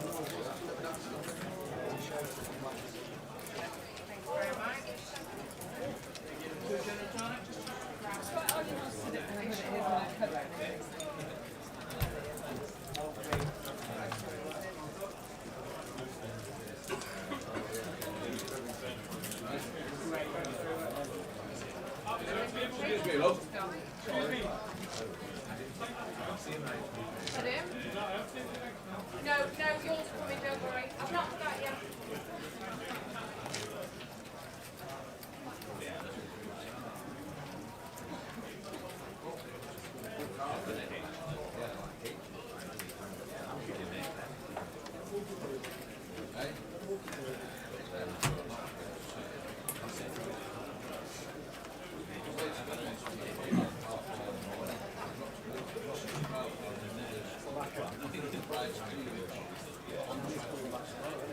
Ace-8 of clubs for John Mooney, who opts to fold. Maybe a bit wary of Rob's limp. Rob limping the Queen Jack of spades. Can definitely shove this as Rob for 13 big blinds. This would be a good hand to shove under the gun, but opts not to. And Stuart now just moves all in with the Ace King. Just rips the lot. And it's going to be 2 quick folds, but Stuart, in it goes. Effective stack there was like 90 bigs tower. Didn't want to go to a flop. Happened to you want to gamble, let's gamble. You want to dance, get them shoes on.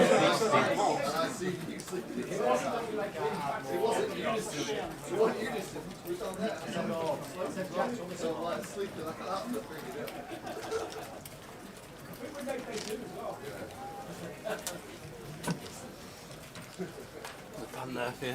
Thank you.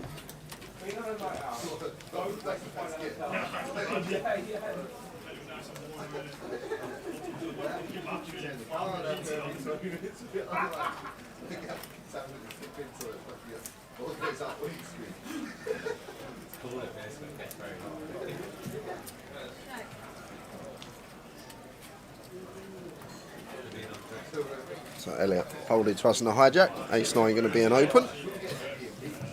Slightly more than a min click. And Rob in the big here with the King Jack of Hearts. Can definitely shove this one as well, but Rob just happy to see a flop first, see if he can catch a big enough piece to go with it.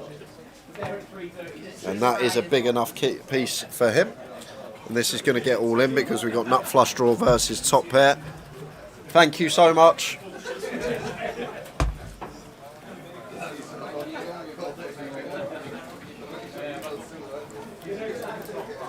Yeah, the bottle snatcher needs a sugar rush.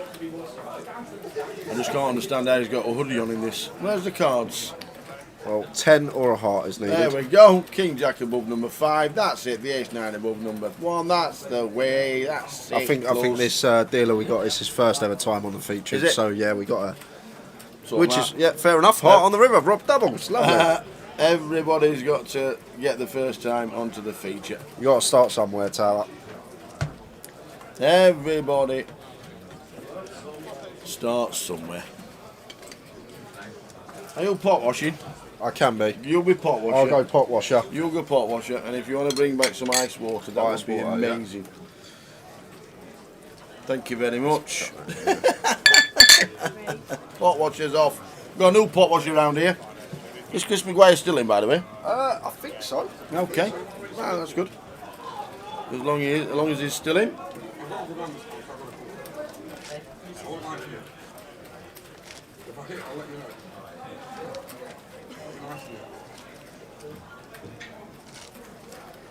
Oh, Kev Parks has bust. So Kev, for the first time for a long time today. Kev Parks bust out. Suk Patel also gone. Tony Ringe and Andy Back also out the span.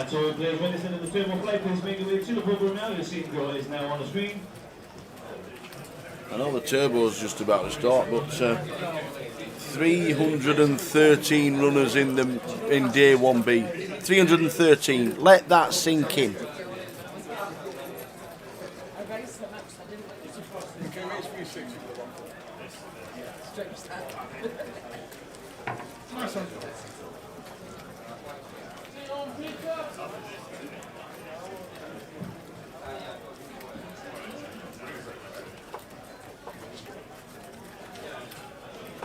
Current prize pool stands at 503.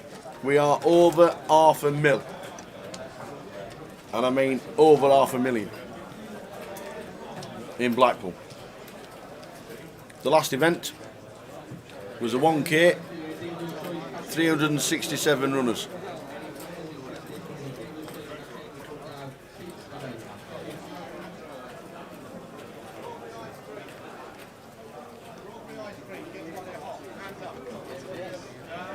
Oi, oi. Any ice creams about? Ice creams, ice creams. Hey, children, ice cream.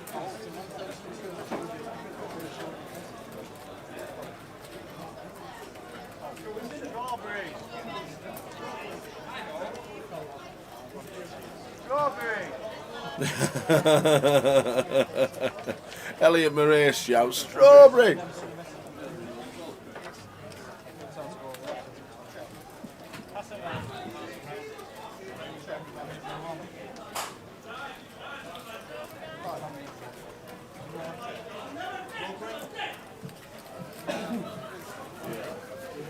Somebody's one hand in the background.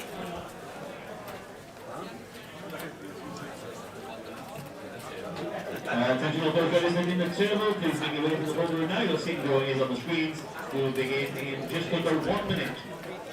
So the turbo has started because it started with 18, as there are only 2 tables free in the entire room. There comes the ice water. Good lad.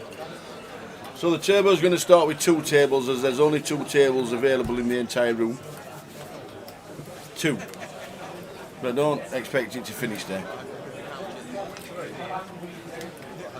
Did you see the fist pump somewhere in the room there shouting that he'd one hand? Did you not hear it as you're walking down? Oh. Like, just shout, no, literally stood behind and shouted, get in there, go on, get in there. I'm never dead until the river comes down. Who said that? I don't know, somebody in the back then. Fist pumping in one hand.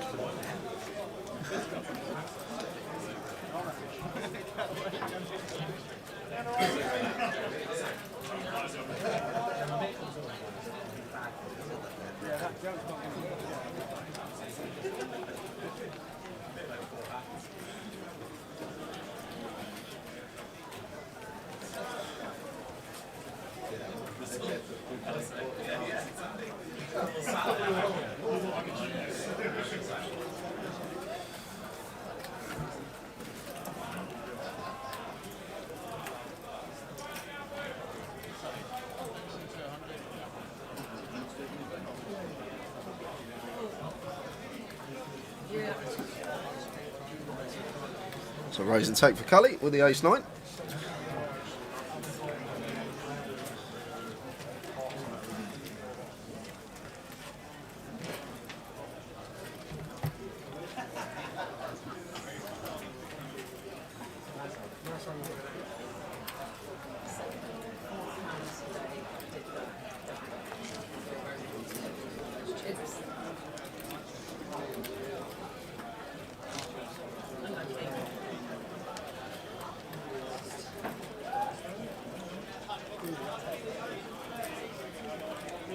Will McMurray admiring the poker players as he's bust out of the tournament. Managed an ice cream. I don't know if he's re-entered. Has Will McMurray re-entered? He might well have.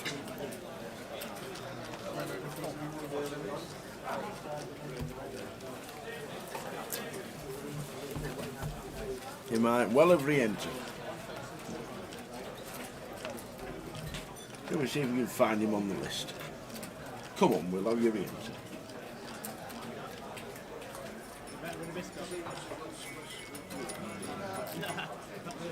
He has indeed. He's back out on table 15. Wendy Watson's still in. Wade's still in. Tim Chunk. Stu Rutter's still in. Bunzer, Steve Aaron's still in. Update on the Womble. Steve Walmsley played a hand, still in.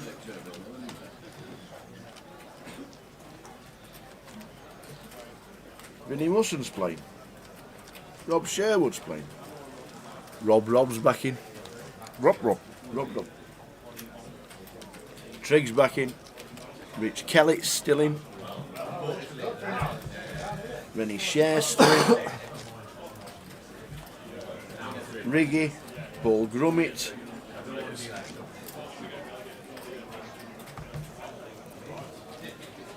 Matt Eardley's still in.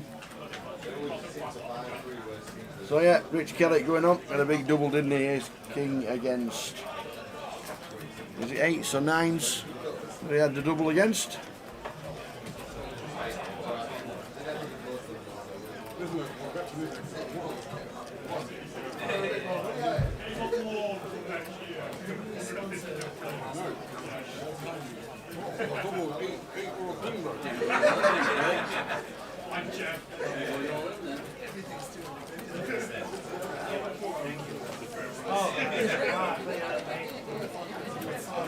Did Elliot Moraes get his strawberry ice cream? That was the big question on the table. Elliot wanted strawberry.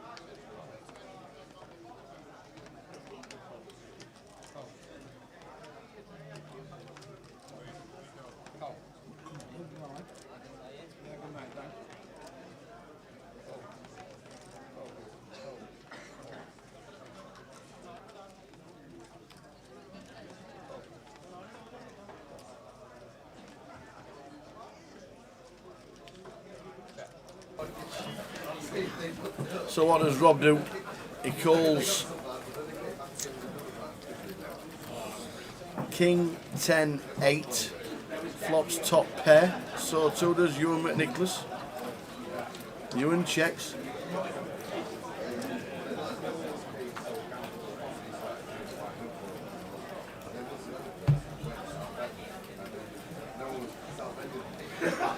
Yeah, Ewan's going to have to call here. Wow, look at this. Just knows his player. Wow. Just knows his player. Limp pot, checks the big. Easy game. See you in half an hour's time. Perfect fold.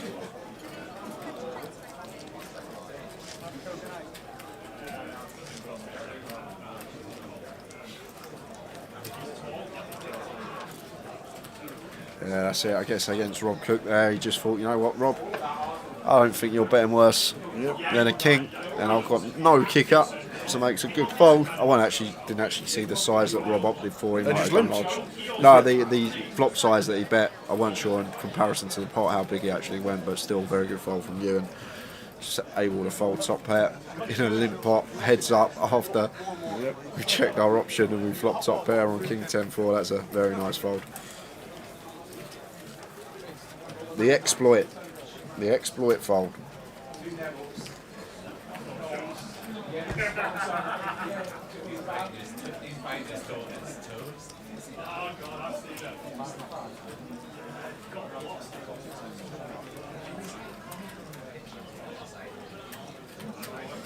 King 8 Jack, latest flop.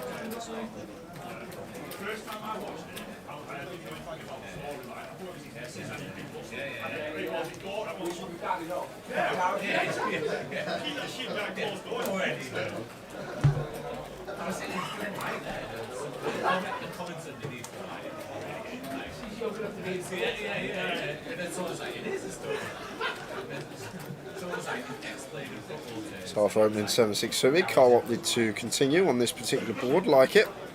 And looks like he's coming in for double barrel here on this 8 turn for 4.5. Cully in a bit of a spot here. For value, we're not going to beat anything. But the thing is, Picks can obviously have some bluffs, Queen 10 double gutted, maybe some backdoor clubs, as well as maybe just some random airballs like he has on this particular occasion. Well. Absolutely, just the aces. Come on, Picks, unload it. Yes. This is nice. Ace on the river. Very nice indeed. Love it. Love to see it. As soon as this river comes, I was going to say he's got to give up now once Cully's called twice, but it's on this ace river. Cully just can't have an ace in that spot once he calls twice, unless it's specifically a hand like ace 10 of clubs that's called flop with a gut shot, picked up backdoor clubs. So basically, as long as Cully's not got an 8 or Queen 10 suited, that's always going to get through, almost always. It's just going to put all his kings under pressure. He can't call the jack, so as soon as we find that river, we're only sitting there with 7 high. Cully can't have any ace-x, we can. And a very nice little rip there from Picks after double barreling the turn. Don't see a lot of it. You don't see people triple barreling a lot. You see the double barrel, but not many people actually unload the clip and work perfectly there.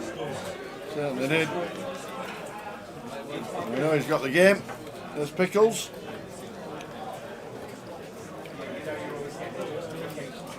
So King 9 here for Ewan. He's going to open this one. Makes it 1.1. And Stuart here with the Jack 5 suited in the big. Not going to be going anywhere. Makes the defend.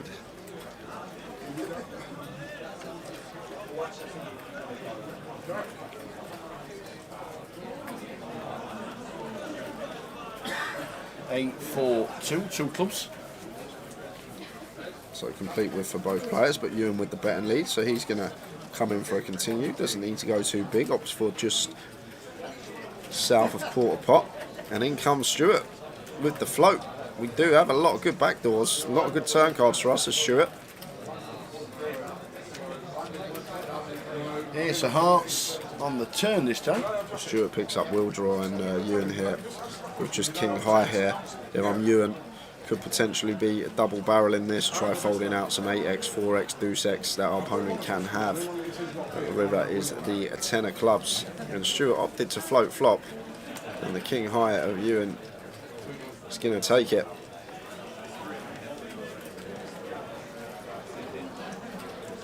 So battling on Rob Cook, 27 bigs in as a short stack on C number 9.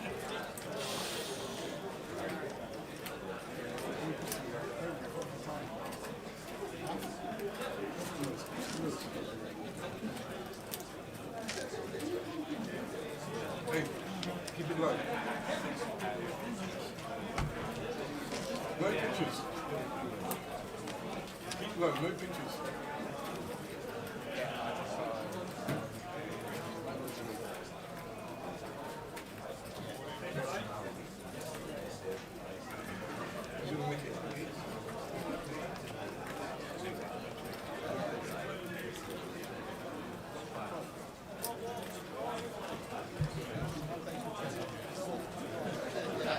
John raising it up to 1.2.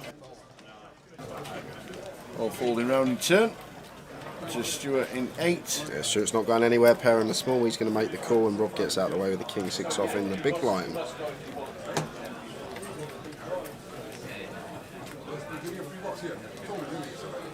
So a flop of queen 10-6, double gutted for John as the opener here. Just sitting here with 9 high. Doesn't opt to continue here. I think we're going to have a lot of continues on this board with this particular holding. Yes, the small blind's going to have a lot of broadways in there, but we are just sitting there with 9 high, and we end up river in the straight, but it is a 4 to a flush board, and the 9-8 suited of John is going to take this one down. 7's no good for Stuart. How are we doing, Gremlin on Twitch? Thanks for tuning in. Oh, yeah, the Gremmers. Another Tottenham fan, somehow. Is it? Can't believe it. 2 in the building. 2 watching the live stream.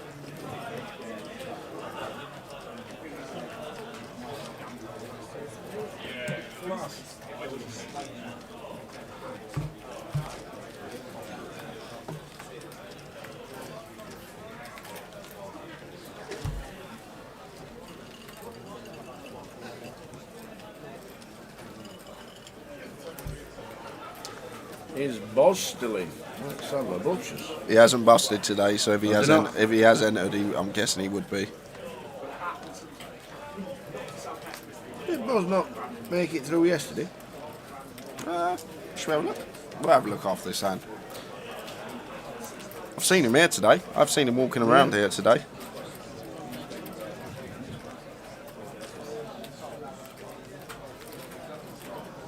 How many footer did you eat tonight?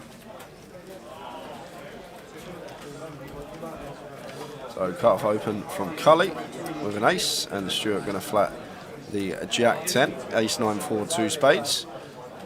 And Cully going to come straight in for a continue after flopping top pair. Can incorporate a check in some of the time with this particular holding on this board, but comes straight out with a bet and gets a quick fold from Stuart. There he is, table 2. Still in. He's still in today. Table 2 didn't make it through yesterday. Evening, Warren. Watching on Twitch. How are we doing?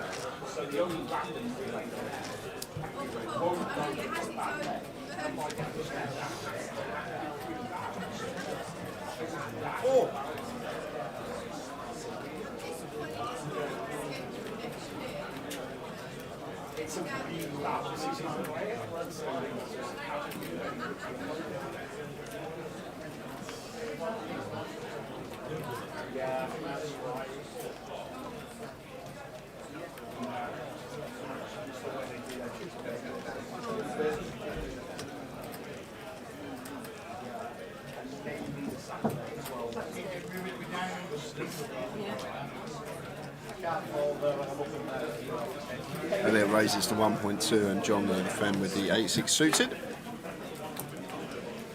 Flop time, King 8, Jack. So board, which is going to be a lot better for Elliot. John has caught a piece here with the 8-6, so he's going to check call. Backdoor clubs in there as well for John.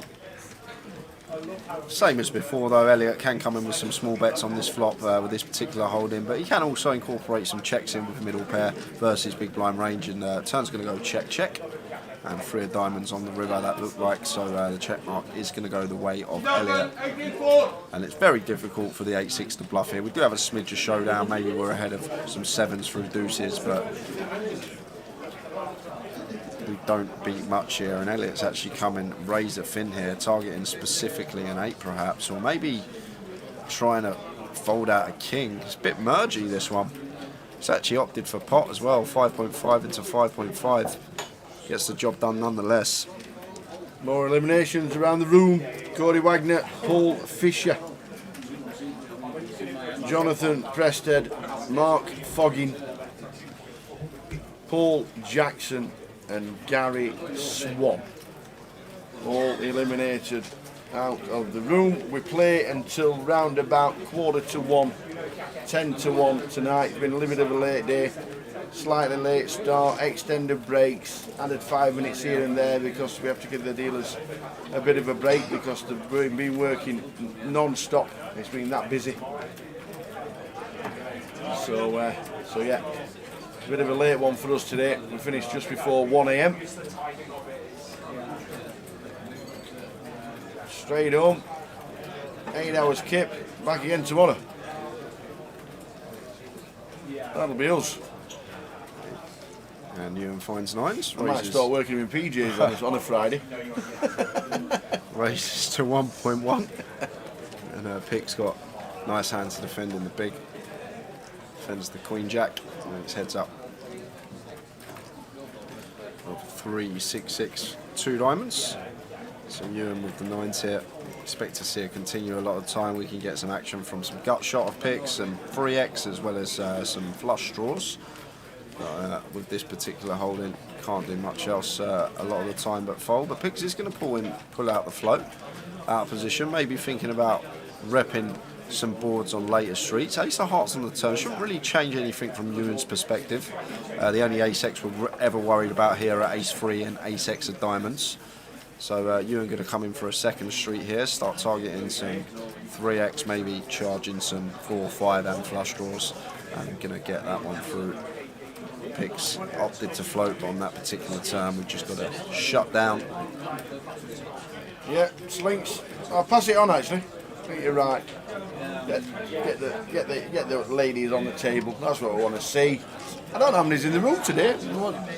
There's normally a dozen.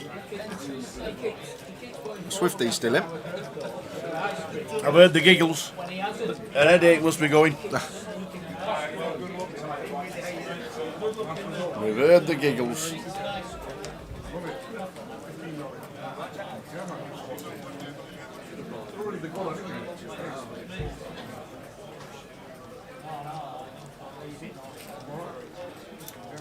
But we don't do it on purpose, obviously.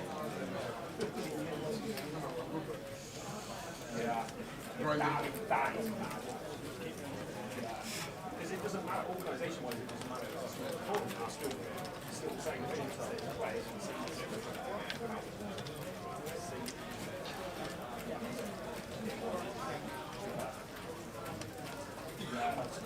It's blind on blind. Cole limping the 10-8 off, comes in for a lead and just gets it through on the King Jack 4 rainbow. Blind on blind, checked range. It's just going to whiff that board a lot of the time. So we can just fire his picks, get it through. Nighthawk, good to meet you this afternoon. Really good to see you. Came to see us when Jamie Nix was with them. We had a selfie, we got the pictures. The guy was looking cool, man. Where's my selfie? You were off. You were on the extra hour. Yeah. Jamie Nixon was with us. Nice one, Nighthawk. You didn't get to meet Jay, unfortunately, because Jay was on the extra hour because Jamie was commentating with us, but you had the pick. You were looking super cool yourself, my friend, and good to see you. Hope to see you again at a GUKPT very soon.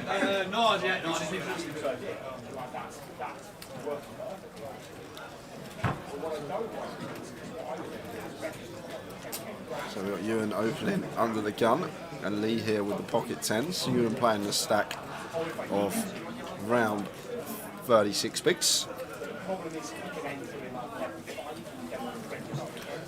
So that's the reason why Lee's going to flat here. Ewan's open under the gun, so should have a pretty strong range opening from this position. I'm guessing the thought process of his Lee, we don't want to 3-bet out the small, get 4-bet ripped on and our 10 shrivel up, so opts to just call with the pocket tens here. Ace deuce deuce, 2 club flop, and Ewan can definitely incorporate a check in on this particular board. Definitely one that we can check some of the time. Thinking about the range that the small blind's going to peel, he's going to have pocket pairs in there, a lot of Broadway holdings. Just going to come straight in for value, try and build a pot against some suited ace-x as well as ace-jack, ace-10. Maybe get one call from pocket pairs. Opts for 2.4 into 3.2, so 2/3. Does get one call from the tens of Lee. Lee is still ahead of some hands, has like king, queen, king, jack, those sort of holdings, queen, jack suited, but this is a pretty bad turn here for the tens.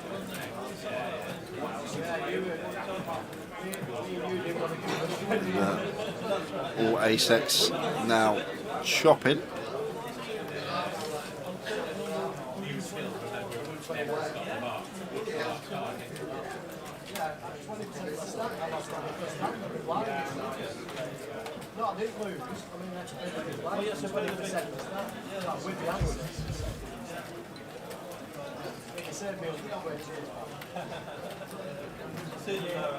So about 5k, a quick fold from the tens.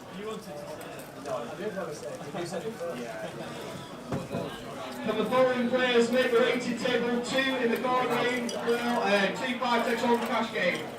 Alan Carr, Chatty man's playing cash. That means he's been eliminated out the tournament. Niall Graham, Gerard Hilton, John Spiffield, and Ryan Murray. Thank you.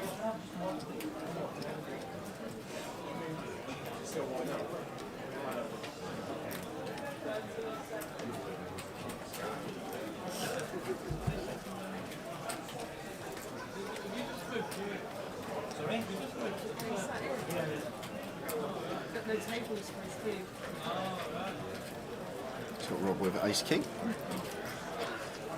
Open.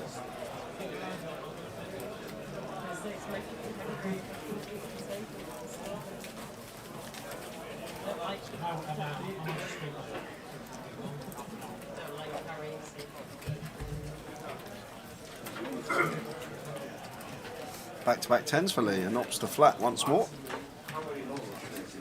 And you with the Queen 10 in the big blind against Rob. Rob's been mega tight, and Ewan might.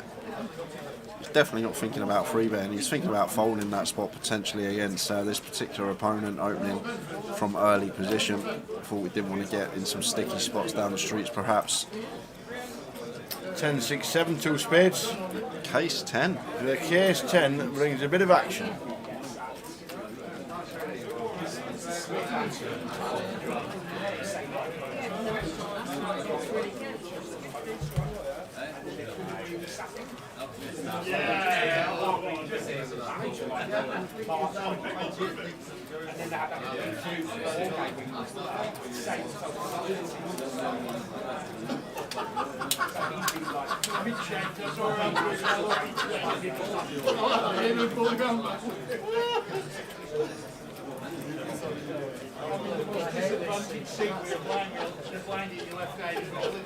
So we're going to have to fold now as Rob, after we've been raised, c-bet the flop. Once we get raised here, we're going to have to let this one go. Got to be aware of our image at the table as well. Players know that we're pretty tight, so don't think we're going to be folding an overpair there. So once someone raises, a lot of the time we've just got to get out of the way, and that's exactly what he does. So blinds it up. Blinds are 3, 6. 3, 6. And a 600 big blind ante.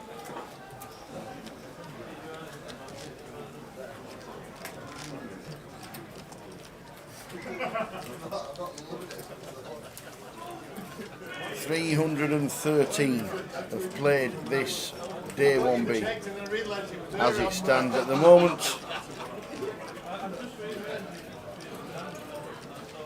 Prize pool is £513,000. Alexander Brendan, Michael Brown, Jordan Theobald, Daniel Wright. 476 at the moment.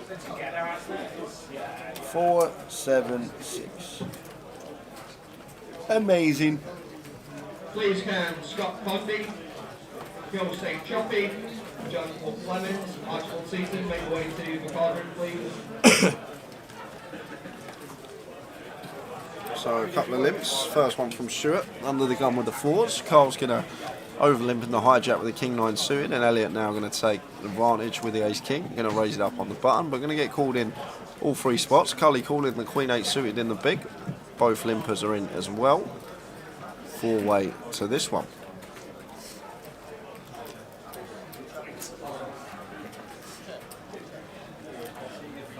And flop a Jack 5 deuce. And Elliot, even though we've gone 4-way, still going to continue with the Ace King. We do have backdoors,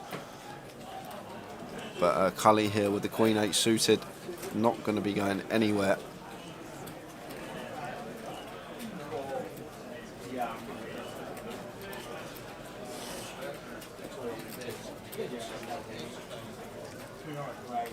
We raise to 8. Raising to 8,000.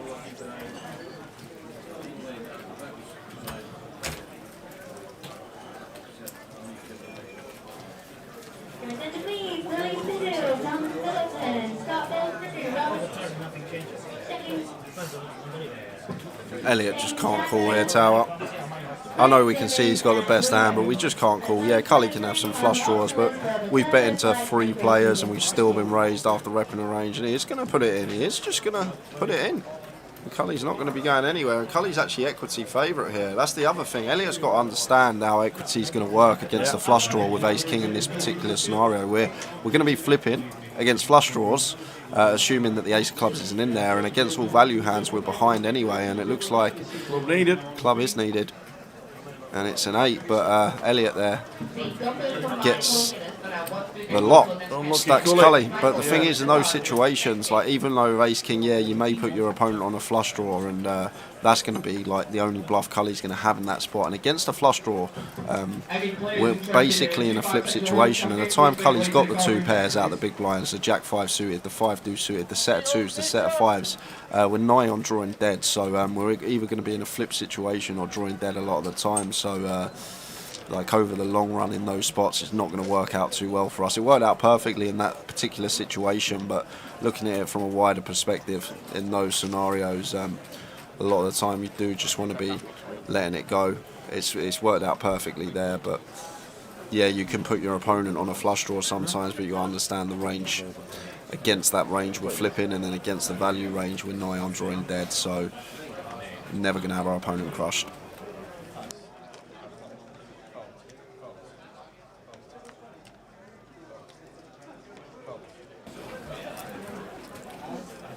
So Cully departs.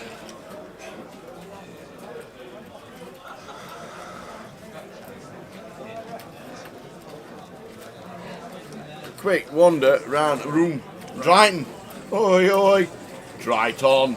Now that's a close up. That is a close up. Now that's a close up, and that's a close up as well. Like that. PK's just going to zoom out for us, and then we'll go round the tables. Get in there close. We'll have another look. Well, the poker Brad Chef is not the poker Brad Chef, the Chef Brad Poker that we know. But I'm guessing he's still in. I'm guessing he's still in. Andorra, because I saw the hotel out for him.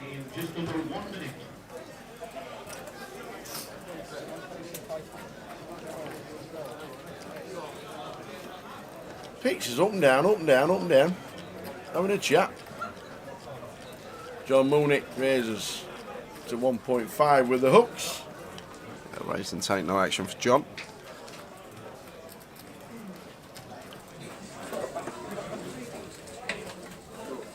That one is as well.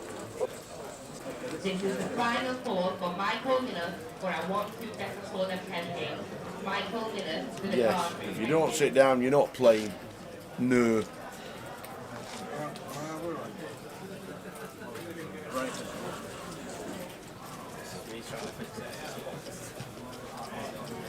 Uh-oh. James Jagger's out. Tom Middleton's out. Adam Bromley's out. Paul Maguire. And Mark Foggin. All out. I wonder if James Jagger wants his trainers. He had a great story. He came in yesterday with the hat on and told us about the story with training the trainers with Ludo. We have both pairs down here. Yeah, we do. Well, I feel like Timpson's. Is Joe so choppy in the field? Yeah, well, it was. It might have been shouted for cash. Or the turbo. Or the turbo. There is an alts list on the turbo. Is So it? Yes, there is. Should have It's well been huge. that. It is huge. Let's have a look, see if Joe Sue is still in the main.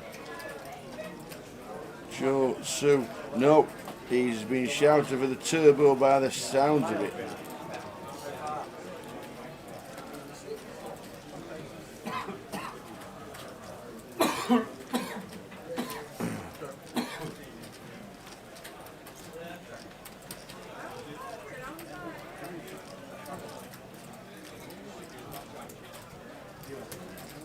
Once again, James Jagger, make way to the desk. You will see the tournament, James Jagger.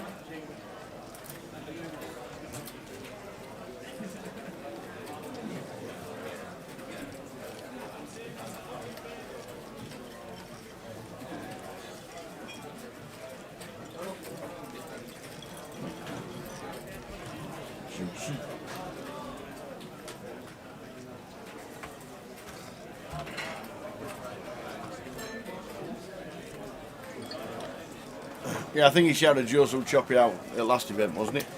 No, never. No. I think he's on the wind up. Again? I might have said it's a bit choppy in here. That's what I might have said. It's Dom Johnson says, what cash tables are running? Are they just 1, 1 and 2, 5? And there's everything. There's 10-25 Scottish. There's a there's a 10-25 Scottish if you want to gamble. What? Sorry, enlighten me on what this is, because it's new. You get dealt 6 cards. Yeah. You steal a flop, you discard 2. Oh, Irish. Oh no, here we go. Playing 9-handed, but it's 6 card, so the button sits out of here. How's that still work? Because it's 48 cards. So that's all. When playing 8-handed, the button sits out, so it's 7-handed. So 8-handed table and only playing 7-handed because of the amount of cards. Button sits out. 10-25. 10-25 Scottish. There's a 1-3 clip. There's a 1-3. There's a 1-2. There's a 2-5. There's a 5-10 Omaha. Someone sat down at 2-5. So is this 2-5? And I assume that Ali said, no, it's 2-5, 10-20. 2-5, 10-20 if you want to play Omaha. There's a 1-2 DC running. There's a 1-3 Omaha running. There's a 2-5, a 1-3 Hold'em, a 2-5 Omaha, a 1-2 Hold'em, a 1-2 Hold'em, a 5-10 Scottish. By heck. And at the moment, that's it for cash because there's just no room in the club because of the main event. So there's plenty going on, there's plenty waiting, there'll be plenty of room if you want to come down. Have they just, someone in Scotland played Irish and then just changed the name of it to Scottish? Is that what's happened? 5 Scottish people. That's obviously what's happened. They're obviously playing Irish. It's called Irish, not Scottish. Oh, right. Drinking Jaeger. It has to be. Drinking Jaegers. That might be what Scottish is. It's Irish, but you drink Jaegers. That's probably what it is. That makes sense now. It makes sense. Cheers. I've never heard of Scottish before. And that's saying something. 2, 4, 6, 8, 16. I don't think it's a 6. Irish is 5 cards, Scottish is 6, says Kev. I don't think so. There you go. I'm not sure. Anyway. Like in the DC games I play, if someone chooses Irish, they get to choose whether we want to play 4, 5, 6 Irish and discard however many cards you want on each street, like whatever they choose. And awesome. But it's weird. I've never heard of it. It's new to me. So anyway, if you want a game of cash, bring some money and decide what you want to play. And we'll see you in a bit. Come and say hello to the comms team down in the bottom left-hand corner and bring a fan. Yeah, I'm very hot. Bring a fan. Because it's stifling down the bottom end of the card room. But that's because it's so busy and there's so many bodies in the building.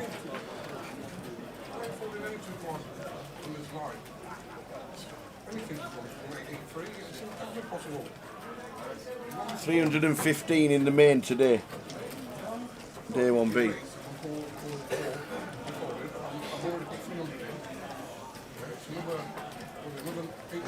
What's pineapple? Apart from the nicest fruit you put on a pizza.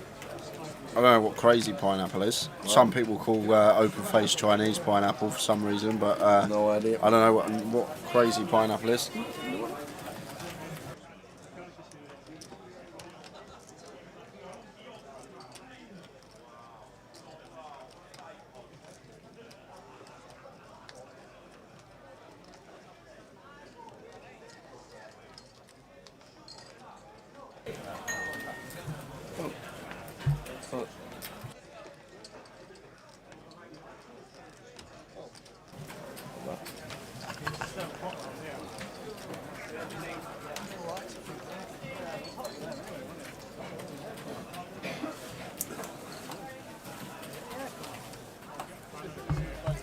Somebody at the feed says, can we have the aircon on, please?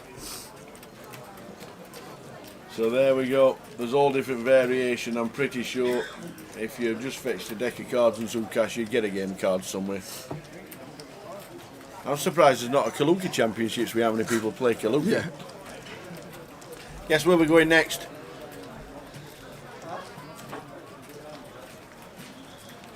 We're off to London. 2 weeks time, Thursday, Friday, Saturday, Sunday, the live stream will be on the 12:50 in the Vic. Monday, all kinds are going on. Just to say there that the Wednesday's PLO is correct. It's 4 card. Some people like the 4 card more than the 4, 5, 6, so they've given them both options. So the 4 card PLO is on the Wednesday. If I stay down in London, might play that. The midi is on the Thursday. The Friday we're going to be live streaming a cash game.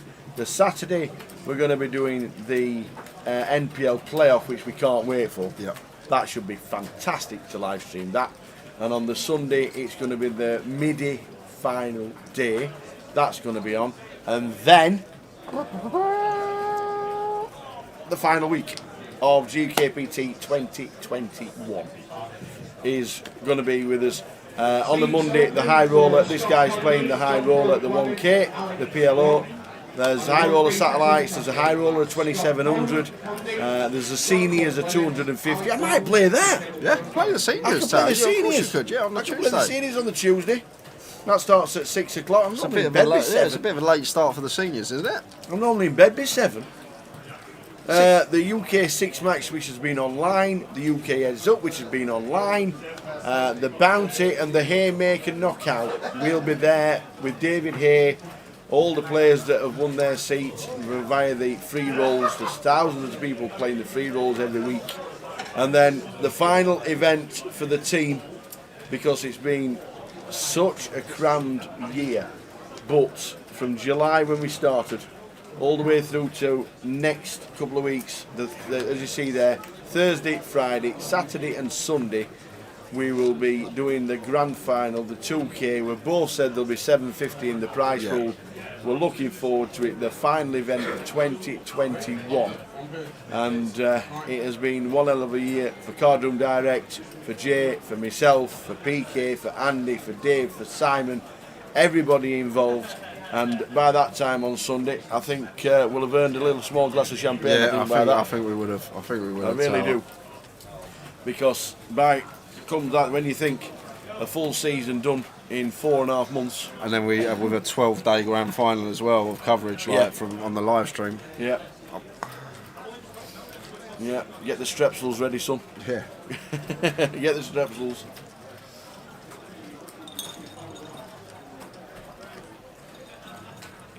Here's King for Picks, sat in seat number 3, looking down at a stack of 28k. 3 bets, Ewan's under the gun raised to 1.4.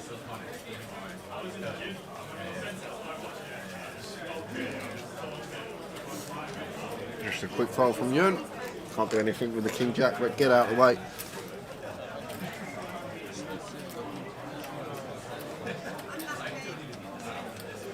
Not sure if Victor Iliukin is watching, but if you are watching, Victor, he watches all the live streams, he sends me a text message, and Victor Jr. watch it as well. Hope to see you in the Vic. Hope to see you in London for either of the 3 weekends that the team are down. Missed you during lockdown, and one of our former champions, Victor Senior, always sends us a text message saying he's watching the live stream, and great work. So Victor, hopefully, if you are watching and you're watching the live stream from Blackpool, then we will see you down in the Vic, hopefully, for what will be a fantastic 3 weekends of live streaming. Not Poker Brad Chef. Well, not Chef Brad in the Twitch chat. No. Well, I've played plenty of Irish, but the way I play it in the DC games I play, if someone chooses Irish, they choose 4, 5 or 6 cards, whatever they want. And then, for example, if they choose 6, they might say 1 flop 3 turn, or they might say 2 flop 2 turn, or they might say 3 flop 1 turn. Like, you get to choose the variation of what cards you throw away on each street. If you're on the button in the dealer's choice game, and you get to choose the cards as well, 4, 5, 6, and that's what I've always played in a dealer's choice game. So when someone chooses Irish, they say the number of cards 4, 5 or 6, and they say the number of cards that you've got to throw on each street. Some players might even choose 6 card and say 4 on the flop. Yeah. But it still plays as Hold'em though. It doesn't play as PLO when you get to the river because you've only got 2 cards, and then it reverts back to Hold'em. so you can use the board or one card from your hand. But that's the one I'm I'm guessing used to. those kind of games are all regionalised. And Maybe. in your game might be so slightly different to even the game down the street. Yeah. You know, different Which people makes just sense. think, it's. But basically, we you discard cards and end up as Oldham. There's actually Mickey Black. You'll know Mickey Black. Yes, Mickey Black. Do you know what his game? My name's Mickey Black. Do you know what game he chooses when we play Dealer's Choice? Paducah. Now, if you could guess the game that he chooses, I'll give you £100. You get one guess. Snap. He plays Irish triple flop. He plays Irish triple flop. So you get dealt 6 cards in Irish. Well, whatever. Well, you could choose or 4, 5, or 6. You throw 2 on whatever street, but there's 3 boards. There's 3 flops, 3 turns, 3 rivers. Irish triple flop. Now that's a game and a half. Oh my days! Wow. Irish triple flop. Yes, poker, Brad Chef. That is how it works. If there's 4 to a flush on the board and you got aces with the ace of diamonds, you have a flush. Not like PLO.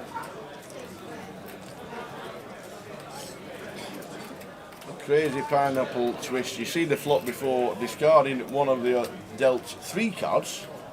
The twist part is you turn your discard card face up, and then it's a holding game.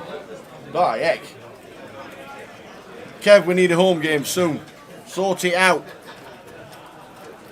I'll be available in January-ish. Might be February, might be end of December. Let me know. Oh, Riggy's here. Riggy's turned up to play. Oi, oi.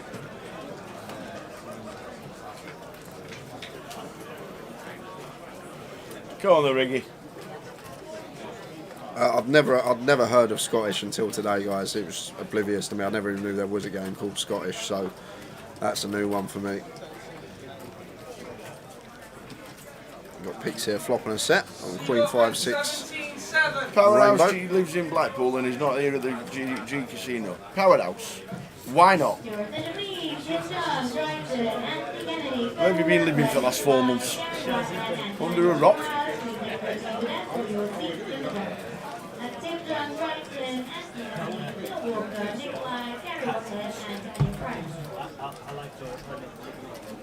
So Light picks his decision to just flat the middle set on this particular board. We want to keep Stuart's bluffs in. We've got some hands like Ace King, Ace Jack, Ace 10, King Jack, nigh on drawing dead. So we want to keep all those in Stuart's range. So Light the flat and now comes in for a barrel on the King of Clubs turn. And not much we can do here, Stuart, with the 9s other than fold. It's 2 overcard style here. There's not really too many bluffs picks he's ever going to have on this rainbow board. The only one probably is going to be the 7-8 suited. Maybe 7-9 suited, but we got removal to that with our particular holding, so we should have a pretty easy spot to let this one go as Stuart here. We need picks to specifically float us here, Light, and then opt to bluff on this king turn, which is perceived to be better for our range as Stuart anyway, and does make the correct laydown.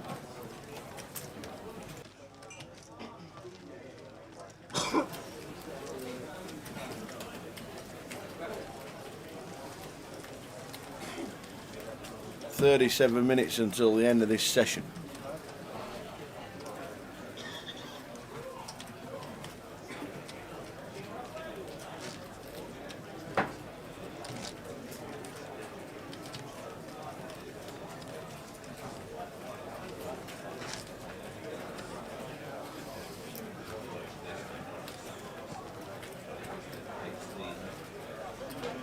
Another fantastic day. We had a couple more eliminations that we can bring you as well while the dealer is dealing the cards. Just to let you know that Rob Sherwood was eliminated. Alex Marr, Luke Ishmael has been eliminated out of the room. David G has also been eliminated, and Big Ben Marageds out of the door. 316 playing day 1B. The turbo has started.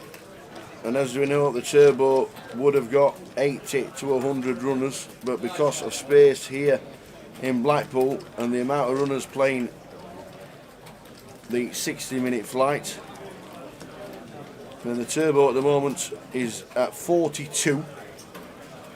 Don't forget you can late reg all through the 10 levels, 20-minute levels they are, and the turbo. Seat open for Michael Mills on our 1-2 Delta Southern Cascade. That's Michael Mills to the guardian. Thank you. We need 6 entries to hit 500.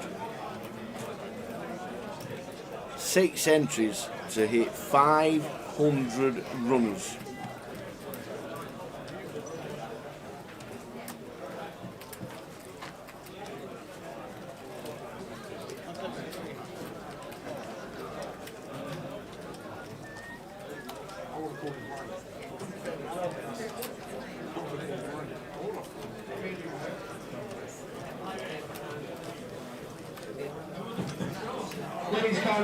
The opening Queen 7 suited, and Riggy on the button with the ace king.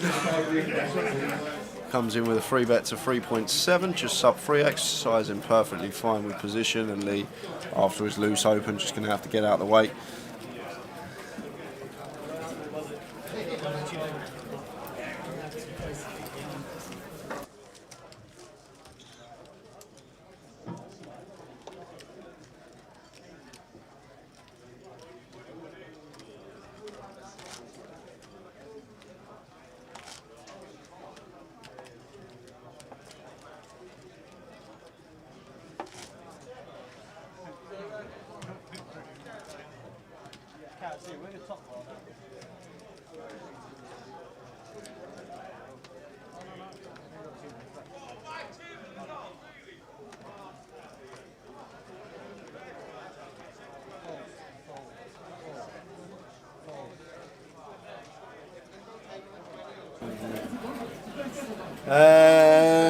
We've not had the word that Rich Kelly is out yet. I'll let you know if we do get the word, but we've not had the word that Rich Kelly is out just yet. We have no word sat in the comms box.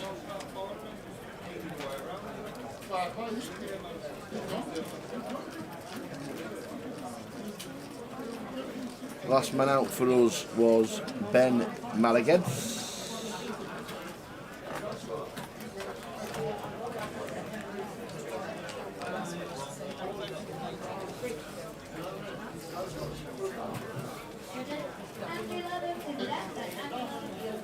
Stuart flopping top, bottom 2 pair. Betson gets it through. The ringmaster has got himself there. Indeed, indeed, indeed. Ryan Murray to the covering, please. Seat open on a 2-5-6-1 cricket. Ryan Murray to the covering, please. Seat on a 2-5-6-1 cricket. Thank you. Peter Pro. On Wednesday night there was a £40 per ball play roulette springs, 37 numbers for the main event ticket. It came to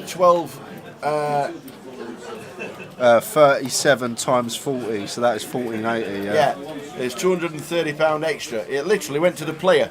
He had to buy in at £12.50 and the juice went to the player. So he had £230 in expenses. They didn't really want to make it 37 or whatever it was, whatever it would have been to be exactly £12.50. So they made it 40 quid. There's £230 extra, and the winner, whoever it was, because I heard the spinning but I didn't see who won it, it went to the player. So he got £230 in extras, or £230 to spend over the bar. Riggy opening the 9, Stuart going to flat with the 4s, 10, 10, 8 rainbow, big blinds in as well. John flopping lovely here, flopping trip 10s, and looks like Stuart's going to fire. No, the casino's never keeping £230 admin fee. If it was a £5 extra or a £10 extra, then yeah, maybe for doing it and setting it up, but definitely not the £230. It went back to the player. Tough spot this for Riggy Tower after we opt to check our 9s on this flop, and it goes bet call I don't think Riggy, if faced with another bet, is going to be putting any more chips in this pot though, unless a 9 rolls off. However, we have picked up and up and down, but we are drawing dead as John has a boat here with the 10-7. Won't want to see a jack, and it is a jack. Don't want to see the jack, he says. So John coming out firing with his boat for 8,000, and Riggy here backdooring a straight. I can't see how we're ever going to fold this tower. He might just call. Yeah, he's not raising. I don't think he's going to raise. Once John opts for 80% pot here, I think Riggy's just going to flat. A bit worried about Stuart behind us as well. Stuart might have some strong hands that he opted to check turn and try and get value on the river. But this is a really tough spot with the pocket 9s. But the thing is, out of the big blind, he can have all the boats, but I just can't see how we're ever going to fold here. And sees the 10-7 and the 9's no good for Riggy. Back down to sub-starting.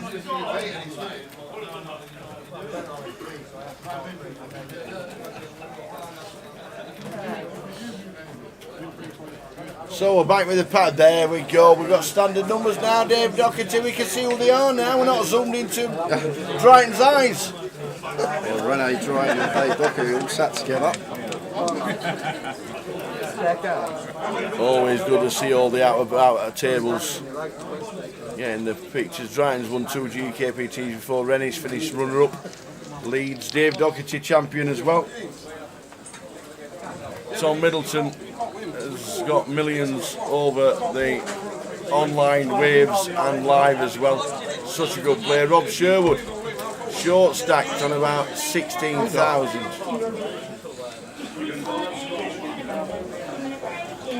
There's Noddy.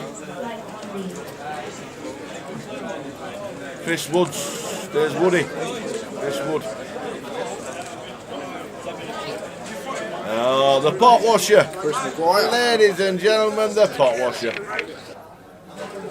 Big Ben. Just before he busts. Big Ben. Big bad Ben. Oh, nice. Only at 60,000. Nice little stack for Mark there. Yeah. Good to see round all the way around to the beginning. And Dave Doherty. Good to see him as well, Dave. I know he had all the. Sorry, quite quickly back to the rumours. We weren't expecting Kings versus Ace King. We were not. Sorry about that, ladies and gentlemen. We had to look. It was Rob Cook, Ace King. He got his short stack in against Kings. Who had the Kings? Where's the pot going? Elliot Moraes. Kings. Rob Cook, Ace King. Gets it all in pretty standard. Rob had about 12,000 chips. In it went. And there we go.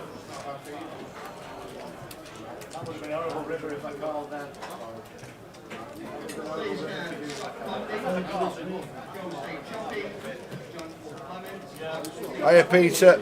I actually heard it because I was there. And one of my good friends was involved in the pot as well. I know the man that gave the money back to the player who was drunk, Drayton.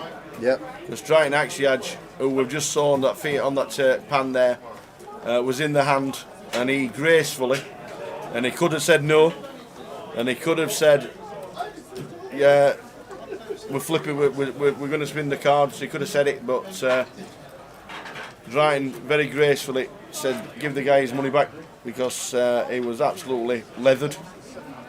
Fair play to just be careful when you're playing cash and you've had a few drinks, that if you do say I'm all in and I don't care, and then somebody says call, and then you say I didn't really mean it, then your money stays in the middle 99% of the time. And that's you play a lot of home games, and you play a lot of private games with your friends, and I can guess that even happens in your own private games with your best friends. Yeah, we'll go in, yeah. If there's somebody drunk wants to have a drink and says something out of line, something like that, somebody's going to take it as yes, I'm calling. Yeah, verbal action tower. If it's said, it's the action stands, so it should stand. But Drayton, but I thought it was handled absolutely perfectly by the casino and the players. But more respect to Drayton, who before the cards were dealt, the guy said, "I'm only kidding," and yeah, it got a bit loud, but it was handled perfectly by the casino and the players. And Drayton, every credit to him. lovely gentleman off the table as well as on it, said, yeah, you can have the money back.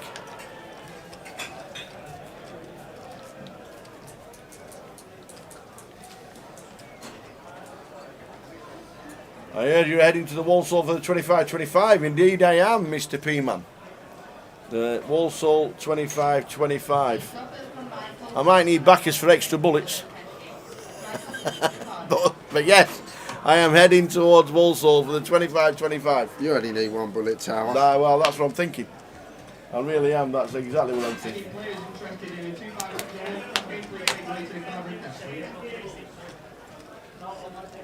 7-8 Jack on the flop.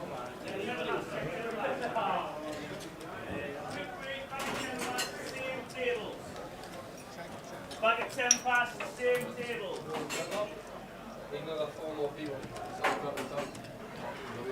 Three spades on the turn. I'm going to say it was if I lose. 4 diamonds on the river. Aye, Gary. How you doing, pal? Fantastic to see you last week, young man. And apologies on the first meeting. He says, hey up tower, how you doing? How's the streams going? I'm saying, yeah, fantastic. You don't know who I am, do you? I went, Gary, I forgot. Gary, it's been a long time. But we had kisses and cuddles and hugs, and it was a fantastic week. Hope you guys out there had a fantastic time as well with everything going on. The cash tables were nuts. The IPO itself was fantastic. Nearly 1,000 runners. Side events were brilliant. The PKOs that Jay's they're jealous about not playing. Yep. Brilliant. Thanks, Gary, and hope to see you again in February if we get over for the deep stack. But that might be that's in the pipeline at this moment in time. So fingers crossed. But no, great to see you again, Gary, and all the team, because you always look after us, and we have a great time.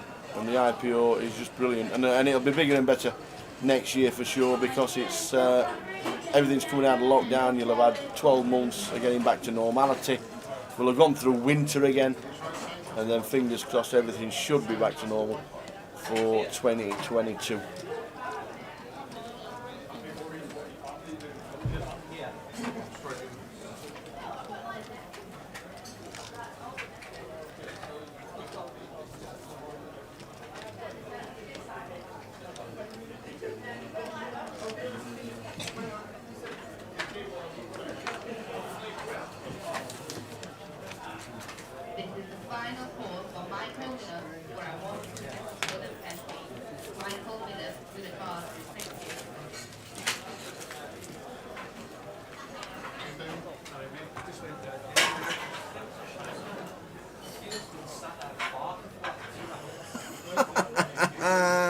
Good old Dave. Love you, Dave.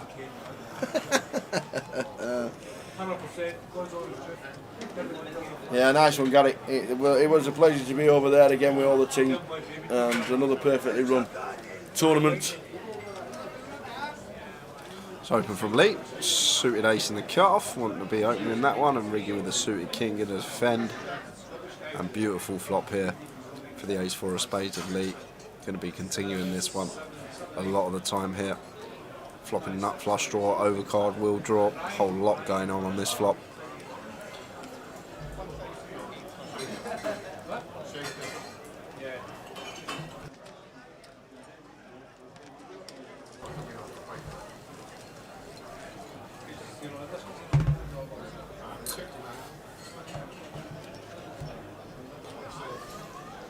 $316 in the main event.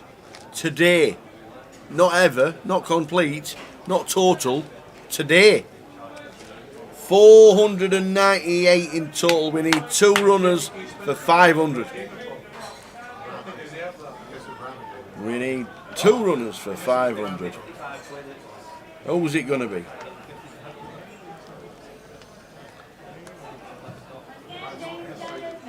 We've got a whopper of a table coming next. Ladies and gentlemen, we've got a whopper of a table.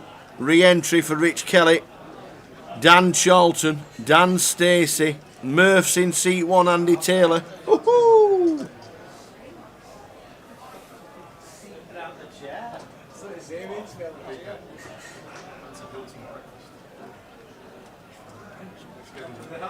tomorrow again as well.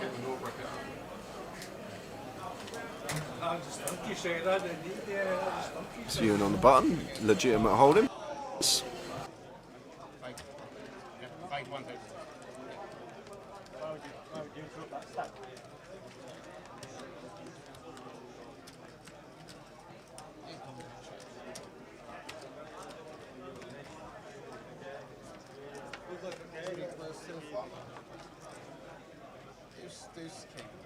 Two king is the flop. So the 10s. Yeah.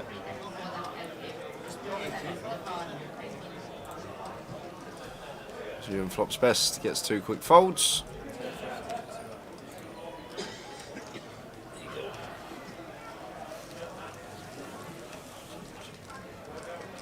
I can't be that.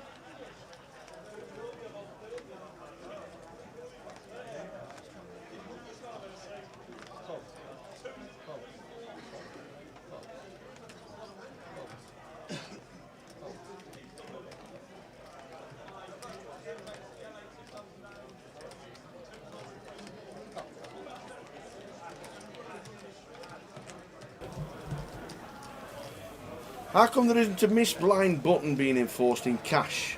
I'm not saying people do it on purpose. I've seen players disappear 2 off the blind and come in 5 minutes later dealt straight back in. Yeah, I totally agree. I don't know. We don't do cash. We don't deal in cash. We don't live stream cash, unfortunately. I actually thought they did a miss blind button. It depends, Tao. A lot of the games I play, no, to be on the show, it's not a thing.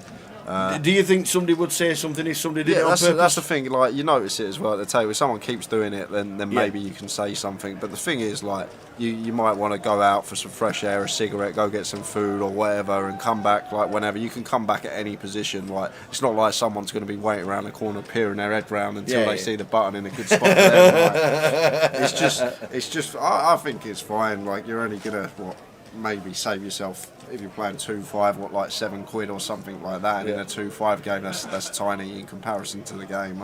I don't think it's a problem at all. Sitting there as someone that's going to be sat at the table a lot, I see someone keep getting up, then maybe I might mention something. Maybe once or twice, or they go for a fag every hour and a half, and that's perfectly fine. It's as long as that's absolutely spot on. I'll get PK to throw it in. Which one do you want, Jamie? There'll be people out there that's never seen any of them. There'll be people out there that's not seen the Superman videos. Which one did you want? In face planting the floor? Which ones do you want?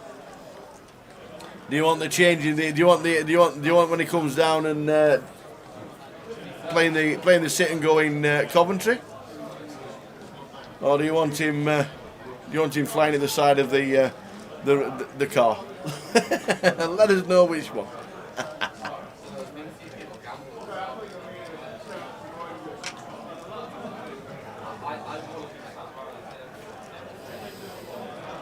We might play all 3 as a montage.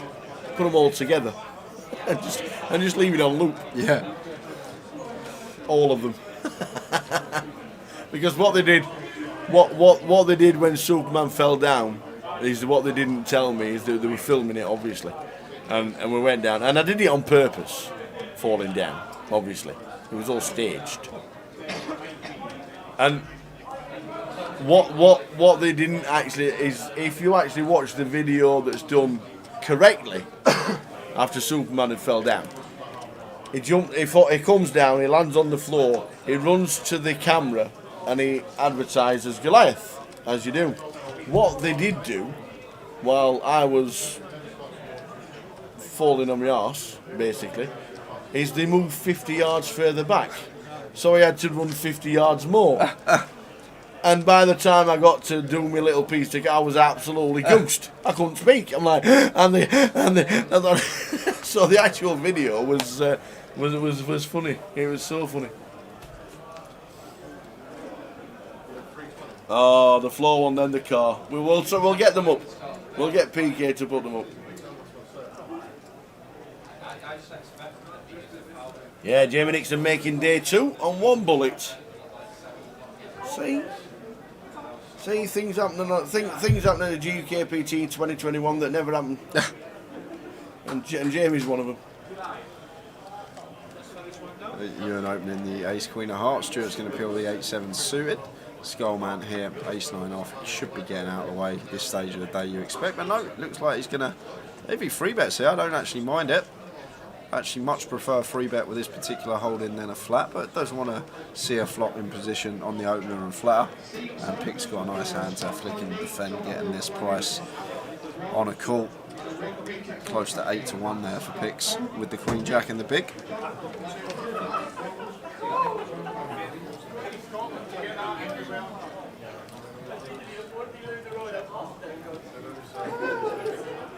Big flop for Ewan with the ace queen of hearts, flopping flush and gut shot, or flush draw and gut shot. Pairs the board though, king of diamonds on the turn. Goal comes in for a bet with the old 2 pair on the turn.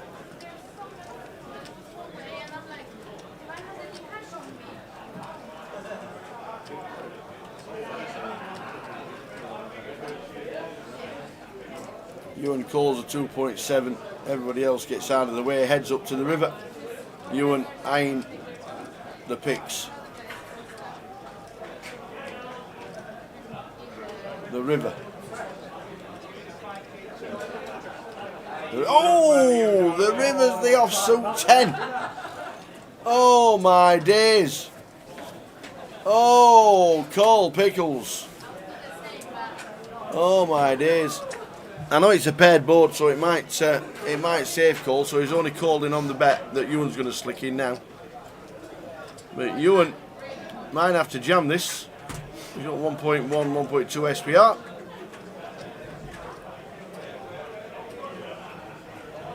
He has announced all in. And Picks sees the bad news that he got the extensions with the ace queen. Oh, unlucky. That is a tough one for Pickles. Down to 20,000 at starting stack. Ewan gets a full double and back up to 38,000.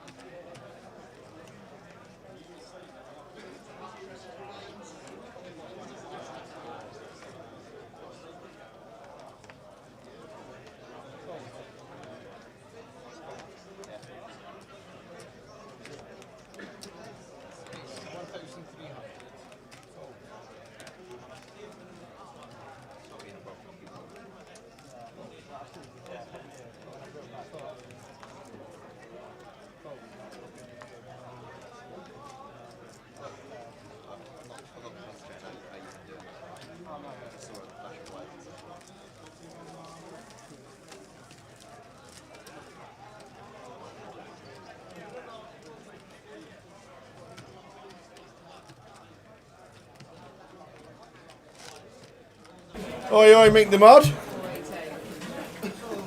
How you doing, Michael? Hope things are well.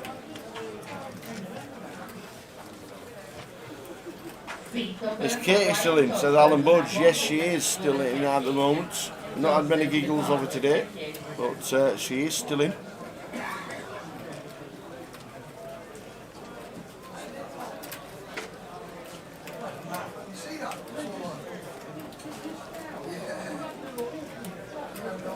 Yeah, this working for a living, I tell you what, it spoils a lot of things.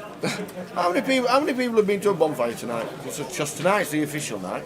Everybody might be waiting until tomorrow night, but has it been busy out there with the old bonfires on Guy Fawkes night? As it's called? If you're just tuning in for the first time, 316 today. 316 in day 1B. 497 it says total. There was a firework display tonight, very nice. Yeah, we need to try and get one of the girls on the table before the final session. We don't do it on purpose, Sylv, you know that. What's the mic on it?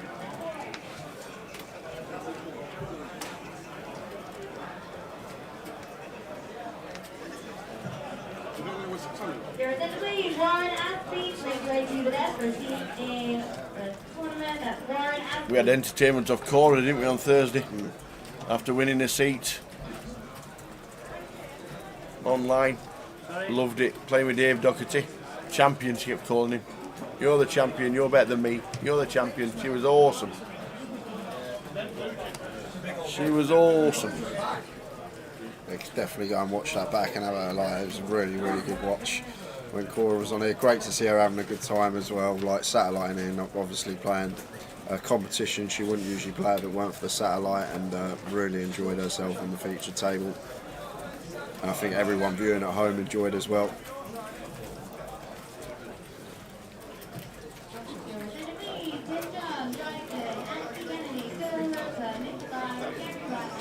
So both Pix and Skullman here with flush draws.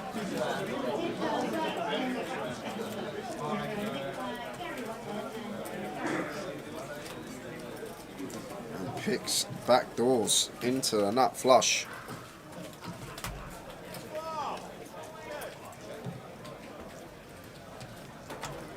Thing is here, Pix got to think about hands that Skullman's going to check, flop, bet, turn, and then check river. And what size do we go? And shoves for 16.3 into 9.9. Pix has got a huge here, like 1.75. And obviously Skullman can't call with just ace high in this particular spot.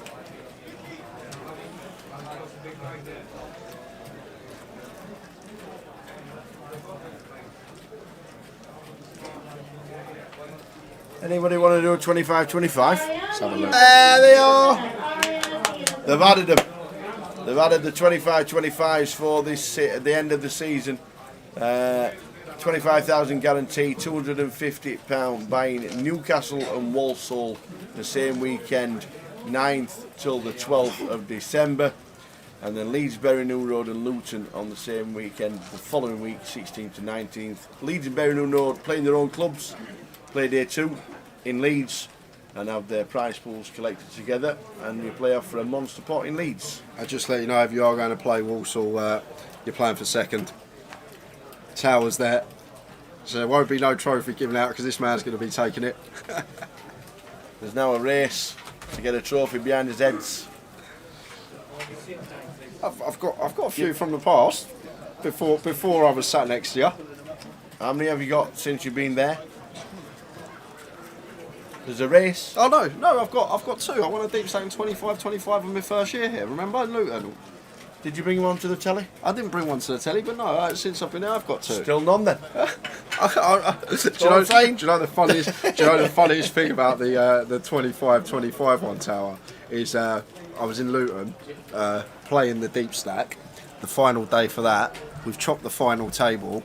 Actually, I didn't get one for the deep stack. I come second in the chop. We've chopped the final table. I've gone to my car. I've gone to my car. Yeah. My car's been broken into. Oh no. They've taken loads of stuff, and my 25-25 trophy was in the boot, and they took that as well. No way. So I haven't even got my 25-25 trophy. Oh my Yeah, God. yeah. So. Oh my it's God. There's gone. somebody out there Yeah, with a trophy on their mantelpiece that wasn't even there. Yeah, exactly. Telling all the mates, Yeah. look what I've got. Yeah. I So didn't know you were in Walsall. Where's that? Yeah, so Oh my I haven't even days. got that trophy, to be fair. You're right. I haven't got one. Not anymore.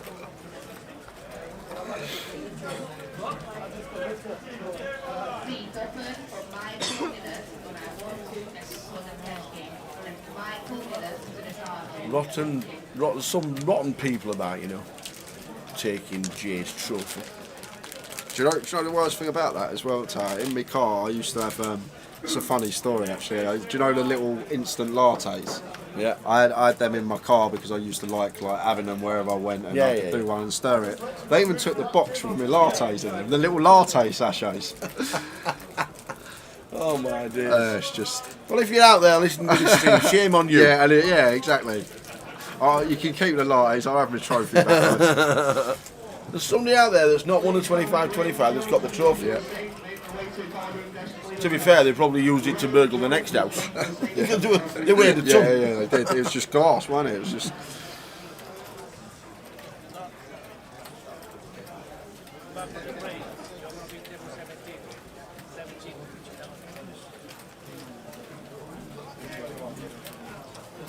Phil Baker says, shipped the 25-25 in Southampton, got the first train back to Bournemouth and left it at the station. A week later, Southampton Casino Room, we said that somebody brought it in. I'm not having that. Who's that? I don't want that.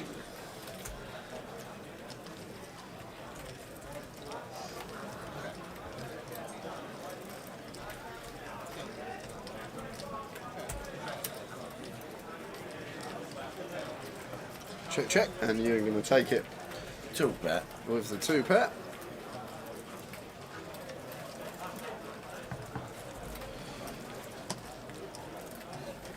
So I could be wrong, but I think we're on break in 4 minutes. It was a 20-minute break, wasn't it? Was it a 20-minute break? Who knows? Who knows? We'll just be back. We'll just be back. As soon as we go on the break, we'll stick the clip on with the time on it, then we'll get it right. That's the best way to do it.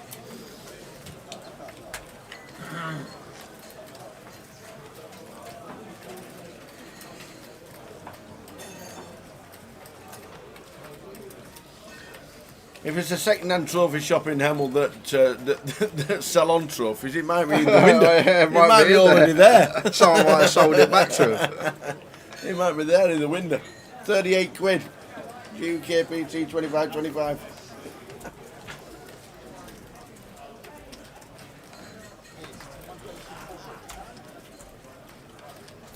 Riggy's in. Ewan's calling. Yes, he is, Tower. Cut-off versus Button. This is going to have to be a call for Ewan, and Riggy in very good shape with the Ace-King versus Ewan He didn't want to McNicholas. see Ace-King. He wouldn't have minded even seen 10s or Jacks.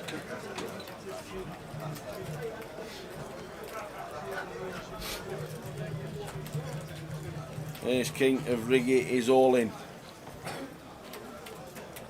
Needs to fade the Queen to survive. Oh, Ewan McNicholas, that's why you're top of the leaderboard. He's been running awful as of late. Oh, Riggy. Queen on the river. Oh.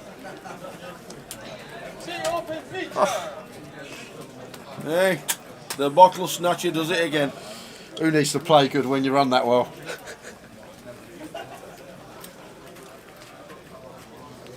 We are heading to the break. Without the rigster.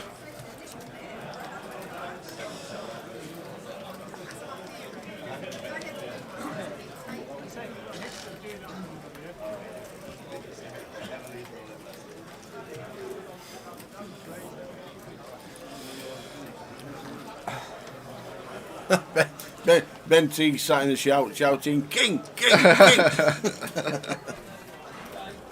He's just shouting hold, he's not even shouting king. Ben's watching the bloody live stream going, just hold one time.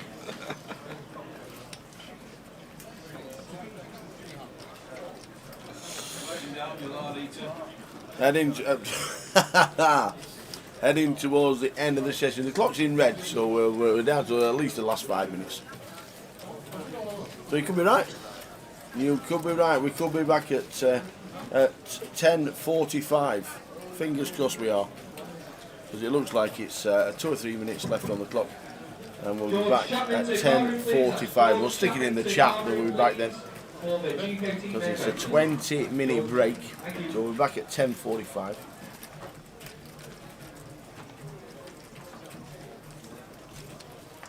One seat open for Joshua Saint on a 1 takes off cash in. That's Joshua Saint to the card, please.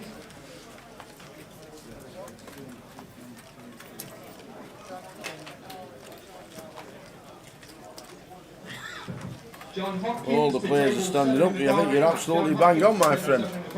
Means we'll be back at 10:45. Nice one, John. John Perkins watching the live stream. Always good fun to watch the stream. It is decent. We're just about to, I think we've got one more hand, and then that is it. So we should be back at 10:45.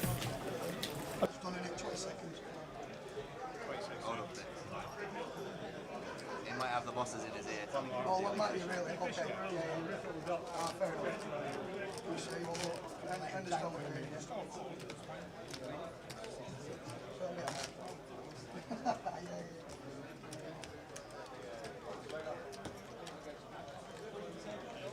There we go, so that's it. The last hand of this session.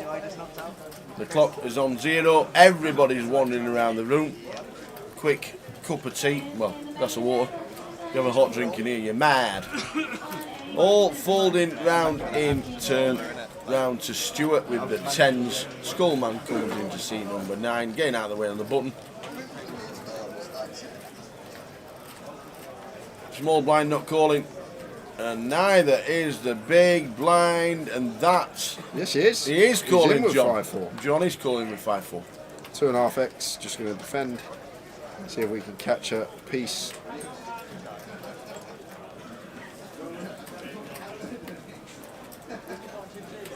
Raises the call. What's the flop? King Jack 2. Check, check. 60 clubs on the turn. Now, John firing here with his gut shot, and Stuart going to call with the 10s. Any threes about?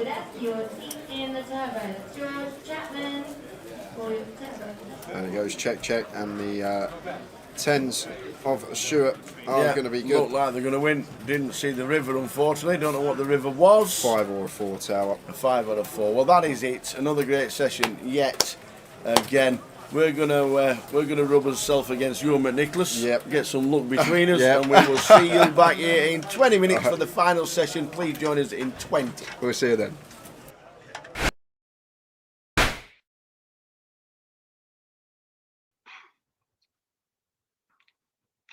Welcome to another hour with the Tower, and we have had to go to Vegas for the next special guest because, regarded as the best online MTT player in history with 16.5 million lifetime total earnings, under the legendary nickname Moment One, which now means you know who it is, 5.9 million in lifetime earnings, holding 2 of the 3 Triple Crown. He's got a World Series bracelet and a WPT. He's 9th on the all-time money list in England, but that doesn't matter because for an hour with the Tower, it is the one and only Mr. Chris Moorman. Thanks for having me on the podcast, Phil. Oh man, how you doing? How's Vegas? Yeah, good. Like it's getting hot here actually. Oh well, obviously it's summer, but actually it's not as hot as it normally is for the you know the World Series every summer. It's been quite chill. It's actually you can go outside and not sweat your balls off, so it's been nice. How's lockdown been? Yeah, not too bad actually. Like I was quite fortunate because just before it all went down, I was away. I was in England in the whole of January. I was playing a couple of live tournaments. I had an 8-at-8 tournament in Madrid, and I was playing a big tournament at Dusk Till Dawn as well. So I was away for the whole of January, and then just before it all kind of went down, I got back and I was in Vegas, because obviously it would have sucked to being sort of away somewhere and not being able to get back home and being apart from my wife for like months. So yeah, I was kind of lucky that I was back home, and at least I wasn't lonely. I had someone to hang out with, and yeah, no complaints really. You've been in Vegas a couple of years, all right? Yeah, like on and off. I kind of split my time between traveling the circuit still, and and like staying here. Brilliant stuff. We're going to start basically at the beginning, because how did you learn? Where did you first start playing poker, and when was it? God, it feels like a lifetime ago now. Guess it was like I was at university at Essex University studying economics, not doing too hot, like kind of failing. I was getting distracted. Like at the time, I was getting distracted by pool. I'd always played pool growing up, and then we at university I joined the pool club. We had a pretty good team. We played in the national championships every year, and I guess this was it was up in Derby, I think, the national championships, and we'd gone to Derby, played that year. I think it was my first year at university. And on the way home, one of my friends saw in like the student newspaper about this free tournament on Victor Chandler Poker that all students could play. It was free to buy in, and the winner would get, I think the winner got the equivalent of about $500, but they also got a seat in this big live tournament in London. So me and my friends didn't even know the rules of poker at this point, but we decided, okay, we'll give it a spin. It's free to enter. It was on a Monday night, so there was not much going on campus that night. So me and my like 4 flatmates went on Yahoo, because it wasn't even Google back then. We went on Yahoo, printed out a set of rules, started playing amongst ourselves with like two pence coins, and yeah, just played the free roll every week. And first sort of 5 or 6 times did absolutely nothing kind of thing, and lost every hand. And then I actually came second one week for like $120. Obviously, I was gutted to come second because I missed out on the live seat, but still $120 was good money to me. I was a broke student. So now I had the dilemma of whether I cash out and sort of take my money and run, or sort of play around with it and see what happened. And I was really 50-50. I kept asking everyone because I didn't want to be determined as a gambler kind of thing. And in the end, I just decided to sort of have fun with it. And it went from there, really. You've turned into, obviously, the early days of poker, you've turned into the #1, an absolute phenom. We've looked back at your pocket fives. Do you know exactly or roughly how many online cashes you've got on pocket fives? There might even be more that's not been on there, but would you like to have a guess?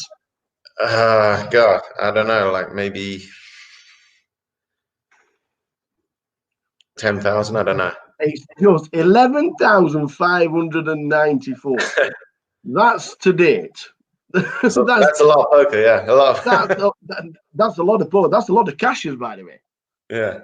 That's a lot of cashes. Your first on there is 5th for 13,000 in July 2006. I'm not being funny. That's 14 years ago. Yeah, that's not a bad first cash either, right? where is it? Apart from the years, where have they gone? 13,000 as a first cash. Was it instantly, this is going to be bankroll, or are we just going to squander it? Well, actually, it's kind of funny because I'd been playing poker for quite a long time at that point, and I was playing mainly cash games on the Victor Chandler site. Yeah. And it was the first. The site got shut down. It was I can't remember what the exact act it was called under, but it got shut down. And I only really played on that site at the time. It was quite a small site, but I knew everyone. I had like my all stats on everyone. I was just a cash game player, played a few tournaments on the side. And I was like, okay, I'm going to have to move sites. But I was really reliant on my HUD back in the day, which is kind of funny because I don't really use it anymore. But yeah, so I was like, okay, I can't play on, like the big sites at the time, Full Tilt and PokerStars on the cash games there without having all my database set up. And I didn't really know much how to, do all that kind of stuff. So I had to wait for my friend at university to be free, and he had exams that week. So I was like, okay, what am I going to do? I haven't got, can't take a week off poker. I was addicted to it. So I was like, okay, I'll just dabble in a couple of these tournaments. I played like this Sunday online tournaments that I hadn't really played before on the sites, because I was like, okay, well, I don't need my database for this. And I played them, and I was like shocked at how much worse the players were in the tournaments and the cash games. And obviously I had that 13K score that day. I came 5th, I think, or something like that in the big Full Tilt Sunday tournament. And from there, I was kind of hooked on the tournaments. I really enjoyed just the different dynamics, different stages of the tournament. And before that, I'd just been playing cash game, kind of building my bankroll. I'd done pretty well, but the games were starting to get a bit stale, because, you know, with cash games, you always feel like you have to keep moving up and up when you're doing well. And I didn't really want the swings of, even if you're the best player in the world, you're playing big cash games, you're going to have crazy swings. So yeah, I just got hooked on tournaments. And then even when I got my buddy to set it all back up, I tried to start playing cash games again, and it just wasn't the same. And yes, that's how I really started, really, because at that point I'd been playing cash for maybe over a year and been doing well. But obviously, cash and tournaments, there's different, levels of. I was just going under the radar kind of thing. Did you multi-table? Was it mad? Did you have screens absolutely everywhere? Oh yeah, I was one of the biggest multi-tablers. I was just like, my philosophy was like, if you're not in it, you can't win it. But like, also I didn't really have a timeout and stuff. I was 99% of the decisions were like real quick for me. I was always been amazing at maths, like one of my strongest point. And so like, I just would put different tournaments on, I had like 2 screens, and I'd put them at different parts of the screen, which ones were important to me, which ones were getting deep. And so I just did it like that. And I played, would pay more attention to the ones that were obviously deep in the tournament. And I would late register a lot of tournaments, so that I just didn't miss the tournament, but I could still play and just come in a bit later when the blinds are bigger. Yeah. So basically, it more or less gave you the impetus that this was the career and this was it. What were the parents like? What were the family like? Or did you keep them under the radar for a year or two?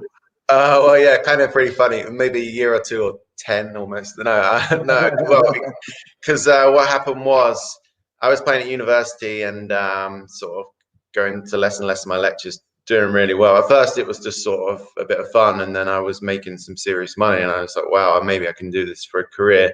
And then it almost got to the point where I had to do it for a career, because I basically had to drop out of university because I got so far behind. I tried to stop playing and catch up with my studies, do my dissertations, which is like 10,000 word document on your subject. But yeah, I just couldn't get past the first sentence, really. So I went into the I went into the dean of the university and told him that I was gonna sort of leave my degree, and he was like, "Oh, what are you gonna do?" And I told him poker, and he kind of laughed in my face. And the only person I really told outside my friends was my sister, and it's my younger sister, and I got her to because I had to confide in someone. And I knew my parents wouldn't probably jump at the chance their son's going to be a gambler and play poker. But at this stage, I didn't even know if I could do it myself. I was, I'd had a few good months and stuff, but yeah, I didn't know if it was sustainable.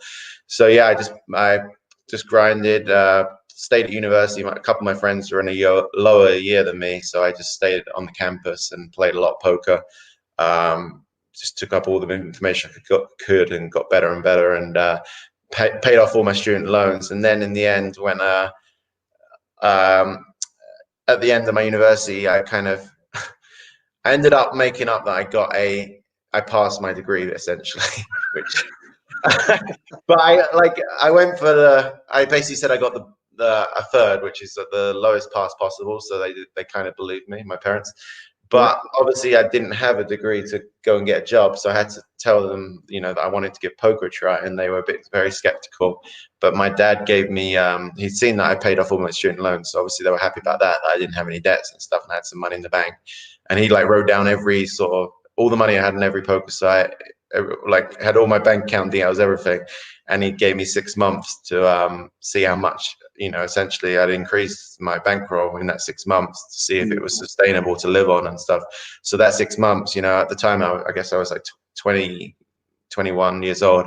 And I was just like, all my friends are going out on a Friday night, and I was just like, I've got to stay in and play poker. Like I have to play every day to just, you know, make sure I hit enough money where my dad's going to be impressed and let me do this as a career, not send me back to school kind of thing. So I really didn't want to go back. And yeah, luckily those 6 months went really well. I qualified for the my first ever World Series at that point, got smoked there. So that was a bad start because obviously, you know, Vegas always gets you, do a bunch of money there. So then I had to grind it back even harder.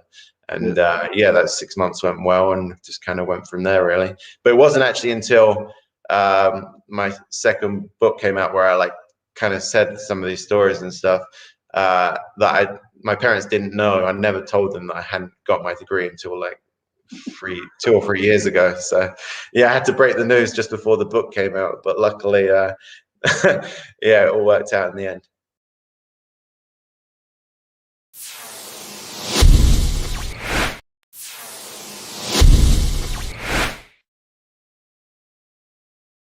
Your first few live tournaments, your first Ender Mob, 124th in the World Series 2K for 4,056. That was June 2008. Right.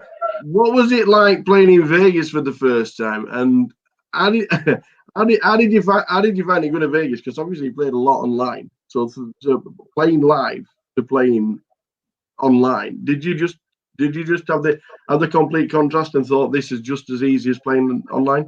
No, far from it. And to be fair, that like, you know, that's my first tournament cash, but I played quite a few tournaments before that and not even cashed.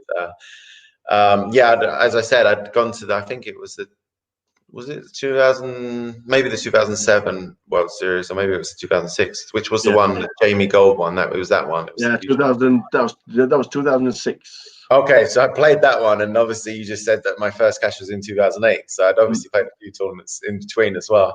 But I was sticking, mainly I stuck to sort of what was my bread and butter, playing online, and if I satellite into a tournament online, I'd go and play the live tournament. But yeah, I didn't have much live experience, and it was quite a different game to me, just like dealing, you know, just so many differences. So it definitely took a lot of time for me to get used to it, even like the first sort of 3 years after I cashed, I never really cashed anything big, like compared to what the buy-ins were. I was definitely a losing player at live poker to begin with. And just trial and error really, and like just perseverance. And then, you know, I think it was 2011, it all kind of clicked for me. And it wasn't even that I was doing anything that different compared to before in live poker, but you know, I was just winning the key flips, winning the key hands, had a little bit of extra confidence to go with my read and stuff. And yeah, I think in 2011, I sort of had a breakout year in live poker and actually started showing that I could be a winning player live as well as online, rather than before, where I was just sort of winning online. And then every time I played a live tournament, never cash in or min cash in, never make the final table. So yeah, it was quite a transformation. Well, the first time we ever met, was a long time ago. It was the same year, 2008. It was Luton, the GUKPT. You finished 17th out of 376 entries. Can you remember who won it? Yeah, of course, cricket. Yeah, I gave him all the chips as well. With like 17 left, I started his career for sure. And it was funny because the night before we'd met, I think we'd been staying at the same hotel, and they had a pool table, and he's really good at pool, and I play a lot of pool, as I already said. So we played a few games of pool. I was chatting to him, and actually he's and his friend, who actually I knew more than Sam at the time, Pete Linden. And yeah, then we happened to both go deep in the tournament, and we played a huge hand. And my friends still make fun of me for this hand to this day. And you're actually in the background. I could hear you in the middle of the hand with your loud, booming voice. And it was like, I think it was a 3-bet pot, and I had a pair of queens, and I think it came like 2, 3, 4. So like pretty safe flop. And Sam check called, and then turn was a 5, so pretty bad card for me. Obviously, any ace makes a straight now. But then the river was a queen, and so I now made top set. And Sam shoved all into me, and in my head, I was like, you know, like in this spot, he never really. He either has an ace, or he's turning like pair of 9s or pair of 8s into a bluff. And I thought he was capable enough to do it, so I ended up calling. I didn't. like it was back in the day when people didn't really call free bets out of position very much. I was, especially when online, like I was used to people just folding or four betting. Maybe live poker, you know, was quite different. But I basically thought if he had ace king, he would have been all in before the flop. So I didn't put him on an ace king. And if he had ace queen, I blocked, and you know there wasn't many combinations left of that because I had two queens. And so ace jack offsuit, I thought he would fold before flop. And so yeah, I ended up calling him because I thought he was turning like a not six, sevens, eights, nines, tens, all into a bluff. And yeah, he just had ace jack, and I looked very silly, and it was a huge pot. And I just remember behind me, you were saying something about, oh, Chris Moore has called and he can't even beat an ace. Oh wow, Nido as well. But yeah, that was my first big sort of deep run in a good tournament. So it was exciting for sure. But yeah, it was definitely very memorable as well. Sam got the trophy. You did indeed. Yeah, I used to use my chips wisely. But in 2008, it wasn't all bad because he became the world's #1 for the very first time. Had you been chasing it? Was this something that you obviously you're keeping control of what you were doing online? You were knowing you were there. You were top 10, top 5, #1. What did it mean? At the time, it meant everything to me. It's like what I'd sort of developed. We're back. I'm back at the moment. Tower. We'll be back in a second. Last session of the day. It's been a long one. We're going to be finishing up on stream probably around 1:45, 1 a.m. So 2 hours left to go, maybe a bit more because of the last few hands. I'm going to bed. And the roundup. I'm off. But it's going to be around 1 in the morning. Here he is. I'm off. The main man. If you want to make it a late day and you want to extend it, you've got to pay me more. Sort me out. You get paid enough already, you do. Plays more golf than most professional golfers, this man. I have more shots. I definitely have more shots. Well, we're just about to get underway. Going to run you through the table. Who we've got. In one's going to be Andy Taylor. In 2 is unknown because they're GDPR, initials DB. In 3, Dan Stacey. In 4, Alex Whitson-Stall. In 5, Dan Cholton. In 6, Guillermo Sanchez. In 8 is Rich Kellett. And in 9 is Kevin Grinnell. Set and ready to go.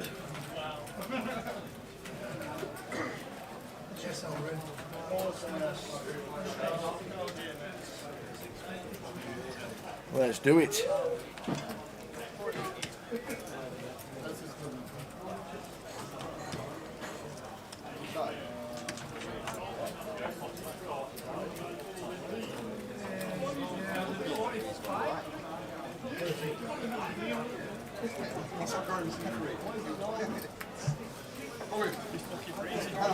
$511. 5 or 1-1. Well, I reckon we're going to hit 540 Tower. I think that will be around the total figure. Collected £550,000. Tower plays off 10. I'm 2.8 without the decimal point.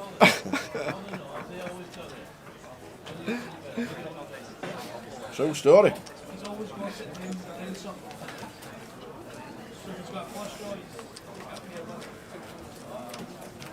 Stick it on, Jay. Stick it on, Jay. Look at this. He wants to show everyone. He wants to show everyone. Look at that. 10.1. I'm proud of that. That's pretty good, that. Not bad at all.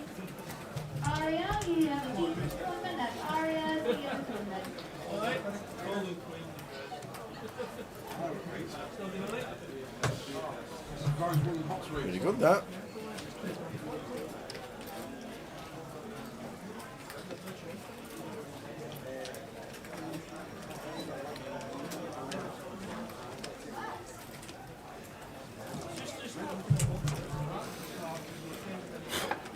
But it's got warmer in here. It's warmer now than it has been at any time during the day, I think. And I know every single table's in use, and I know the aircon's not blowing through the room like it I would like it, but hey, it is stifling. But what a day! Yeah, good evening, Anne. Just tuning in on Twitch. Oh, yeah, Anne. and fracks. I love it. I love it. And fracks. I love it.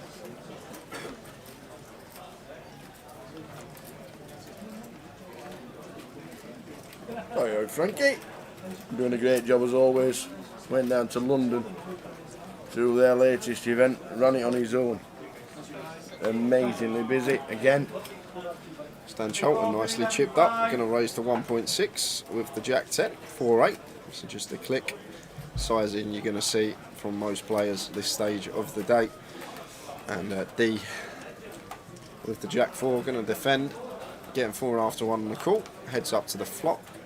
Dan with the best of it.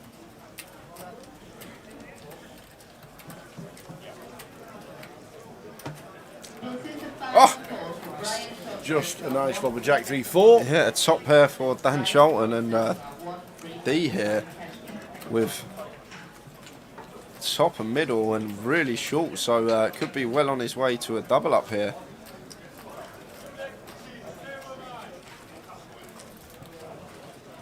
Unless we get some dicey runouts.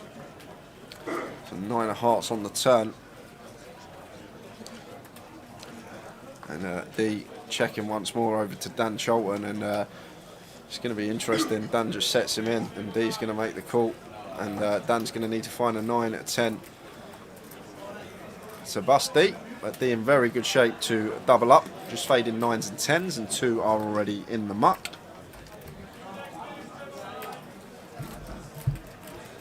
8 on the river for a double. So C2 is going to get the double, back up to 31, sub 40 bigs. Kellett, our short stack at the table. Still plenty though on this particular structure. 23 big blinds is heaps. Absolutely.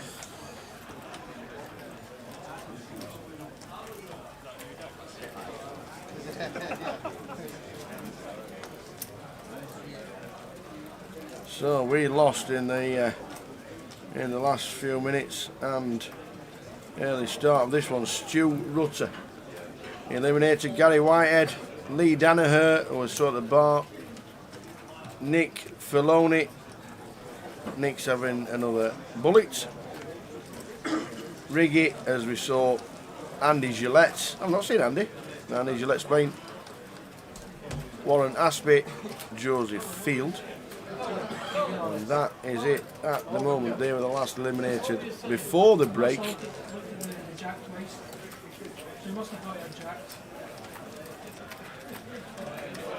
$550,000 collected, and every time it goes up by 1. 317 today, 512 in total. Amazing numbers. I thought you had a pocket 8 really.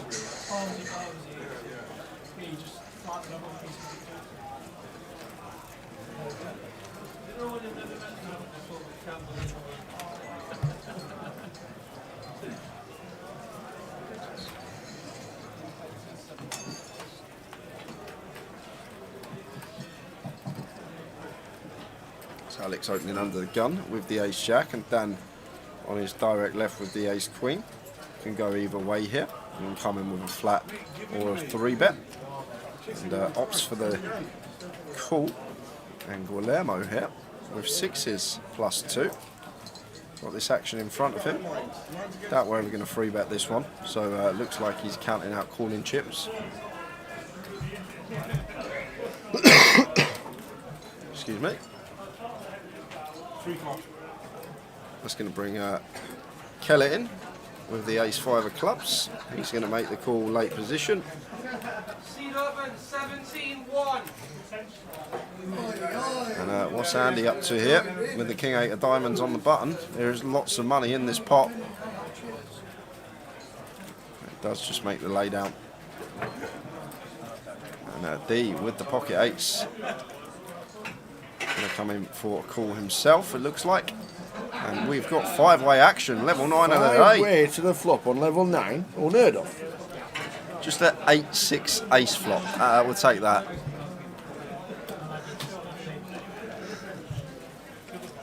Come on, dealer. Come on, dealer, flop it big.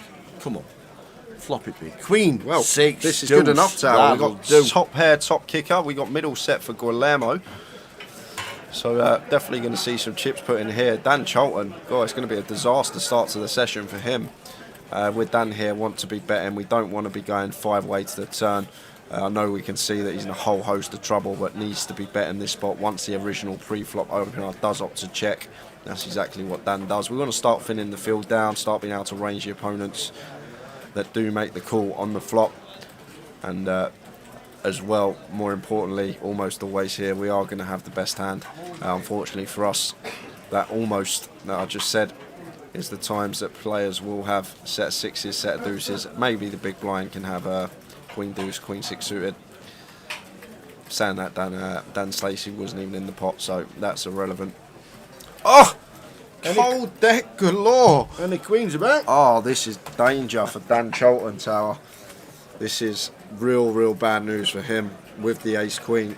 The thing is as well here, like Guillermo's range, once he calls with 3 players behind, he's quite strong here. I think Dan will understand that. Like Guillermo, he's going to have some flush draws, hands like king jack of hearts, ace 10 of hearts, these type of hold-ins. And then other than that, he's going to have king queen, queen jack suited, and then pocket 6s and pocket deuces. They're the worries. They're the worry hands that we're up against. And with Guillermo here, we love this from Dan because once he double barrels this spot, when we can plausibly have a queen in our range, like you expect Dan to check this a lot of the time because we can have a queen here. So once he continues barreling, Guillermo should be aware that Dan Charlton is going to have the goods here a lot of the time. Like the worst hand he's ever going to have in this spot is a lady, and Guillermo makes the call, keeping his range on the rep, so he can still have some worse queen X here. Oh wow! Oh, this is gross. How does that happen? How does he find perfect? Motionless. And this is oh, that is a ridiculous river. Where's the dealer pulled that from? And Dan Charlton here doesn't need to go too big because he's now 6.5. He has to go tiny here, Tower, because the thing is Guillermo is never ever going to call here with like jacks, 10s, 9s on the turn. He's going to fold all these hands, so we have to go tiny on this river because we've got quads what we're trying to get called by. Like we have to go small and just pray that Guillermo's got 6s or deuces, and he's going to make the call, and the ace queen is good. Show him the 6s, please. Don't show it. Don't show it. Oh, he does show it. He showed him the 6s. He's like, oh my god, that is grim. Brutal. That is just wowzers. Got a feel for Guillermo in trap 6 there. Just wow. I was not expecting that to run out like that, Tower. Just wow.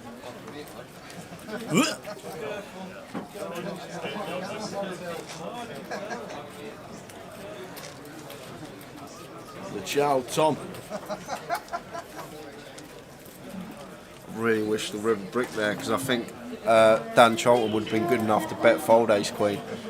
I think I would love to see a brick on the river, Tower. That's what I would have been very intrigued to see, and see if Dan would have bet folded the ace queen, which I think he would have, to be honest with you. The way the hands played, key factor being going 5-way to the flop. Yeah. Unbelievable.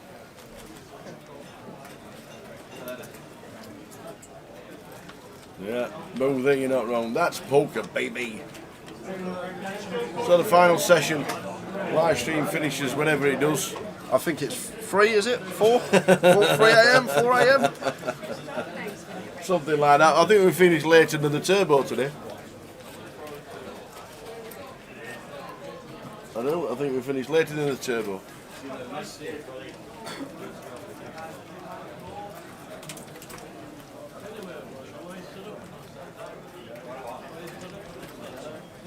It's a bit of a shame, yeah. It's nice to see quads on the live stream, but it would have been so much better to see a brick river and just see if how Dan would have played it. Like it's, I'm a bit annoyed actually that the river has rolled off a queen, because I think Dan would have bet folded the ace queen even if it completely bricked out. I think he's good enough to find the fold there, and unfortunately we'll never know. But a good one for you guys to watch at home. Entertainment. Fireworks. Run like Dan the man. Evening everybody, welcome to Blackpool. Insane numbers yet again, and we see it every leg this year. Amazing numbers, oh my days. Just amazing. £551,000 in the prize pool.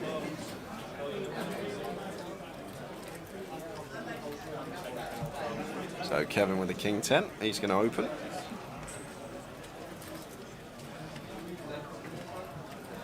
Raises to 1.8.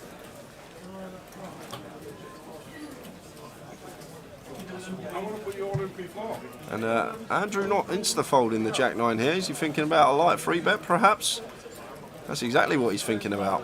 Coming in for the free bet versus Kevin. Maybe throughout the day here, guys, Kevin's been opening a lot of hands, and Andrew's aware of that, so maybe he's just attacking that specifically, not worried about hand selection, and that could be the case here. That's probably down to dynamic, and he's correct. King 10 off, +2. Some players might elect to fold that one, and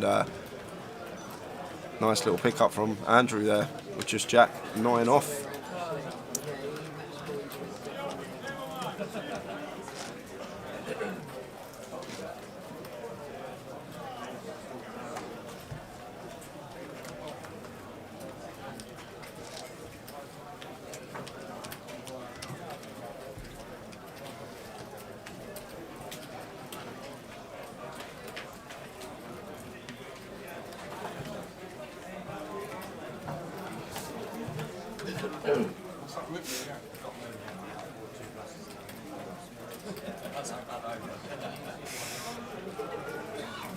Level 9 of the day, blinds 4-8, finish at 5-1.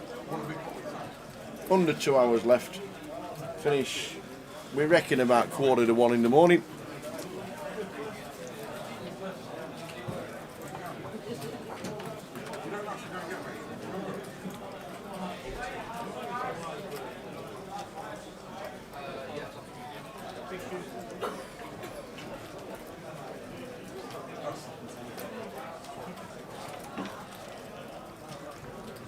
Flop time, Queen Ace 3.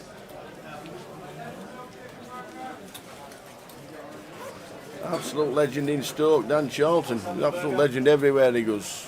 Originally from Macclesfield. Loves watching his beloved Macclesfield Town in the Northern Amateur League football. It's about tier 9 now, Macclesfield Town. He loves it.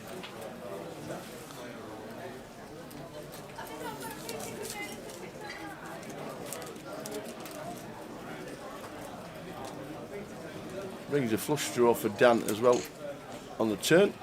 There's a bet from Dan and a call. Dan's going to check call by the looks. Oh no, he's going to lead out. Dan's led out on the... Yeah, bet 4.5 and a fold from Guillermo. Guillermo and Dan locking horns at this moment in time.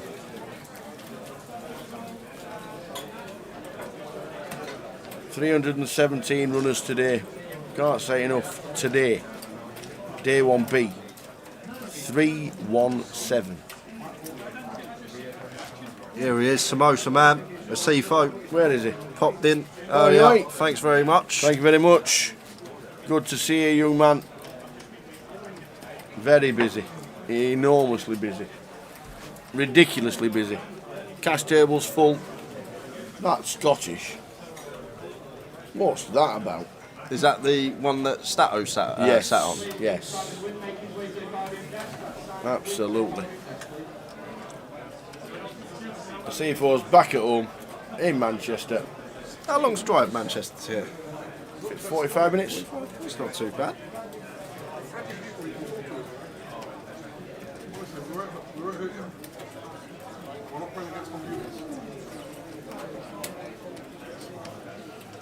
So, three-way action. This is a friendly atmosphere, not computer.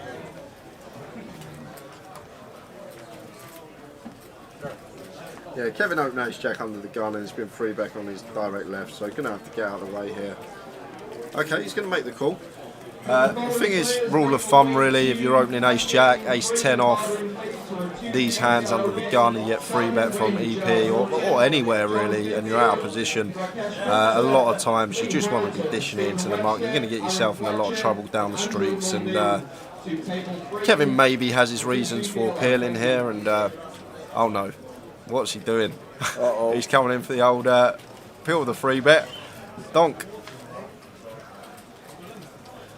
So comes in for a donk for 7.6 into 11.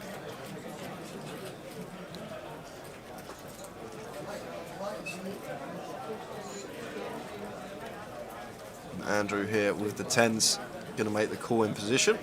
What it could actually be, Tal, we just saw Andrew free bet Kevin with Jack 9 off. Maybe there's some dynamic between these two that's gone on throughout the day that we're unaware of. That could definitely be a possibility in this situation. I wouldn't be surprised if that's what it is. And still, I'm surprised that Kevin did opt to come in for a donk in this particular board after peeling the free bet with ace jack off after position. Andrew's got a very, very strong range here in this particular spot, and the three of spades on the river here. And now Kevin firing again, tower, and Andrew's not going to call. I don't think Andrew's not going to fold unless he's gone huge. Just 8.7. The thing is, 26. the thing is he going to donk a queen then check turn? Like, is he going to? Like, he's only really going to peel the suited combinations of queens as well. Well, he should be, like the king queen suited, the queen jack suited, the queen 10 suited, and the thing is, Andrew should sniff this one out. Like, he's never got a 5 here, or he shouldn't have a 5 a lot of the time. The flush draws have missed, and the thing is, if I'm up against an opponent that that donks versus me in a free bet pot, I'm going to be struggling to fold this hand, because like a lot of good competent players wouldn't even have that in a play that they can make. They wouldn't be donking any part of their range in free bets pots out of position. So if someone's doing that against me, I'm probably just going to make the call with 10s here. And if he's got a queen, he's got a queen, and he's got us. But I think Andrew's probably going to sniff this one out, just the way the hand's played. And the thing is, it's come a 4 lines to a straight. There shouldn't be any 5x out there.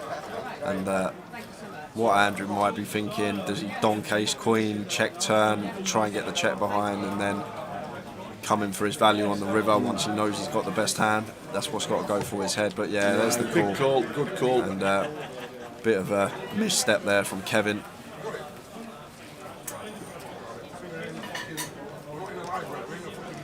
Murph picks up a nice duty pot, moves up to 67,000. Like really, really good players, Tower, or even above average competent players, they're not going to have any donks in free bet pots out of position when they've not got the, well, it's a donk because they haven't got a betting lead. So I think once we're faced with that donk in the free bet pot and turn goes check check, I think we're just going to have to call against the 10s, just because some of the time we're going to be up against a random hand, and maybe there's dynamic there as well from Andrew. But maybe a bit of a misstep there from Kevin. I'm sure he would have had his reasons for taking that line, but a bit of advice for everyone watching: if you are in a free bet situation and you have called a free bet out of position, you shouldn't really have any donks, especially on that board. There are some donks that maybe on boards that are better for your range you might want to donk, but then you've got to start constructing a range that balances that out when you can have bluffs and value in that spot, and it just gets very complex and complicated. It's very hard to balance, that's the problem. And Andrew stiffed that one out, and it's a nice call from him with the 10s. Credit to Kevin for going for it, credit for him to fire in the bluff, take some heart to put it in with just ace high as a bluff. Andrew takes a nice pot, a nice little one there to watch for us. Unorthodox play, that's what I like to see sometimes. Absolutely. So everybody else, good evening. Hoping to get down Sunday for the side event and the last day. Great coverage as always, thank you very much. Here for just under 2 hours, round about 12:45, 12:50 we reckon. The live stream will finish. All right, he might be looking for me to give him my 20 quid. Razor Kev. Razor Kev. Might be on the search for me. Yeah. 515, you won another. Yeah, he said I had the overs on 501. He won the last one, to be fair to him. Back in Luton.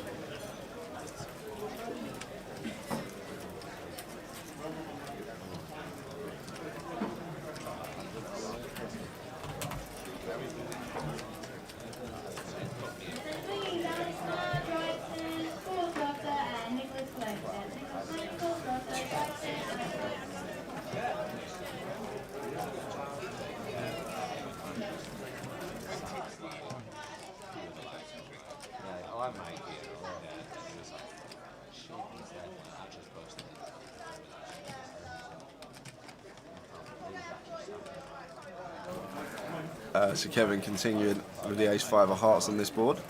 And Guillermo thinking about floating this one. And he is going to pull out the float here with the queen-9.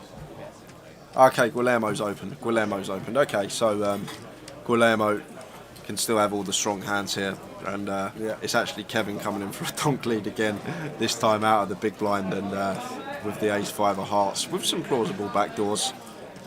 But maybe he's a bit steamed up from the hand that just occurred. Absolutely. After the double barrel, queen-9 just gets out the way. Facebook, Twitter, YouTube and Twitch. YouTube and Twitch is where most people watch the live streams and chat with us in the chat boxes. All social interactions, Facebook and Twitter. Last two levels of the day. Finished live stream just before 1 AM. Orlick's on the way, please.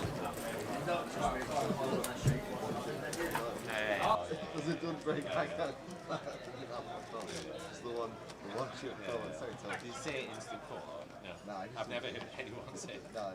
Instant call.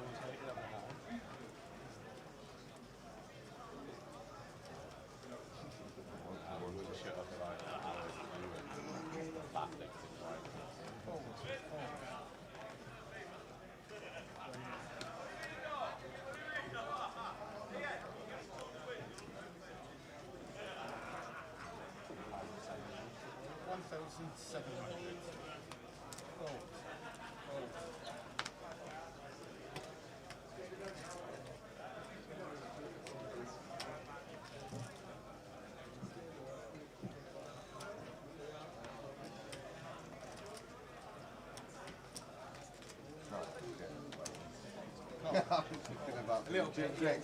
Yeah, I'm like, it's alright. Sean Bob, he'll be down for the bounty tomorrow. I think the bounty starts at 4 PM, doesn't it, tomorrow?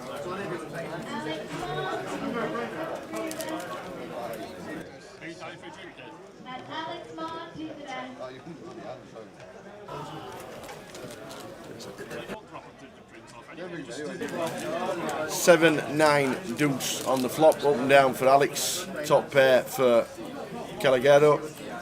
It's a nice bit of action for us. Andrew just opted to flat the ace-queen in the big versus EP open. Alex continuing after flopping up and down and pings it on the turn. The flush does complete, but still going to love this turn card from our perspective. Like Allegro can certainly have some flush draws in his range. Peel in late position in the cutoff. He'll have some suited connectors, some suited ace-X of hearts, these type of holdings. Allegro fires for 5k.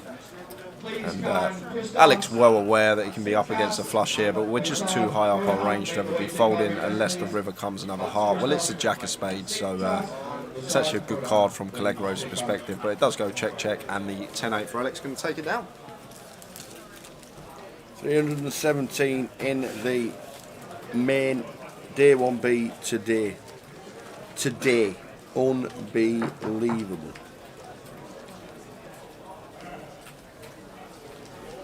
We have lost in the last few minutes Adam Wilkinson, Phil Tate, Michael Wharton, Sal Jangawala,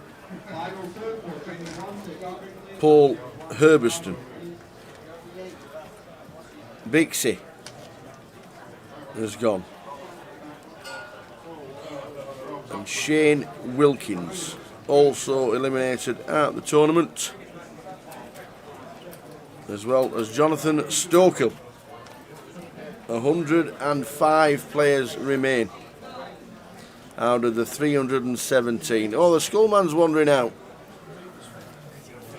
Gerald David just eliminated right there as he wandered out. He was sat on the outer table behind the screen that you see behind seats 2 and 3. Gone. Skullman out the door.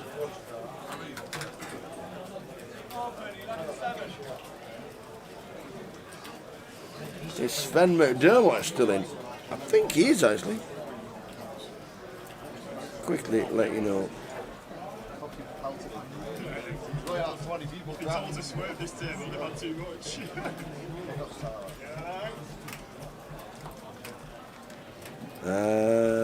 Yes, he is. He's on table 13 and still in. Try and get a chip count at some point.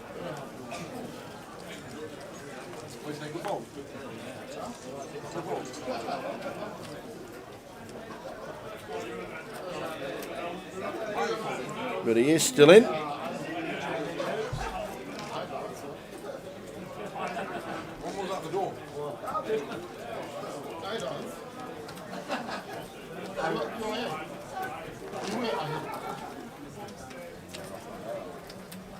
What did you have? King some of clubs, yeah? King some of clubs.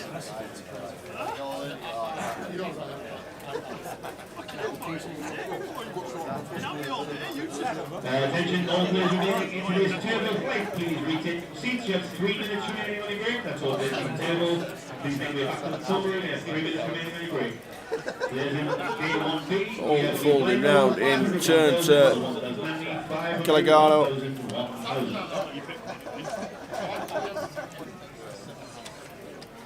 Rich Kelly gets out of the way. I'm still trying to bluff while I'm bluffing.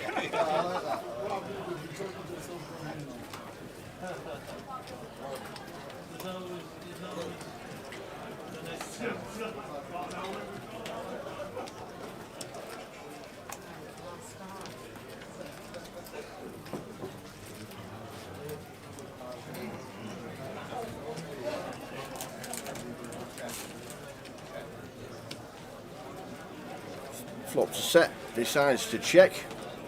Yes, a bit dicey now the board, so I think Dan's going to come in for a bet. He does indeed, Dan Stacey.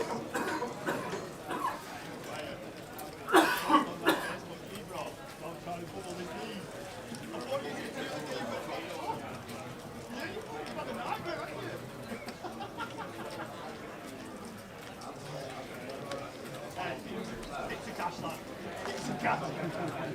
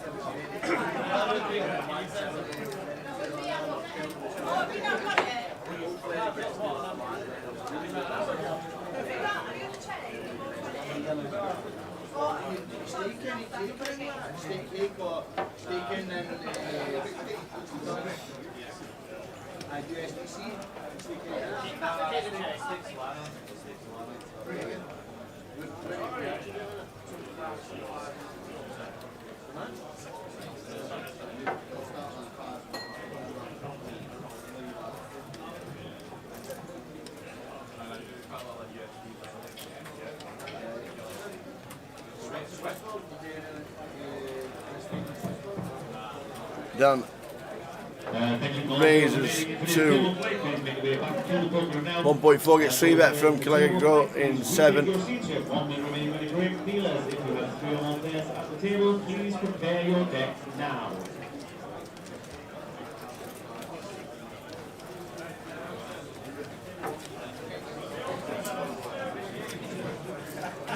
Dan does see the flop as he calls and he hits the bottom pair.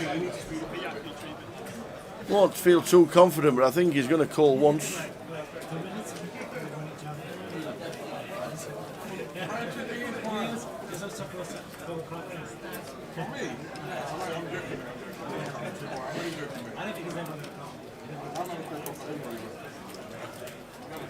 Right, to raise us to 15. Nice bet from Dan.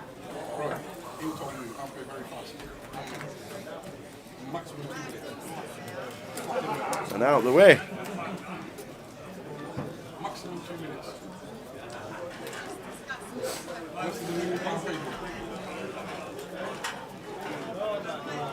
There's a table, you've done now 200, 500, with a 500, big man, biggest deal.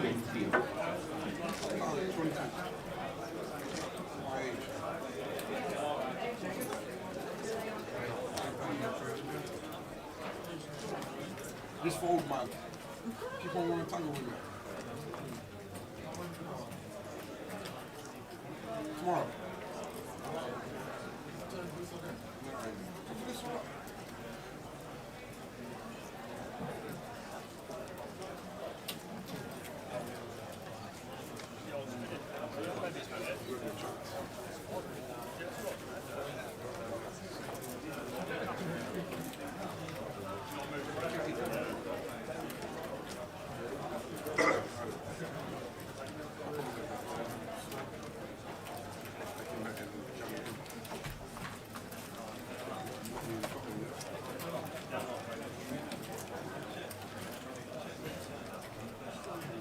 Dave in seat 2.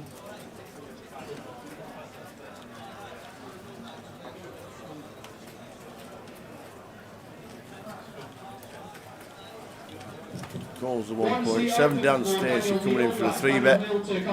Should be about to about 8. Oh, 6.5. Pretty small. Alex, same hand. In seat 4. Alex Whitenstall. Please count Peter. Susan. That's Peter and Susan, take our ring, please. That's Peter and Susan, take our ring, please. 4-bet. Everybody's going to get around the way. Dave will get out of the way in seat 2. Back to Dan Stacey. Probably be a jump. Yep. And then let's chop it up. Hopefully. Only both players with one live suit. Yeah. Let's chop it up now. 3 spades on the flop. Thank you very much.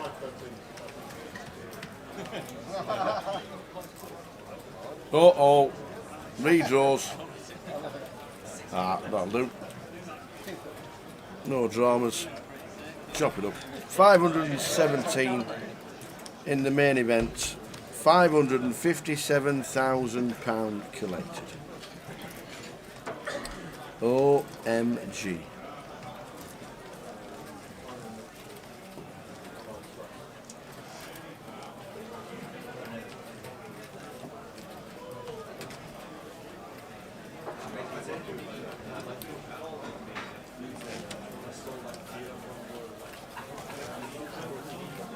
What's it like out there? Busy. Very, very busy. At the bar, it's absolutely rammed. Really? Yeah, absolutely rammed. Very. The atmosphere in the club's great. Atmosphere, like people just everywhere. Not just the poker room either. The pit's like absolutely. It is Friday night, to be fair. Actually, that makes sense. But bonfire night. We'll have had families doing the old fireworks and then dropping the kids off to bed. I'll just go for an hour in casino, love. I'll see you later.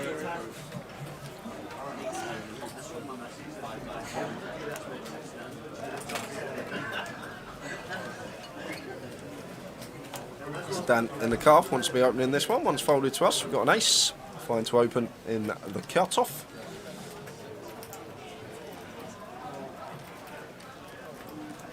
It looks like Dan Cholton's got a decision in the small.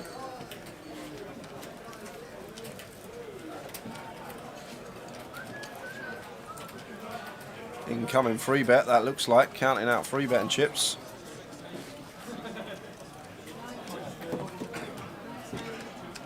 Raises to 6.6, that looked like. Nice size, like it, whatever he had, regardless of holding. Always say when you are out of position, you want to size up your free bets a little bit more than when you are in position. Nice little pick up there from Dan. Whatever he had, saying that he might have just had the boots. Couldn't see his holding. So the final 2 levels of the day. Amazing, amazing figures again in Blackpool. How did the turbo do? I know it was obviously down to space and caps and dealers and how many players. We're going to be joining into the turbo. Let's have a quick scan. The turbo 64 in the turbo. There's still 52 left of that on level 7.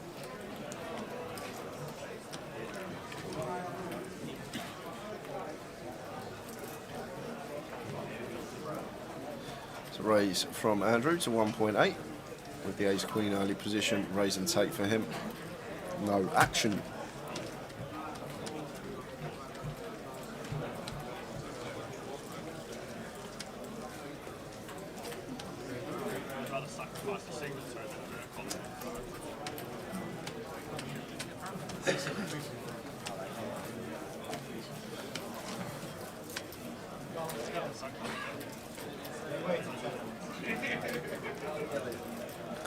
So, good evening everyone. We are just joined in. You've joined in for the last session of the day.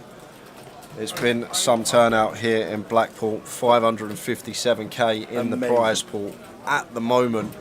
Could we get to 600 tower? Nah. Nah. Nah, I won't get to 600,000. 15-day 2 buy-ins maybe? Might get a 575.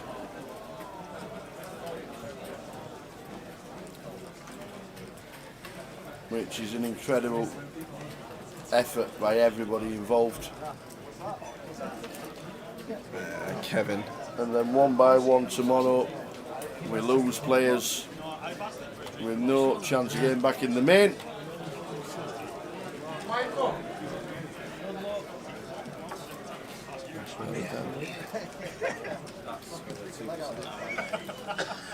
Empty pockets.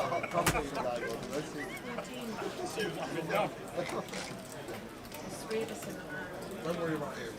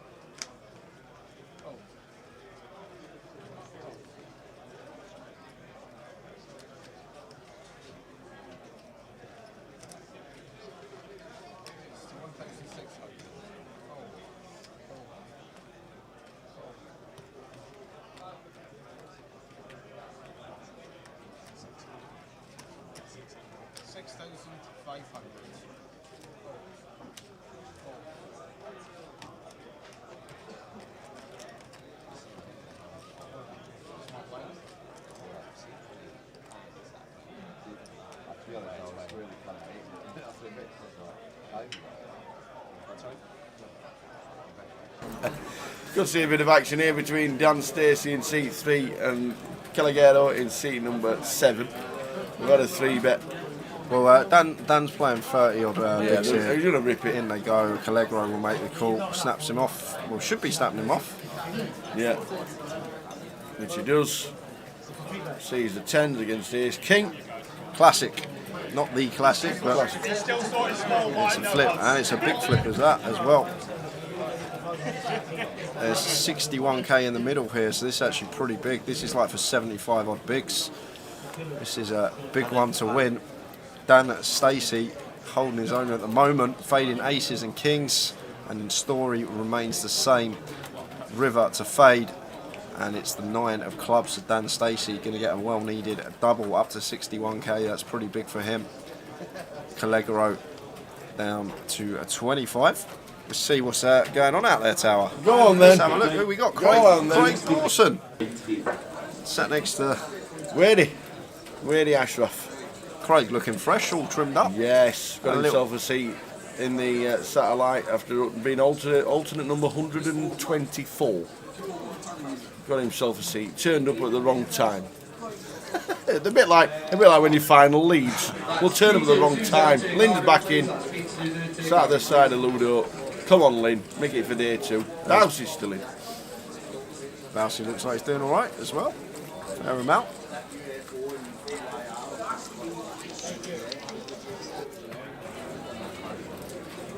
Oi. Is that Leon Campbell? It is indeed. Looking serious, man. Henry Ride. Used to work for Grosvenor, used to work down in the Vic, used to work in Southampton. Left to do other things, and he's now playing the main event. Amazing. Good old Henry.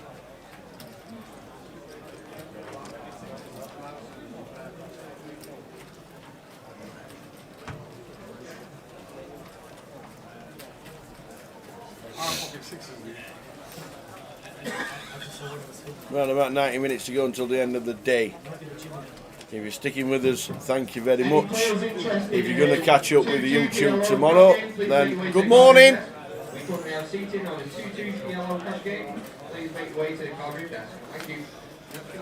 So Callegro here, just ripping for 30 plus bigs over the Hijack Open with the King Queen. Absolutely. Gonna get the job done. If I fold, you call, yeah? I had pocket sixes. If I fold, you call. What does that mean? I think he's. They must have went multi-way, and he said if you fold, because he weren't going to overcall. He's saying to someone that there's obviously been a bet and a call when Wadey was behind. And got you. If I fold, you call. Well, if you fold, obviously you. Yeah, got you. Like it. Cool. Just some table talk from behind us. Sucky sweets. You want a sucky sweet? Nah. Did you get your burger? What happened? She's on the case, she said. Oh, okay.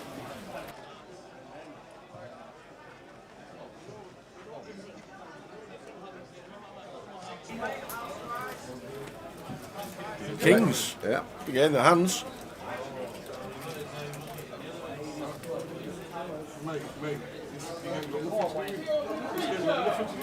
Makes it 1.7.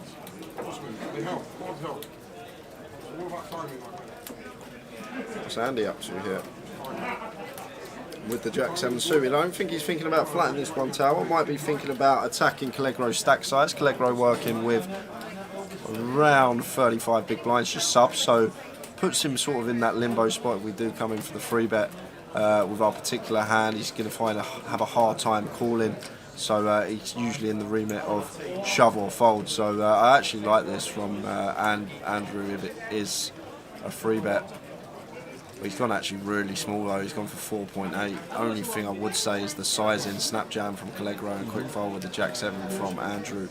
I actually like the free bet in that particular spot, attacking that specific stack size, but the only thing I would say maybe size up a little bit more, but it doesn't matter because the Kings are always going to move all in.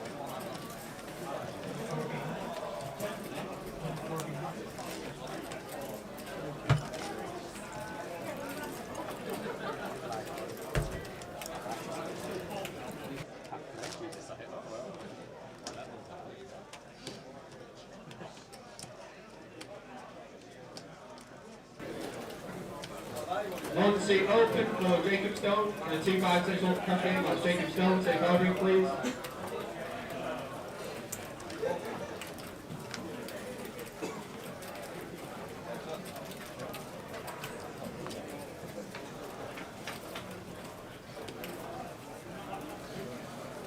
Ryan's just texted me, Mr. Ryan Mandara. Hi, Ryan. Out in Blackpool. We're in the Galleon Bar. Awesome, great bar. Tell Tower. Great bar. It's a fabulous bar. By the time we finish at 1 AM, there won't be many people left in the Galleon bar. Okay, well, shout out to Ryan and the clan who are out there tonight. Great live music entertainment. They basically have the instruments set up. Anybody can walk in, play anything they want to. Fantastic. Like jam sessions every night. I've got another question. Ryan's obviously made day two. Is it a good place to go before a big day two with the biggest prize pool ever in Blackpool? No. No. Okay. Okay. Cracking bar. Is it? Very small, but all the instruments there, set up, waiting. Anybody walk in, anybody can play. Brilliant, great bar. You get some absolute beauties playing in there. Do you play any instruments, Tower? No, absolutely none. I always wanted to learn the banjo because the banjo is my favourite instrument to listen to and to be involved in music. I love the banjo and the banjolele, which is a smaller version like a ukulele and stuff like that. But my fingers won't work with my brain, and I've tried it and I can't do it. But I would love to play the banjolele, which is a small version of a banjo. You're right. There is, you're right. And then if anybody thinks it's easy to learn the banjolele for an idiot that can't work his fingers and his thumbs, then let me know. Because I love to play the banjolele, I really would.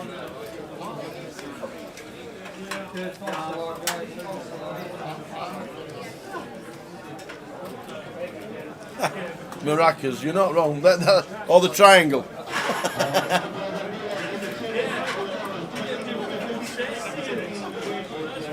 So Kellett with the best of it, with the pocket jacks, called by Kevin and Dan, both with suited kings, king queen suited and king jack suited. Ace, 3, ace.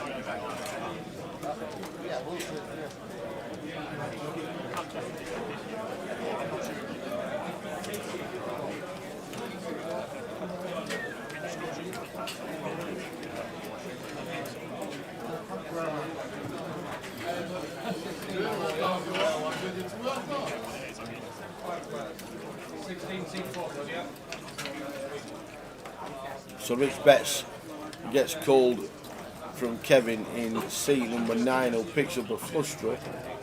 Goes check, check.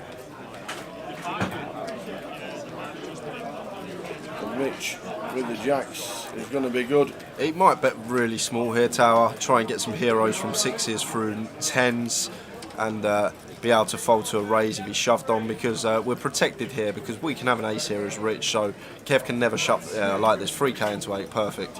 But Kev can never shove here as a bluff because we've got all the ace X and we get the hero from King High, and well played there from Mr. Kellett. Just understanding we're protected on that river where if our opponent raises they have to have the ace, so we can come in for a small block bet, try and get called from some smaller pocket pairs, or in this scenario some floats from King High, putting in the call.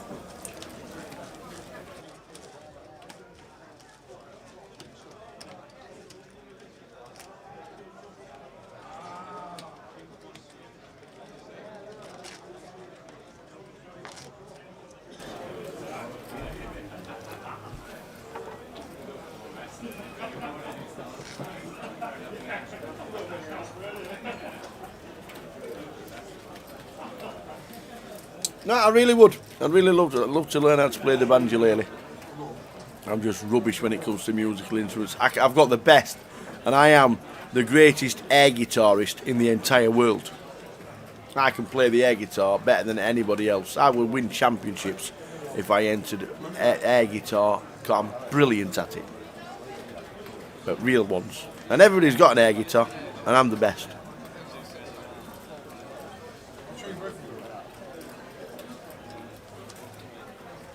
There's nothing better than bringing out the air guitar to a classic. Aces for Guillermo. 9s for Dan Stacey in seat 3.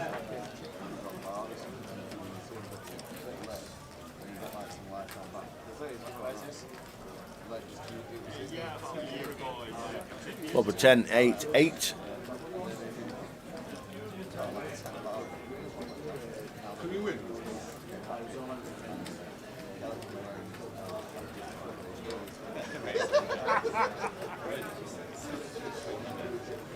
Guillermo checks down Stacey with the 9s, checks as well.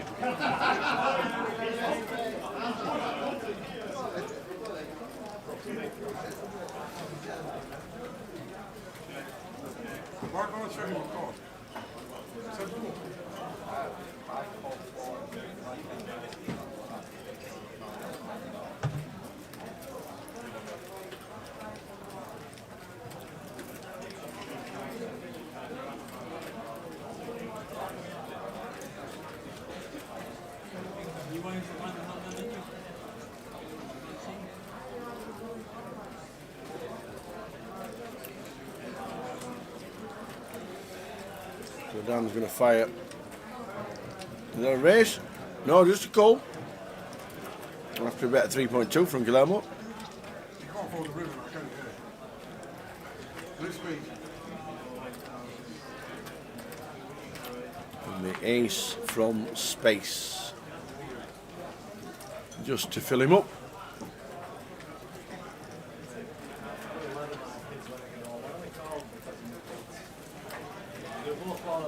Just in case. Any players interested? 2-2 Bit of the old overkill. That's a 2-2 PLO cash game. We have a median seated if anybody is interested in a 2-2 PLO cash game. Thank you.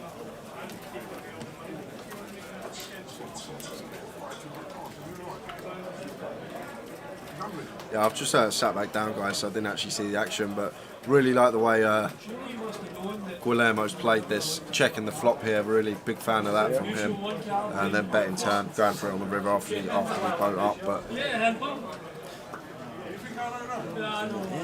A few eliminations around the room. John Mooney, Jacob Stone, Mitchell Hynam, Keith Fraser, Ian Gascoigne, Paul Grummett, William Nutting and Majid Nadeem, all eliminated in the last 60 minutes here in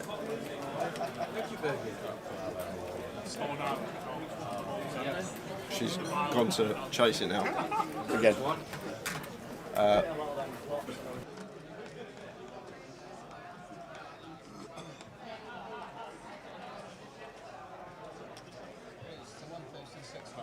So they've been all eliminated in the last 60 minutes here in the club. We're down to 98. So 98 in the day 1B. 317 today.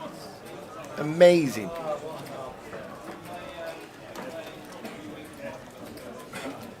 Next time you call me, I love it.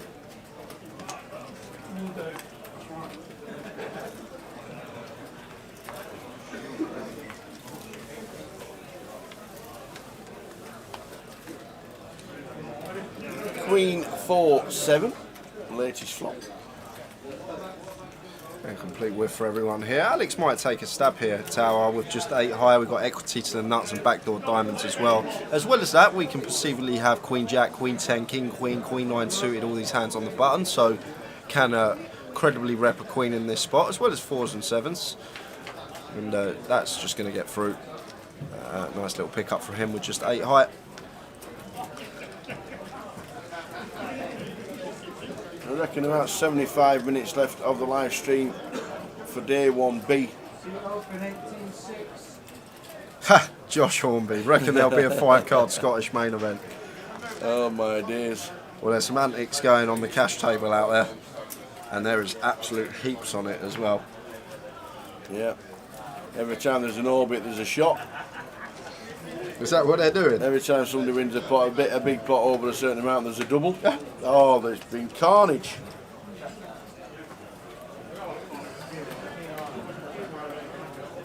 Carnage, man, carnage.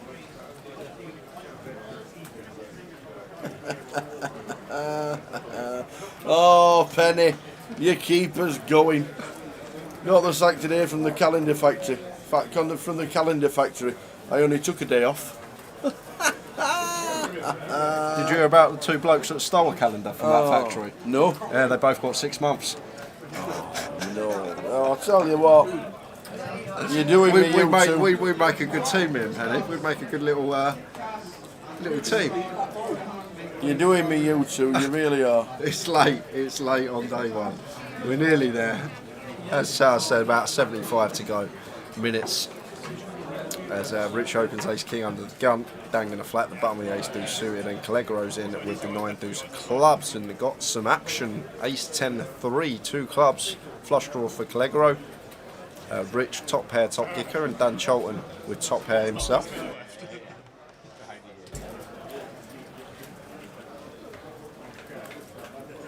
So Dan will be making the call, and that's going to bring Callegro in with his flush draw in the big blind. So we're going to go 3-way to this turn.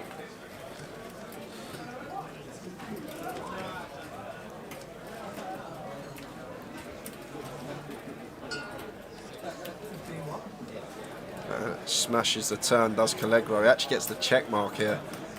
Oh no, sorry, Rich has got the ace of clubs. My mistake. Didn't think either player had a club, but Rich here with the ace king. Probably going to check here. Actually, with this stack to pot ratio, wouldn't be surprised for him to just bet and shove most rivers if Callegro isn't in the hand. Maybe shove versus Dan Cholton, but Callegro's going to have all the flush draws here. Rich is actually gone really, really small. Bets 2.9.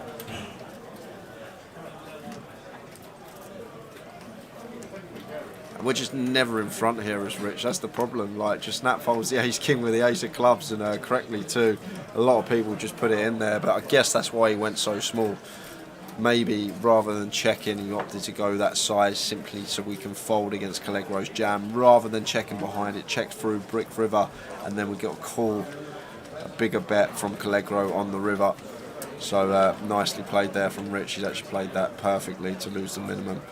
Callegro turning the flush. Yes, Turbo is ongoing now. It is indeed. That normally finishes around about 1 AM, so we could actually be finishing the live stream when they're bagging the Turbo chips up. There will be a chip count overnight, usually within the hour. PK has to stay behind them, unfortunately for him, to put the chip counts up. But it's part of the day, and the chip counts will go up, and then a full day 2 count tomorrow. We'll be bringing you a top 20 chip counts probably tomorrow morning when we start the day, but they will be overnight on social media. What time do you reckon they're playing cash till, says Josh? The last game finished at 8:30 this morning from last night, and that was a Thursday night, and that was Thursday night. There was an Omaha table running all the way through for 20 hours.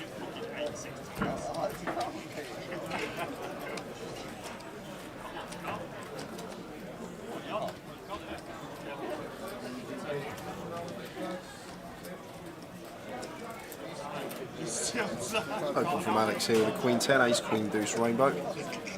And Alex here with middle pair can definitely incorporate some checks in versus Rich's big blind range, but bet him fine too, and don't need to go too big. Looks like he's gone for 1,000, so sub quarter, and Rich just can't do anything with the 9-3 of hearts.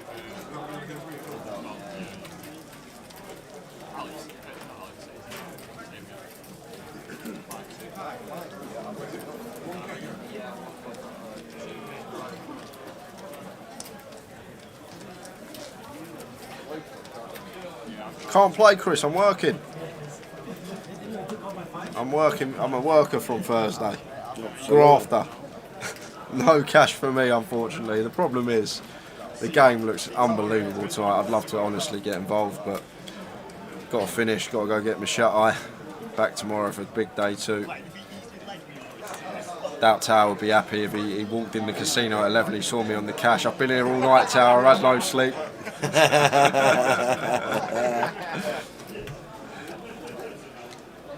As long as he wins chunks, we don't mind.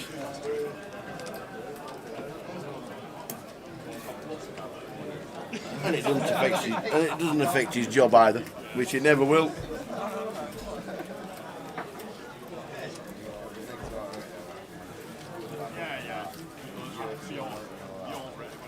Guy's a trooper.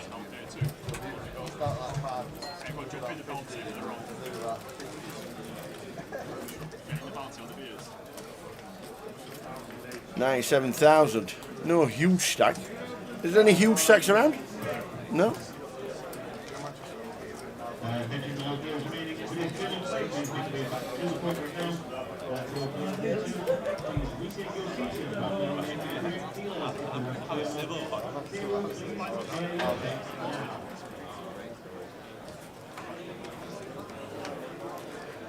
Yeah, spot on, John. You're actually right as well. Some days you don't see any light. Sometimes you go a week without seeing daylight. Wake up at like R4, 5 PM, it's dark. You go straight and play some cash. You finish at 6, 7 in the morning. You go to bed, you wake up again, R4, 5, you do the same thing. You don't see light for a week sometimes when you're proper on the grind.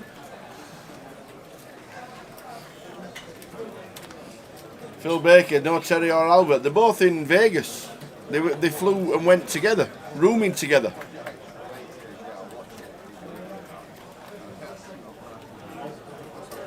Did Ryan Mendola make day 2? Yes, he did. Yes, he did. That's why he's out on the town in the Galleon bar at the minute.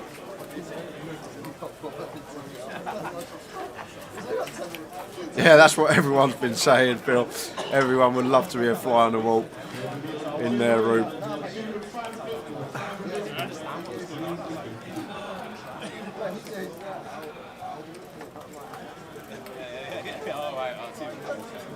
$10.95 rainbow, so all players catching at least a little piece. Gut shot for Andrew, Guillermo top pair, and Clegro middle pair.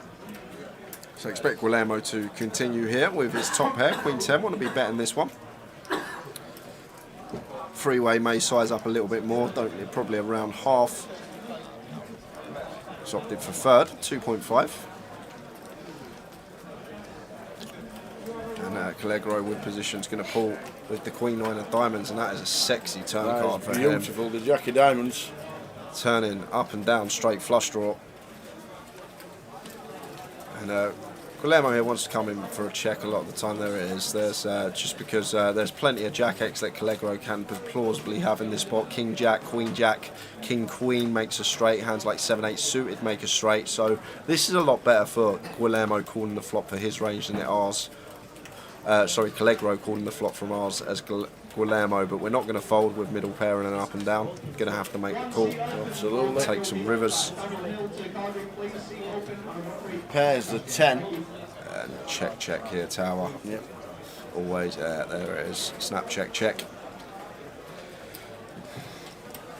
Just reason being, Guillermo playing in flow, although he's river trips, he's not going to come in for a lead. He's going to check over to the aggressor, hoping to get a bet, perhaps from some bluffs.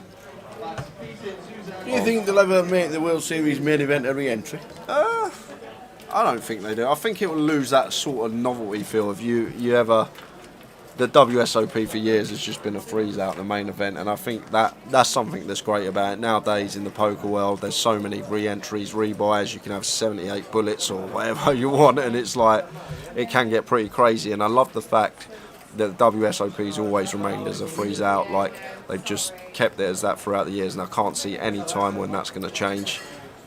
It's great as well because you it's a 2-hour clock. It's a great structure, and you sort of get your money's worth really. Like sitting there on a 2-hour clock, 60k starting stack. You've really got so much play throughout the day. Like it's crazy how good that structure is.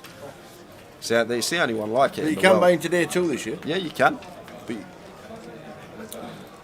But 75 bigs. 75 bigs still. Yep. How many good players, excellent players, are just going to play with 75 bigs?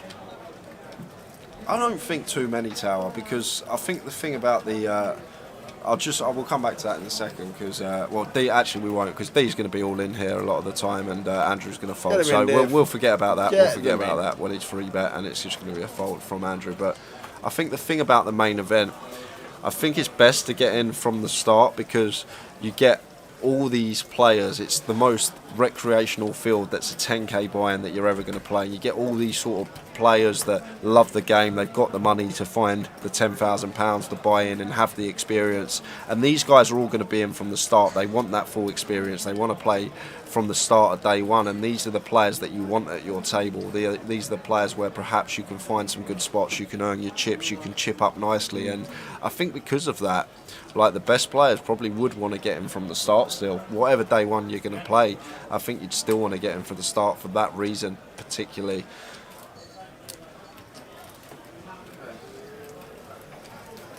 And I'm not sure what Andrew's thinking about here. No, it was neither. Lets it go. No more bullets after 11 p.m. at the White Line. There's probably not much beer after 11 p.m. either, to be fair. Plenty of pots to wash though. Hope there's not today because he's still in.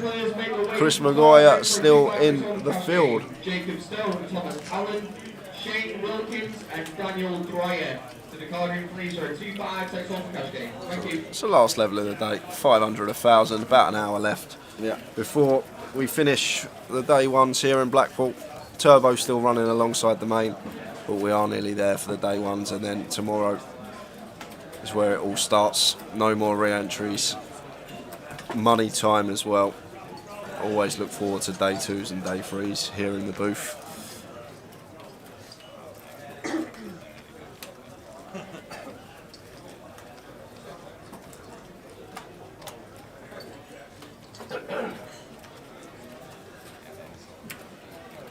Justin Astley bust out, former champion here in Blackpool.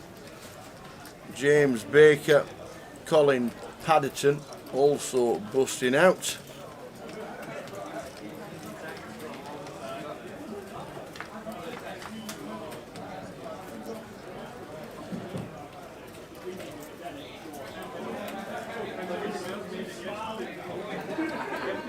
Christos, 6 cars to Cardiff, please. Christos, 6 cars to Cardiff, please.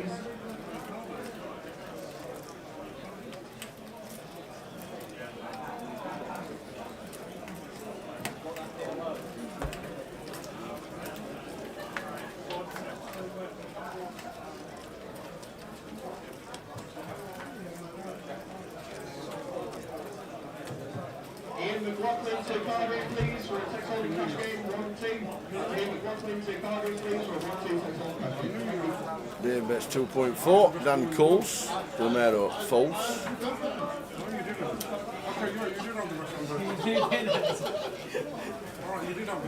Pairs twice on the river. Any kind of bet, any kind of movement forward with chips from Dave, and that takes the pot. The stack of dishes is certainly higher than what he. I actually thought that said what I actually thought he said. The stack of dishes is certainly higher than what he is. I know he's only 5'7", so that'll be a lot of plates. We will get a full chip count from absolutely everywhere around the room. 500. Oh, that's the old pan. We got the pan out there from the real weighty. We saw that a little bit earlier on. We weren't too sure whether there'd been a new one sliding in, but there's Craig, who was shouting away. Where do we cup of tea on about 160,000? Always got chips, that lad. Always. But out to see how Spuddy playing as well, side of Lynn Beaumont.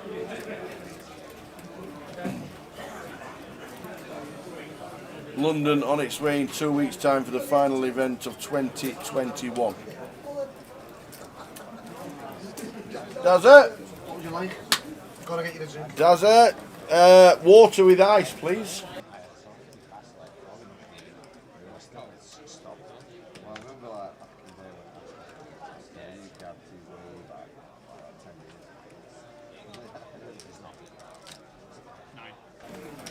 So Darren Delahunty, always good to see old Dazza from Liverpool.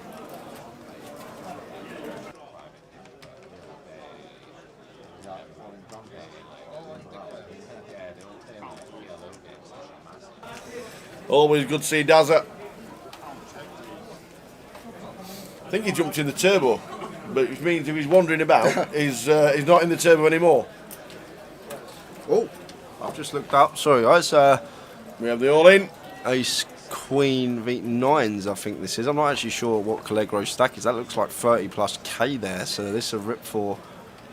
Yeah, Andrew's got a fold here, Tower. Yeah, he's got a fold.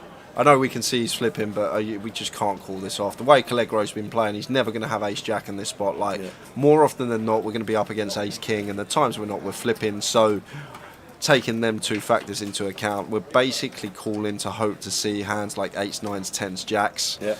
And then a lot of the time we're going to be up against Ace King. I know in this particular scenario it would be the correct call to make because of the equity we got against this particular hand, but thinking about the range of hands that Callegro should be doing this with, I think the Ace Queen's going to have to go into the muck here.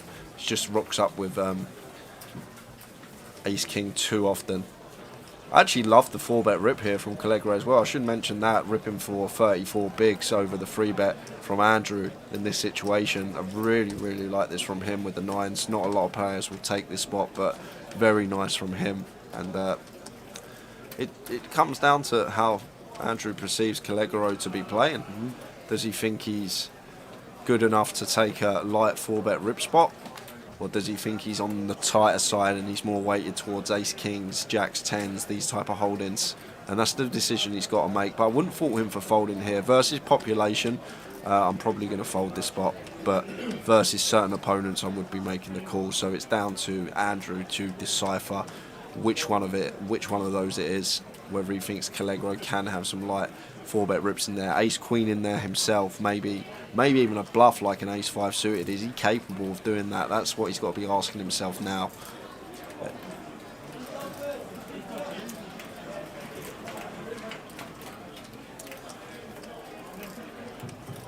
But personally, if I'm in this spot, although I can see we're up against 9s and we'd be flipping, I'd be folding. I would be folding the ace queen against most opponents. Against good regulars, probably put it in. There aren't many times you're in front, to be fair, are there? Yeah, but never really tower, like unless like he said, he's got like a suited will ace that he's going to bluff, but he does make the call. He feels it, and he's happy to see the 9s. Absolutely. So the ace queen for Andy Murph Taylor in C1 hits the queen. Yeah, he's going to get there. Gilmero is going to need to find one of the 2 remaining 9s. Yeah, still one of the 2 9s. Unlucky, young man. Very unlucky. We've lost one. Simply because, Rick, Andrew's been 3-betting Jack 9 off, King 10, lots of hands he's had in his 3-bet range. It hasn't just been value, he's had bluffs in there as well, so the 9s becomes a really, really good hand to 4-bet rip there for 34 bigs once he 3-bets us. It's perfectly fine from Callegro. I actually really like the play from him, and Andrew obviously made the call. He made the decision that Callegro is probably a call because he thinks that opponent's competent, he's capable of maybe having the same hand, and obviously some smaller pocket pairs that can incorporate a 4-bet rip in there. But it's fine. I like it. I love it. In fact, the shove there from Callegro against this particular opponent. Andrew's obviously been fairly aggressive in incorporating in some light 3-bets throughout the session. God knows what he's been doing throughout the day, but throughout this session, from what I've seen, I think the 9s there have made a decent play. Callegro Morial eliminated. On the feature, Bunza, Steve Heron also eliminated. Emma Wolfrey on the outer table. Emma satellited in, got herself a seat. Jonathan Prested also eliminated. We are in the last level of the day, the night. 522 entries. Andrew's surname is Taylor. That's Andrew Taylor. Yeah. In seat 1. Yeah. Affectionately known as Generally, I've got any plan there to 3-bet call off of his shoves, yeah? But the way he snapped shoved all in, I mean, I feel like I'm absolutely dead. I could still fold and have nearly 50 bigs, or fucking spin it and have 20. And obviously I decided to spin it.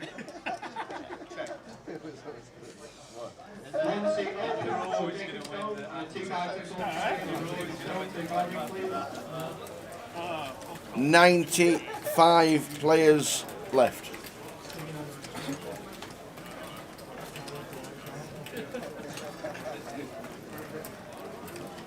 It's all about survival and making day 2.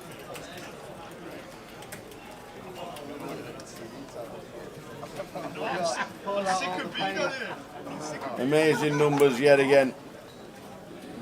How many in the money? No idea at the moment because we haven't finished buying in yet.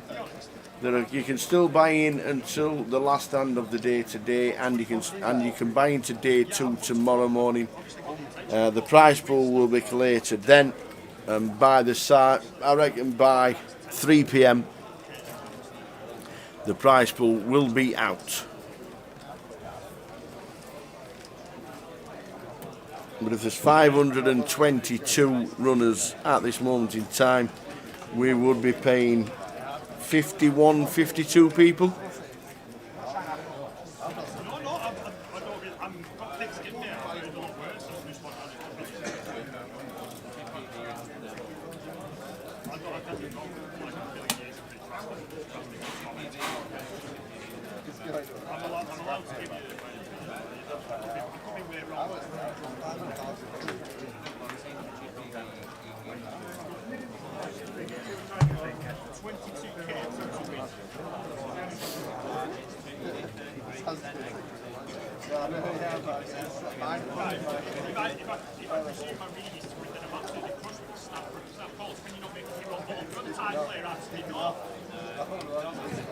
This is the final call for Gary Swan, 1-2 captain. Final call for Gary Swan. See you available on 1-2 captain. Thank you.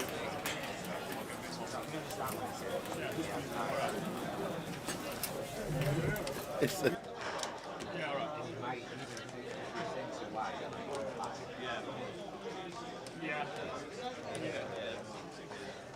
Snap pelted it. So I mean, his decision was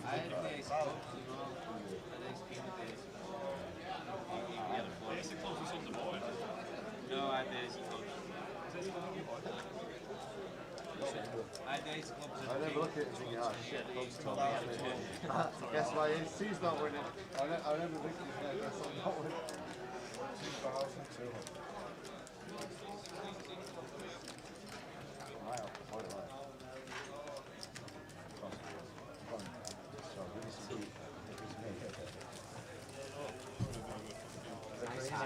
Yeah, thank you. I appreciate that. Thank you. I'm going to talk like you. See, I like you. I like you. I've got fucking little pictures of football. I might go for half an hour.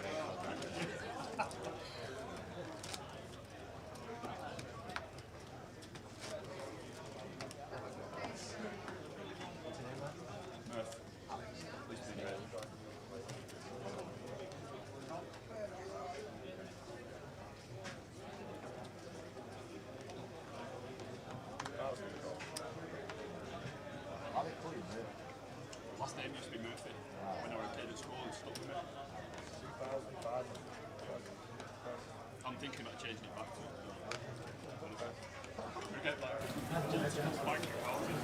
to So we're about 30 minutes away from the clock pausing. As you know, they do the old clock pausing and deal a certain number of hands at the end of the night. We reckon we're about 30 minutes away from that now. It has been one hell of a day in Blackpool. Amazing, amazing, amazing turnout yet again. Can't reiterate how well the team have done, the floor staff, the dealers, all the valets. Amazing. There's cash tables running, there's a turbo running, the main events on the way. There's a bit of live music in the club. Unbelievable. It has been one amazing day from top to bottom. Everybody deserves a nice little pat on the back. Okay, it's going to be all in here. 11 big blinds, ace king, in they go. In they go, the triangle's in. Murph gets out of the way with king 10, Dave gets out of the way, everybody's folding in turn. Slow down, Dave. Yeah, Dan's going to call here, Tower. Yeah. This nice easy call for him. Kellett should have deuces through sixes in his range, which Yeah. we crush, so we're going to have to make the call here with the sevens as Dan Shelton. Yeah. Rich is going to hit because that's the way he's been running out today, I reckon. Yeah, ace king's been good today, hasn't it? It's been flying. Yeah. Ace king in sevens. If this. So if you do the stand up, it's an extra 2%. There you go. Rich Kellett stands up. He's going to be sitting back down again in a minute. I'm feeling it for Rich Kellett. He's already gone. Look, he's gone. Away. He's moving out the door. That's the extra 4%.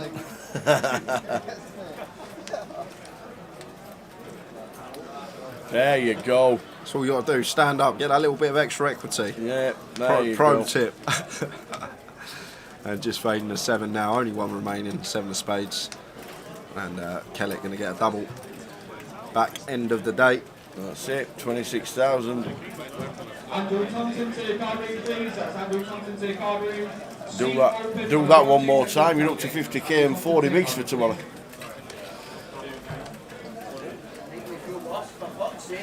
Best guess at the first payout. 115,000.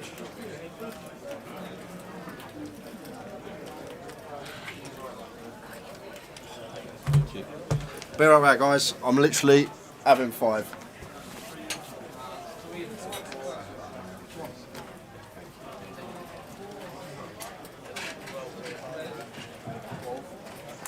Any players interested in a 2-2 PLO cash game? That's a 2-2 PLO cash game.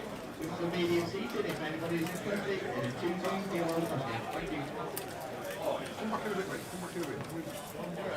With it currently standing at 562. I didn't work it out properly, but it's round about 25% to the winner.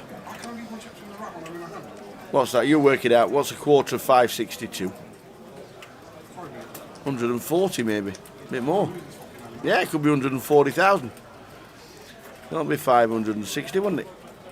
140k to the winner is what it could be. Come sometime tomorrow afternoon. There you go.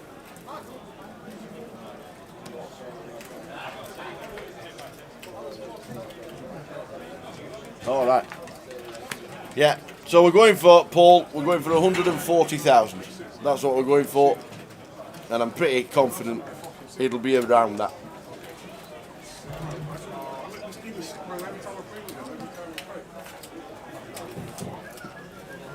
This is the final four. Andrew Thompson and first score for Craig Hutchinson. That's Craig Hutchinson. The card room, please. Seat open and a 1-2. Thank you.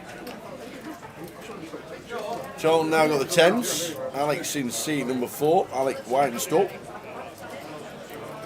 Got the ace 10, 6.4 to call. They are suited. Might make him want to call. But no, decides against it. Dan Shorten got 100k stack nearly.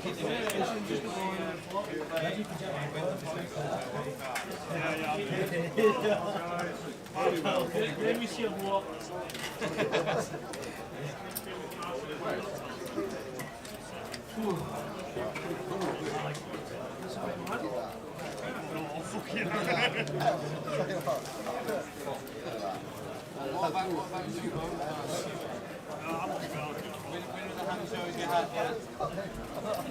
He's not going to play many pots.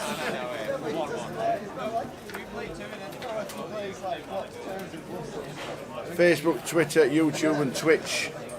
A lot of people watching on YouTube and Twitch, but Facebook and Twitter as well.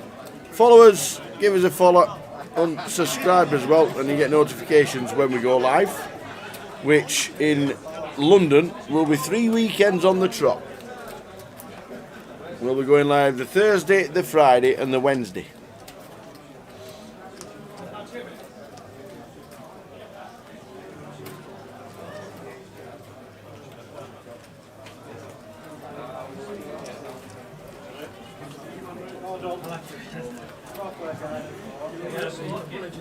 I mean, imagine what Hey guys, you're going to get instructions, please listen up. if it is, you just give up. What's game over? No, if it is, you shove. Are we going 5 to the flop? Amazing. We are. No, I mean, you would have if they were all in on the floor. I'm just going to chip up a couple of yours on the way back. 5 ace 2. 7s for Dan. Still in the lead. Nobody has an ace. Checked all the way around. Any threes about? Absolutely not. If it's checked to Dan, I think he'll flick in a bit. It's not. Rich Kelly leads. And this could easily get through. And indeed he does, so just like that. Kelly is up to 32.5.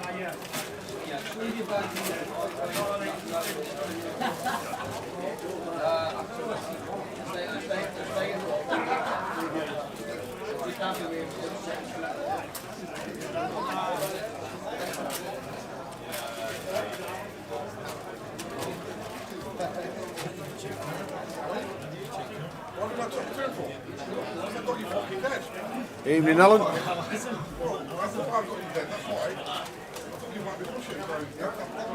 SC won a poster because he's wearing shorts. It's a warm card room, to be fair. Murph will have played here before and thought when it's full this place gets a tad warm. So that was it.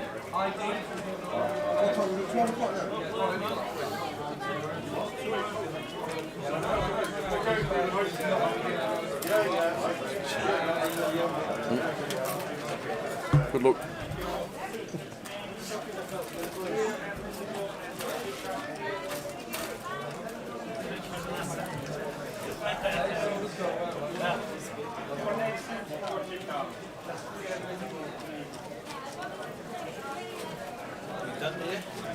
Yeah, needs charging as well.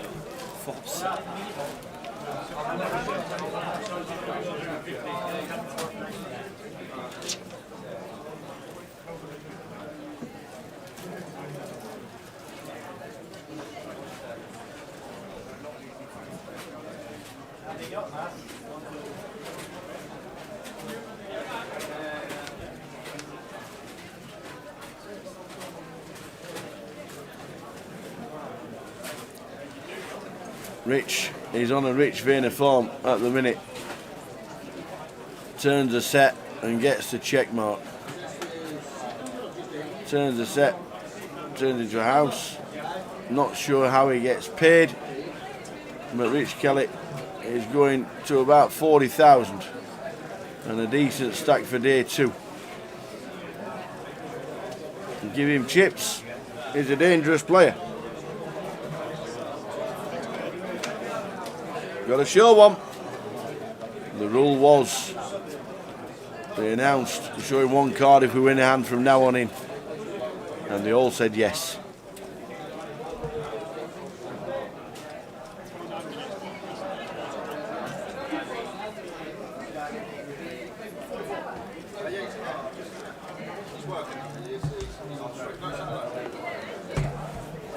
Aye, aye.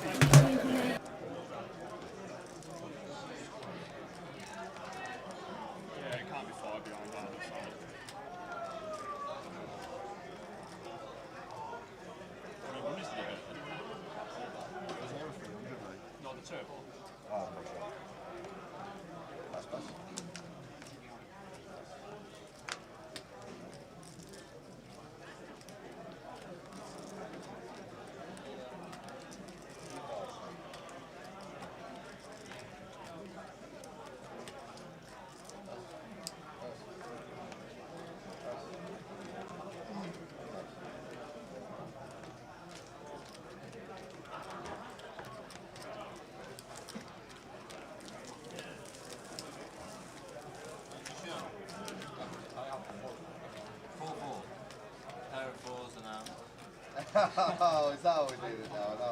No, sorry. But it was supposed to Rob. He's going to have twos every time. That's it now. That'll be better game. And now sort your hand and so What do you think the average chips will be tomorrow? It's normally about 50 bigs. 4-16. It's normally about 50 bigs. Yeah. You can do the turbo if you want. It's normally about 50 bigs. So we'll go for the average stack tomorrow being about 60,000. Might even be higher. It might even be higher.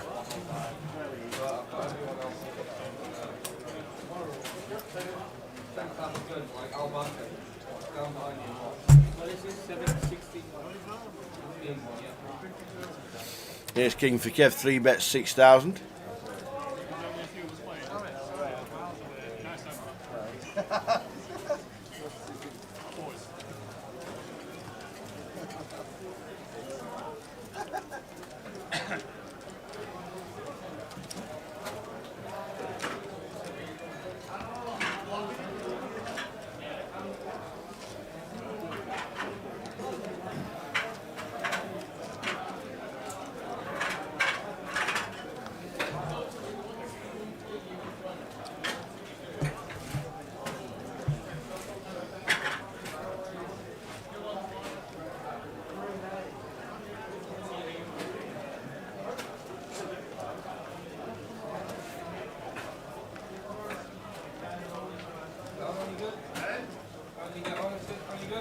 115, just short of 115. I mean, I wouldn't think mine was pretty solid, like. Oh, yeah. But I deliberately like 15 minutes and went out for a cigarette. So I was playing around. At the time I had 140. Came back in, sat down, first stand up, went pocket wings. So I raised. Well, that's what I did. I raised, and the guy shoves on there, so I can't fold. And he's got ace queen. What comes ace? Yeah, short start. What short start? Yeah, still, you only king at 9 with the one. Yeah. So queen high flop for Andy in seat 1. Yeah, the bit one.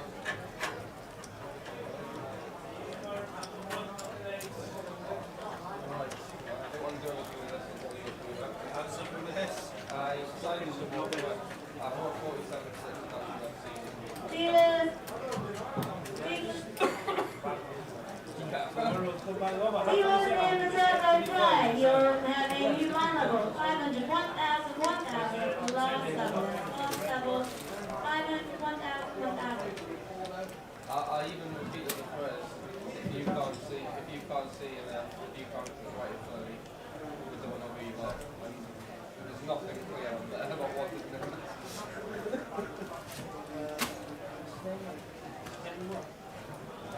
Second, Kenneth Little, I think it is. Ken Little.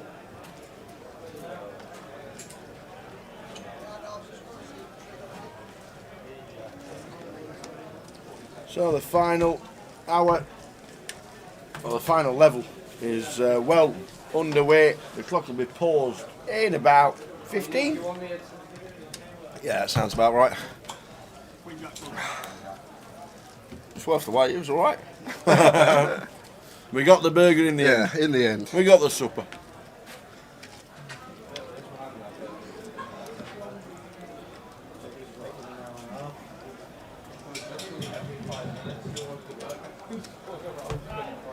Please, with the owner of the vehicle with the reg plate YG11KNE, please come to reception. So Kellett here, ace 5 suited. Going to be opening this one. YG11KNC, please come to reception.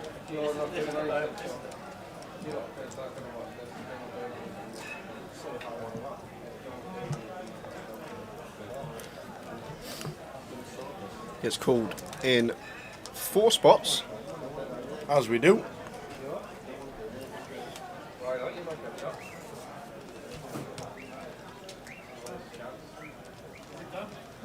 Yes, PK said the count.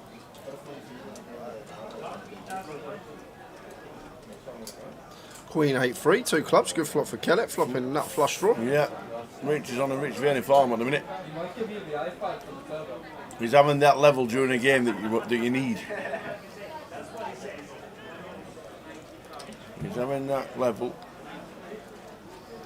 like we had with Jamie Nixon yesterday. Yeah, that's true. That half an hour that you need to keep yourself alive. This is it for Kellett. And this one gets through with the ace 5 suited. Up to 43k now. Nice one to take down there for Rich Kellett. Move your car. That's what they say. Move your car. No, we haven't. No.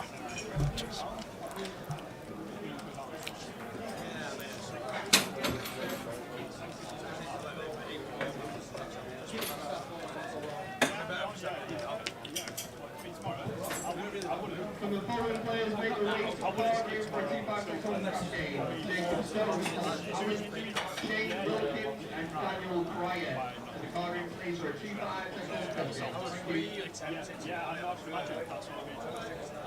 Yeah, good on you. Good self-discipline. You'd be right to It's cold outside, son.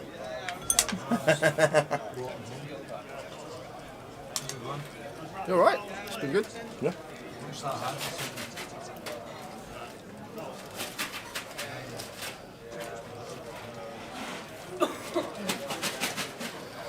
So kings for Dave in seat 2. Calls the 3.2, just calls though. Yeah, just incorporating a Do you flat mind- do you here. mind I that, don't Jay? mind it. Off of this stack size, we're playing 30 big blinds. If we free bet the early position open, we're going to get a lot of folds. Oh, wow. Well, I'm seeing it'd been all in the cold. It was always coming anyway. Yep. I don't think it would have been. I think the ace jack would have folded to a free bet here, but Kevin now going to incorporate a little check-in with the old ace jack, and Dave going to fire here with the kings, bet 3.5k. Maybe thinks he's got the best hand. Try and get some calls from some potential jacks, queen jack suited, jack 10 suited that Kevin might open. But Kevin coming straight in for the. Has he raised up? Raised to Yes. 7.5. Wow. And now Dave in a bit of a predicament here with our kings, especially holding the king of spades. This is a card we don't want in our hand. This is one that removes some of the flush draws, which can be bluffs from Kevin's range. He can't have hands now like king 10 suited, king queen suited, king jack suited that will open early position. Probably might just get out of the way, although we are getting 5 to 1 on our money. He might call and see a turn tower. No, he says I'm all in. I am a non-believer. I've got kings, I'm all in. I don't care if there's lace out there. It was the monkeys. He's a non-believer. So, some runners. We do have runners. I thought love was only true in fairy tales. So Dave needs to spike a king. Very good backdoors. Oh, what did you say? Dave needs to spike a king. Just instant service on the turn. No wonder he's all in. Oh my days, man. There it is. Sit back down, young man. The 2% extra on the chair. How many times have we seen that today? Yeah. 2 outers and 1 outers on turns and rivers. Well, and yesterday as well. Wow. Must have known it was coming. Unbelievable. Amaze balls. So Kevin seat 9 is down to 3.7. He's had a rough ride as Kevin seat 9. And now needs to spin himself.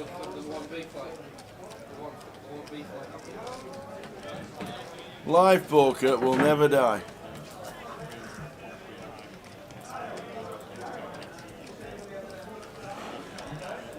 Amazing.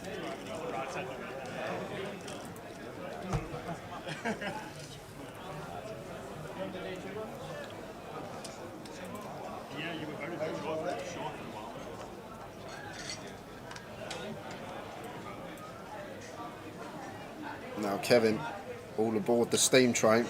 Could have waited a hand here, Tower, for sure. We can find better than 10-4. Yeah. But definitely steaming after that hand. Yeah. Merv's coming into a 3-bet by the looks of that with Queen Jack off.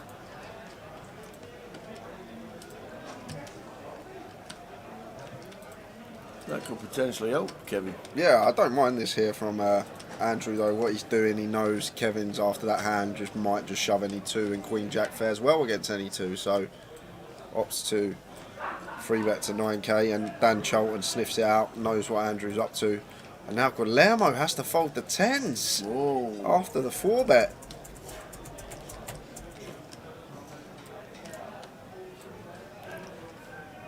And Kevin's going to struggle to hit a 10 with 2 in the muck.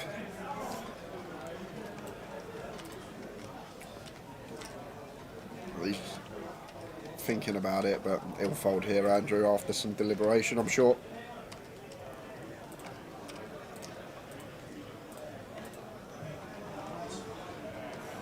So 8s for Dan Charlton, 10-4 for Kevin. Could have waited a hand, as Jay says. He's entertained us, so Kevin. He's taken some real unorthodox lines that we don't get to see that much. Definitely been a bit of an entertaining fixture on the feature table for us to watch. Up. 27% now. Oh, 29%.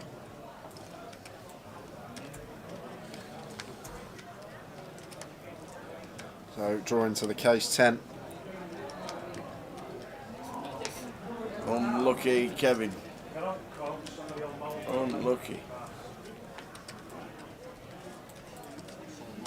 Lost one.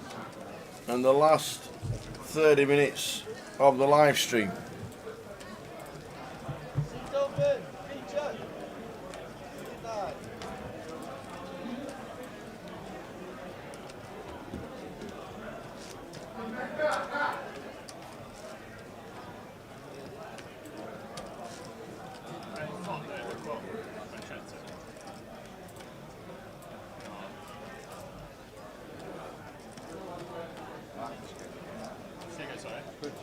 Maybe I do. Yeah, I know. I mean, I might just have to start my phone. We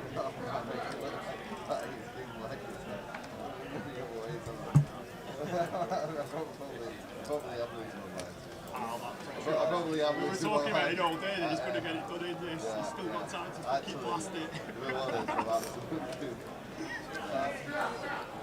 So Dave will build his stack up to 60,000.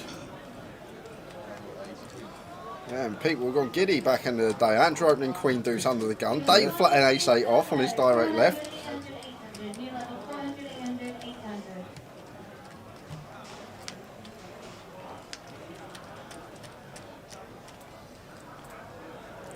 Nine, ace, 5 is the flop.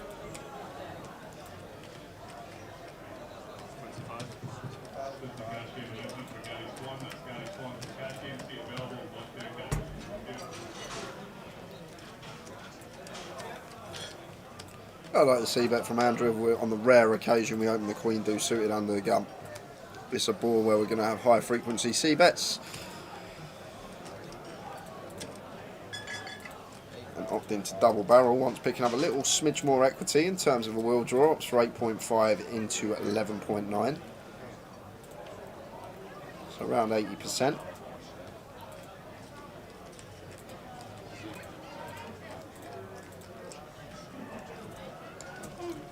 Against this particular opponent, I'm not sure we'll see Dave fold to a second barrel tower. I think he'll call once more and take some riggers.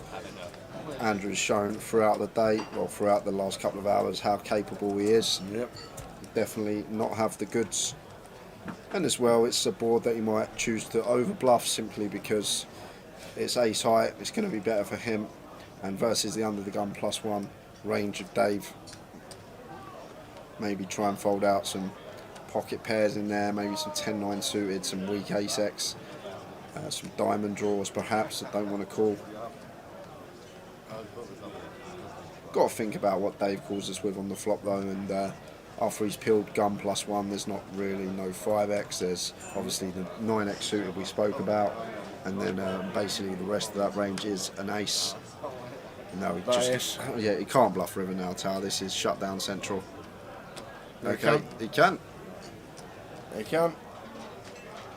Can. And this is a gift. Yeah, like as soon as this ace comes on the river, like, just, we're never ever getting Dave to fold now. Never. Once he rivers trips, and he's going to pay it off, and cards in them up from Andrew, and Dave with the ace-8 is good.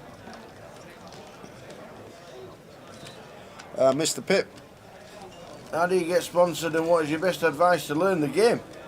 Learn the game first before thinking about getting sponsored. Yeah, maybe play some comps next year. Yep. Best thing to do is find a pub league. Yeah, probably if you want to a good play place live. to start. It takes a long time, Mr. Pitt, to get very good at this game. A lot of experience, a lot of study at the start. You got to put in a lot of hard work.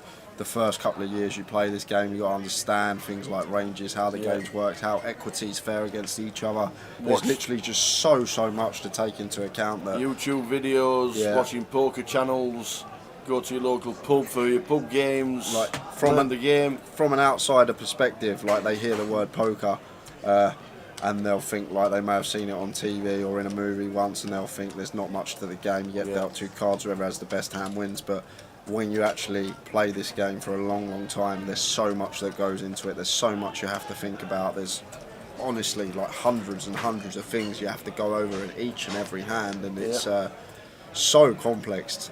And it's a great game because of that, because of No Limit Hold'em, how it's never been solved, and it's just such a complex game, and it's great. It's very addictive as well. sometimes you start and you just can't stop. But best thing to do, put some work in off the tables and then get a lot of experience. Experience is massive because once you play more and more, you start getting feels in certain situations and what to do in certain spots. Cheers. But best bit of advice would be just like Tal said, maybe a little £5, £10 pub league. Play that once a week. Watch some YouTube videos. The friendly games as well, and that you'll learn loads in pub leagues. And then move up to £30, £40 casino games. Then maybe flicking a deep stack a year later. But what I will say is experience at the tables. Once you're sat there, watch what the good players do as well. People that you know that are good, see what they do, see how they play hands. And I say this, I've said this before, but it's not exactly like watching someone like Kellett or Dan Cholton here on the table and seeing, say for example, Dan, he's open Queen 10 here, early position, and you think, oh, I'm going to open Queen 10 early position because I've seen Dan done it. But then you've got to go to the next step. You've got to understand why he's opened this certain hand from this certain position. It's all good seeing someone do something that you know is good and copying it, but then you've got to take the next step and you've got to think, why has he done this, and understand why it's good to do what he is doing. And that's something that I see not a lot of people do. Like you get good players and they see someone do something, so they just copy it, but they don't actually understand why they're copying it. Rich with the Kings. He's got a rich vein of form, that is for sure. He's had the cards in the last hour and he's built his stack up from being all in. From being all in, he's now going to be having 60,000 tomorrow and 50 bigs. Kellett is going to be in the middle of the pack tomorrow. Dean has just announced final 4 hands after this hand. There's 4 hands. 40. Shows the Cowboys. So we're on the last 4. Stay tuned for the roundup. What an amazing day! What an amazing day!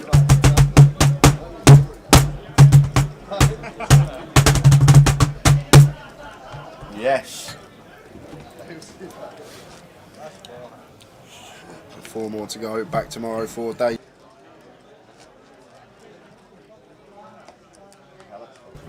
Back tomorrow for day 2. Yes. What time?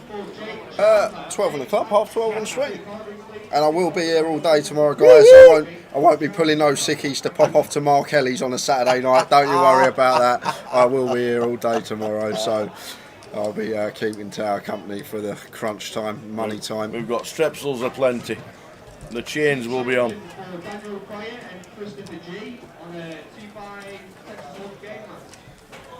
The last 4 hands.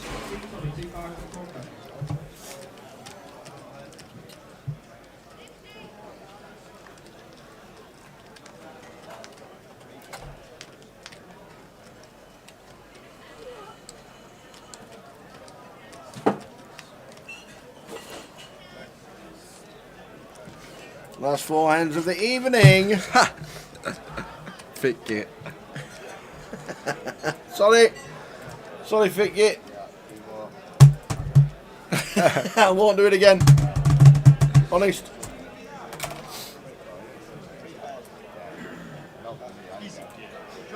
So Dan. 1 and 4 gone. Short says everybody.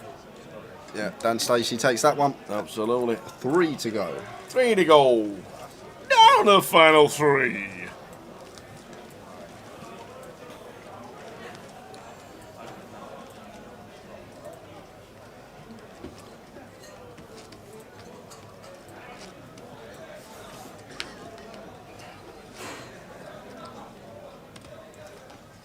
It depends what you want to play, Mr. Pip. If you want to get into tournaments, I'd suggest if you've got £2,500 that you want to use as a starting roll, don't play nothing bigger than a sort of $11. Yes, like that sort of remit there. Whereas if you want to go down the cash road, then maybe with 2.5k. If you are playing online, probably something like.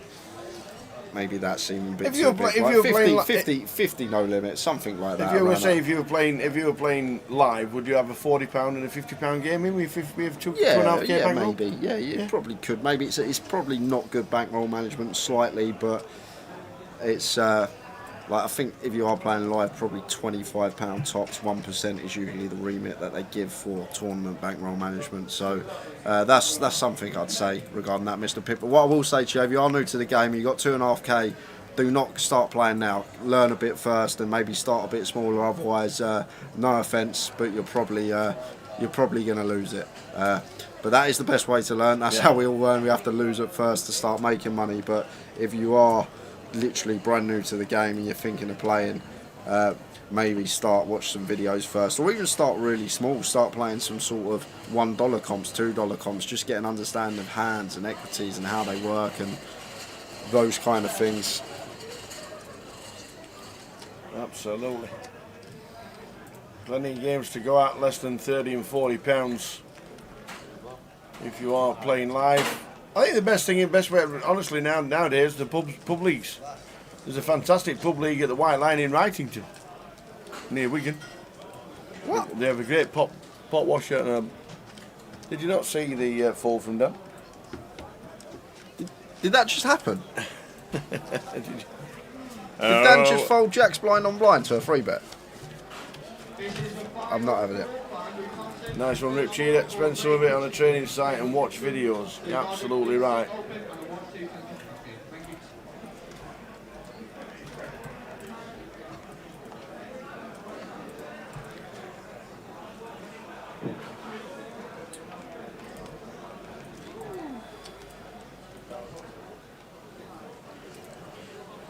Oh, okay.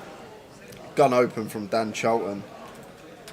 Flat from early position. Dan then flatted the jacks in the small, and Alex free bet to like 7x still, I think, maybe. It's a great squeeze from Alex, but Dan with the jacks there. Still maybe a bit on the tight side, but I'm guessing he'll have reasons for it back end of the day. And just like that, we're on the last hand, guys. 1 to go. Last hand. Hey, sus! It's us. We're up, Telly! Smile! Smile, son, smile. We're up, Telly, last hand. Chip counts on the way. What a day. It's hot. It's very hot. Sticky. Very sticky. Very sticky. Hot. Water. Gone. Water. Nearly gone. 74 pints today. Not been to loo. Dehydrated all day, that's me.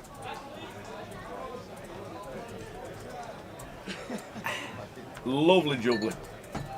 Thanks everybody for tuning in. It has been a stunning day. The numbers have been unbelievable.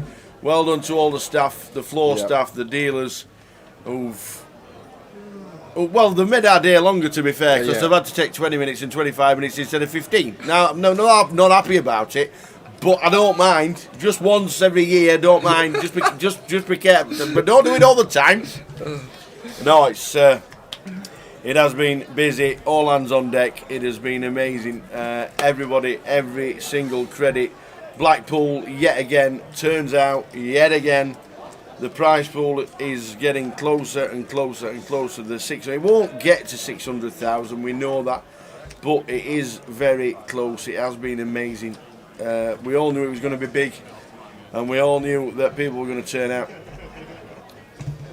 And the day 1B finished with 317. As the hand looks like it's fading into a split pot. 317. The turbo, interestingly, ended up with 70. Could have been 150 if there had been space in the club. There's 8 cash tables running as we speak right now. Ranging from 100, 2-2 Omaha, 2-5 Oldham, 1-3, 2-5. There's a Scottish game going on. There's all sorts going on.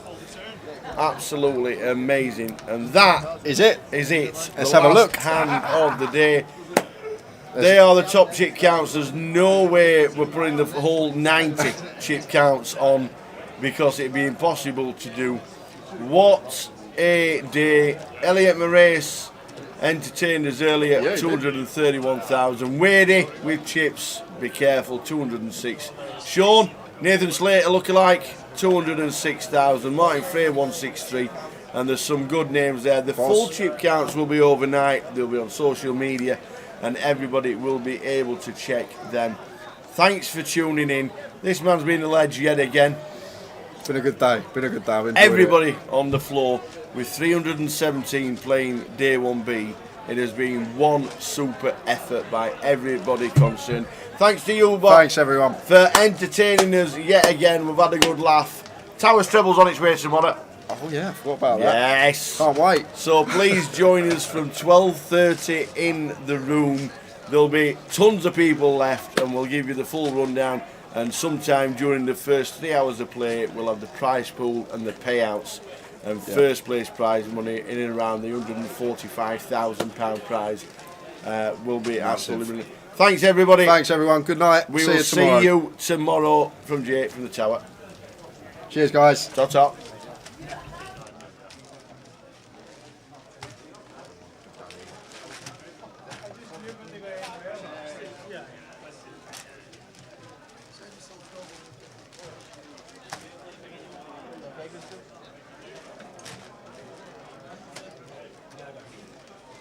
How many you got? What? When's it out, man? When's it out? No, 35 weeks.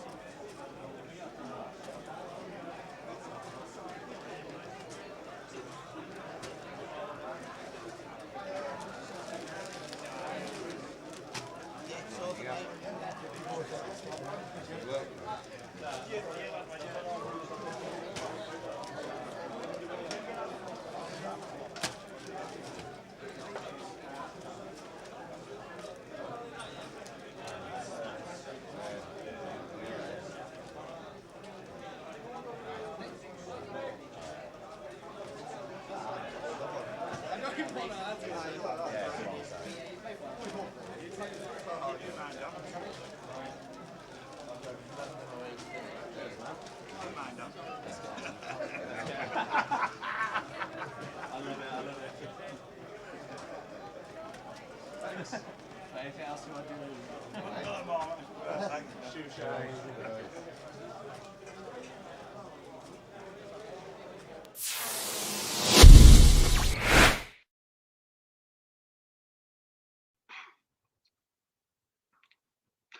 Welcome to another hour with the Tower, and we have had to go to Vegas for the next special guest because, regarded as the best online MTT player in history with 16.5 million lifetime total earnings, under the legendary nickname Moment One, which now means you know who it is, 5.9 million in lifetime earnings, holding 2 of the 3 Triple Crown. He's got a World Series bracelet and a WPT. He's 9th on the all-time money list in England, but that doesn't matter because for an hour with the Tower, it is the one and only Mr. Chris Moorman.